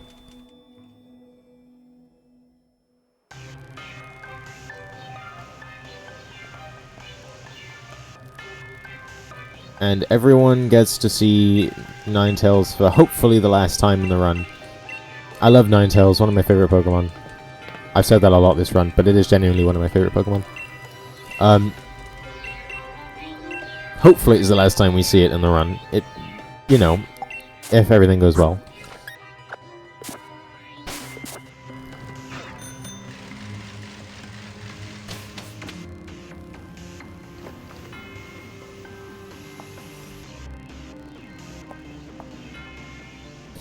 I mean, isn't an alien from another dimension? I don't know. I don't know much about aliens.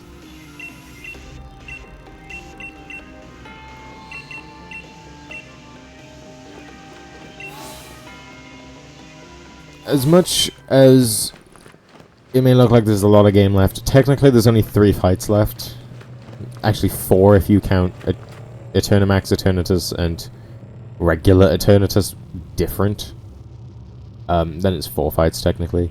Just Rose, Base Eternatus, and then Big Eternatus, and then Leon.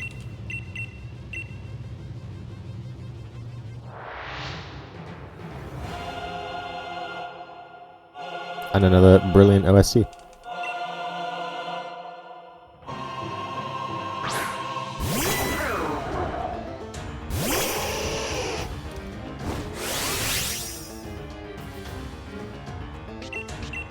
Now, we don't set up on a Scavalier.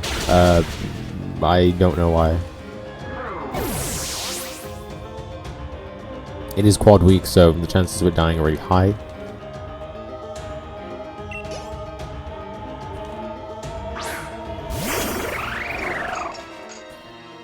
Now we set up here.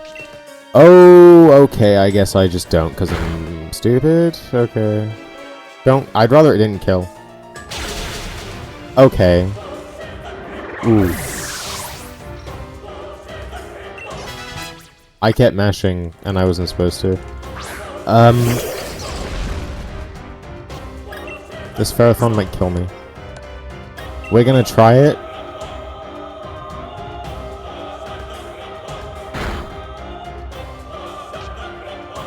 I guess.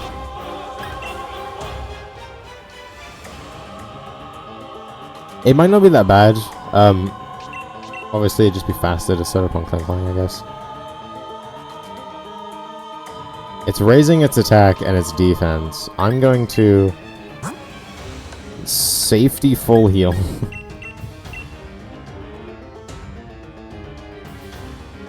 It's gonna curse again. Its special defense isn't being raised.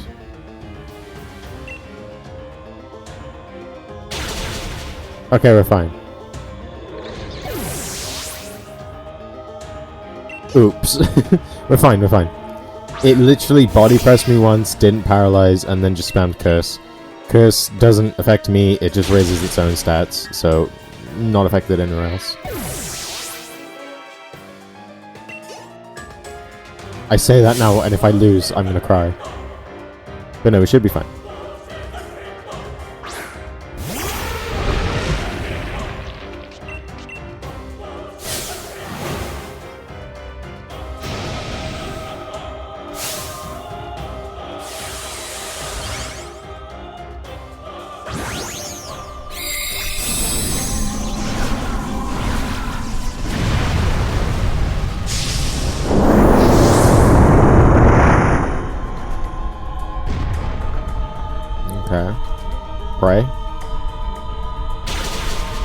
Good.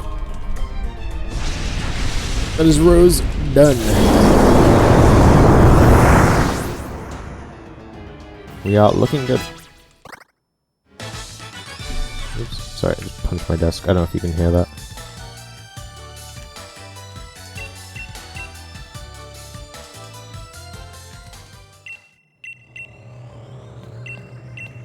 And now, hopefully that's the last time we see Ninetales, because if we see Ninetales again, that means something went wrong.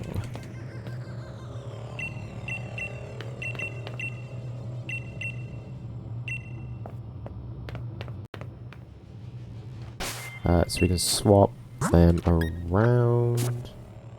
Heal them both to full. They are both full, okay.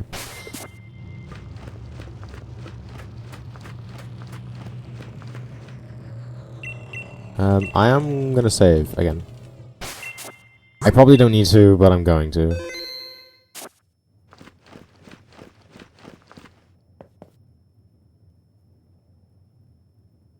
And now you get to see 1 Eternatus and 2 Leon throw a Pokeball at it.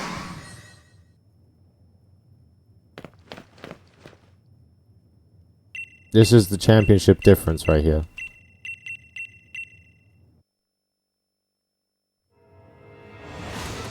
This is what a true champion does.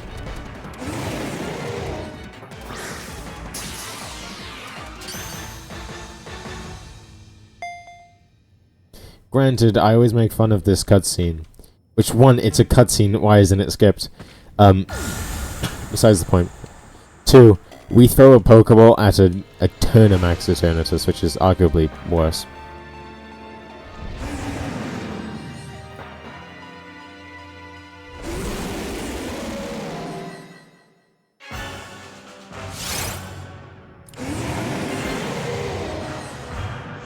So, this is the Eternatus. This is the last thing we're going to be catching in the run. However, not quite just yet.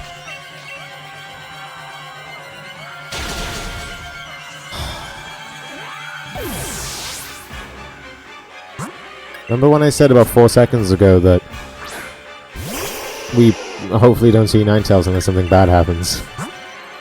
Then I remember when I said that, like, literally 4 seconds ago.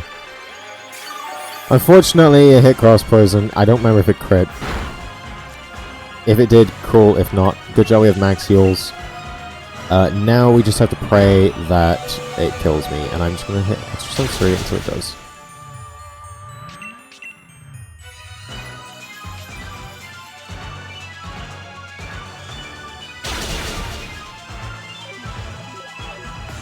It didn't crit, but I crit it. And this Ninetales is hanging on. For dear life.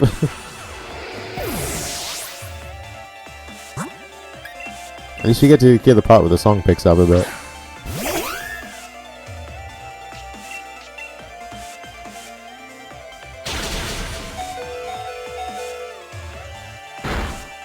Okay.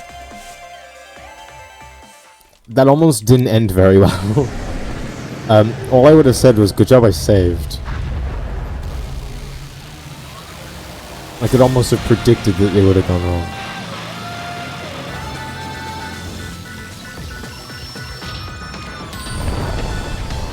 Oh yeah, not scary at all. Not one bit. Anyway, this is where the world officially goes into the darkest day, and everything goes haywire? I know AWOL's a word, but is it haywire? Is that the word I'm trying to think of? I don't know. Everything goes a bit off the rails, we'll say. And now big Lego snake, as someone pointed out.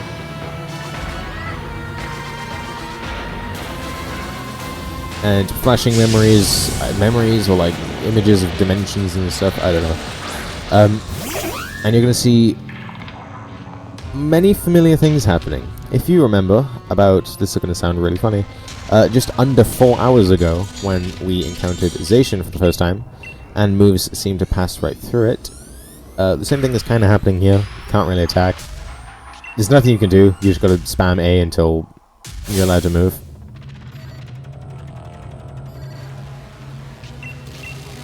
Should be the last turn now. Yeah. And now we have a bit of a cutscene. Ironic that I said cutscene, isn't it?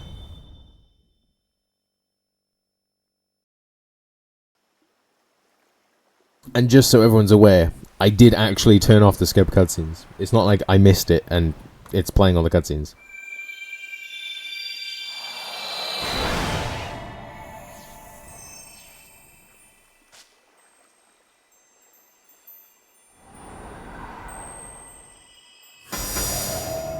It is quite a beautiful cutscene, though, I will admit.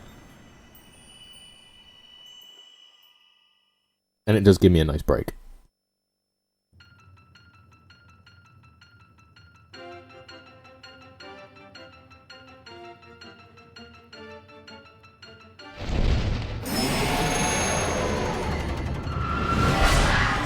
So now what's going to happen is they're going to take the sword and the shield, transform into what is the real name? The crowned version. I was going to think of a funnier name, but I can't. You know, the whole... This is actually called Sword and Shield for a reason. Oops, sorry. And pretty much what's going to happen is we are going to bank on these legendaries to carry us. This fight is very much not in our control. Basically, Hop can die, loses time. If Eternatus targets appropriately, can kill Zacian, which is the main damage dealer. So, yeah. The only thing that's really in our favor is we can guard spec.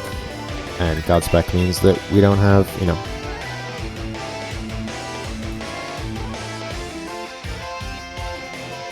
Ideally, we don't want light screen from Zamazenta at all. And now our job, because we do like no damage, same with Hop, Hop does like no damage, is to spam a move. That one being Moonblast. And if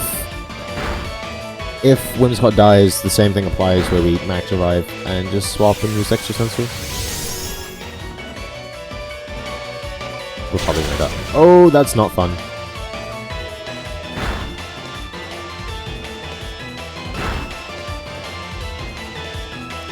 Ideally, we want Zacian to get one more hit off, minimum. Ideally, Zacian doesn't die, period. Oh, this might be one more turn.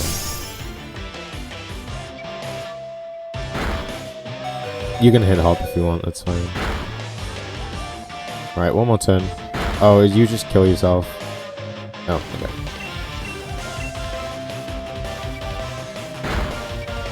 Nice, now Behemoth Bash, and that either kills... No, that doesn't kill. Oh, it does kill. And now that that's all done, basically the RNG part, you just have to pray that neither of the dogs die, and that, you know, they don't spam status moves when they actually use Behemoth Bash and Behemoth Blade.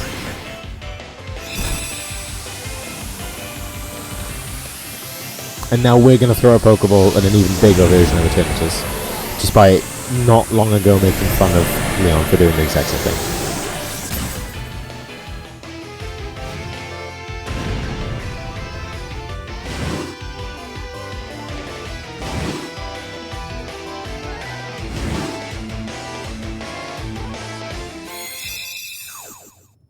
Douche. I didn't time that right. I was going to time it correctly. I just looked like an idiot. Nice. And that is all of the big story plot done, and now it is genuinely, apart from I have to check my stats for the first time this run, actually time for Leon. I know, after that miserable endgame, which even though I'm running it for an event, I will always say that it's a miserable endgame. It is time to close out the run. Just a bit of menuing to do. We're actually going to use Eternatus. The next fight is based around Eternatus. So we're going to swap it to slot 1. We've got to give it the charcoal. Check its attack. I need to actually get like a notepad or something, so I'm going to write it down. Otherwise I won't write it down.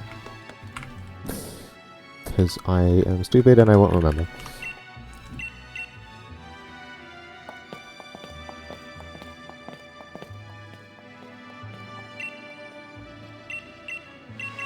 Come on.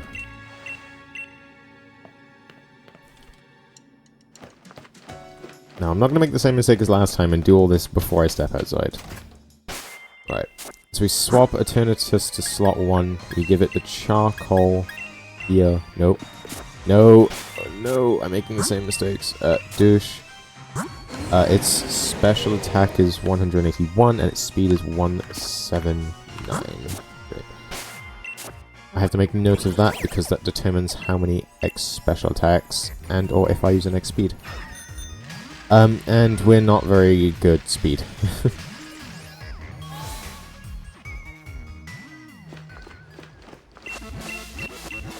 And we're ready for this now. Everything has been leading up to this, and just so nothing goes wrong, we're gonna save again.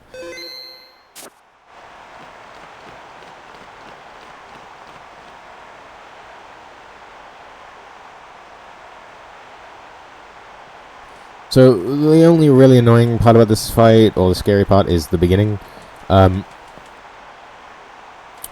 Aegislash can be annoying with the fact that it has King Shield, and that the moment you finish setting up, it has King Shield active, and it'll probably go for King Shield. And one of the scary things can be determining how many X specials you need to do. And if you're allowed to skip the X speed, but if you keep track of your stats, it's pretty easy. Let's do it. Let's finish off strong.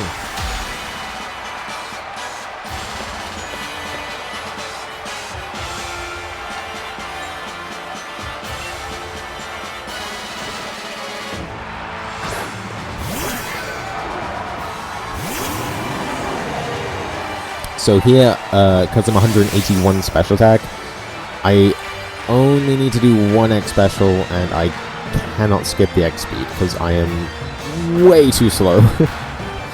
I'm quite slow.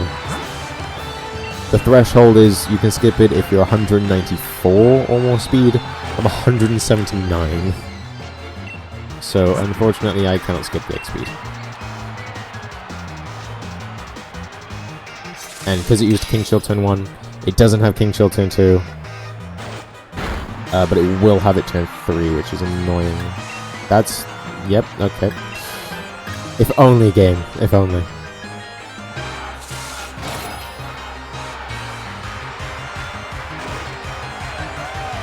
King Shield? Yeah.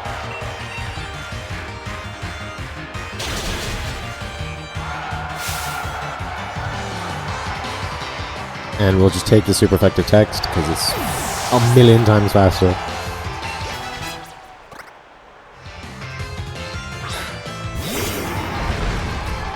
And now the hard part is just don't press the wrong one. Which it's really hard to do because it's one input up and then another one down.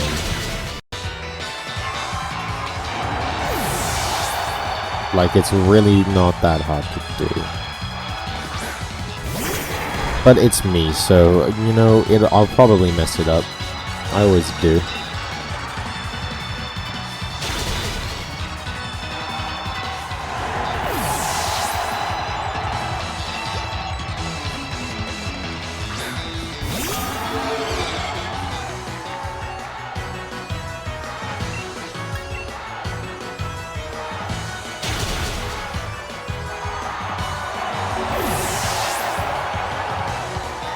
And now it should just be Nash A until Leon comes out next.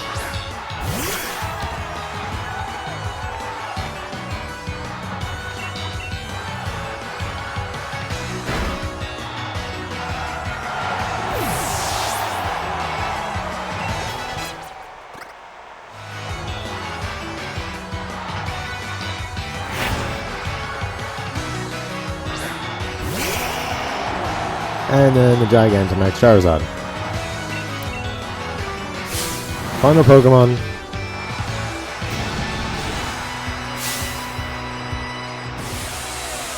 Who would have guessed the champion of Galar using a Charizard? Couldn't have been anything original.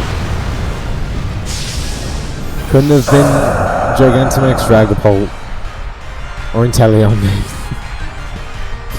Blue Charizard. I don't know, I think Charizard's worse than Pikachu. And that is it. That is the run over. Time finishes on the fade out after Leon throws his cap in the air. So he's going to throw his cap in the air, fade black after that. And this is going to be a really good time, actually. A lot better than I thought. Boom. Time. And that, everybody, is Pokemon Sword any percent. The easiest route of them all. Brilliant. Done. Great. Was really happy to be a part of this marathon. I think it is probably the best marathon I've watched and partaken. I've only partook in 2 marathons. And I hope to be a part of more in the future. It was great. I don't really have more of the words. I'm probably going to go lie down. I think that's it. Thank you for having me. Enjoy the rest of the runs, everybody. However many there are left.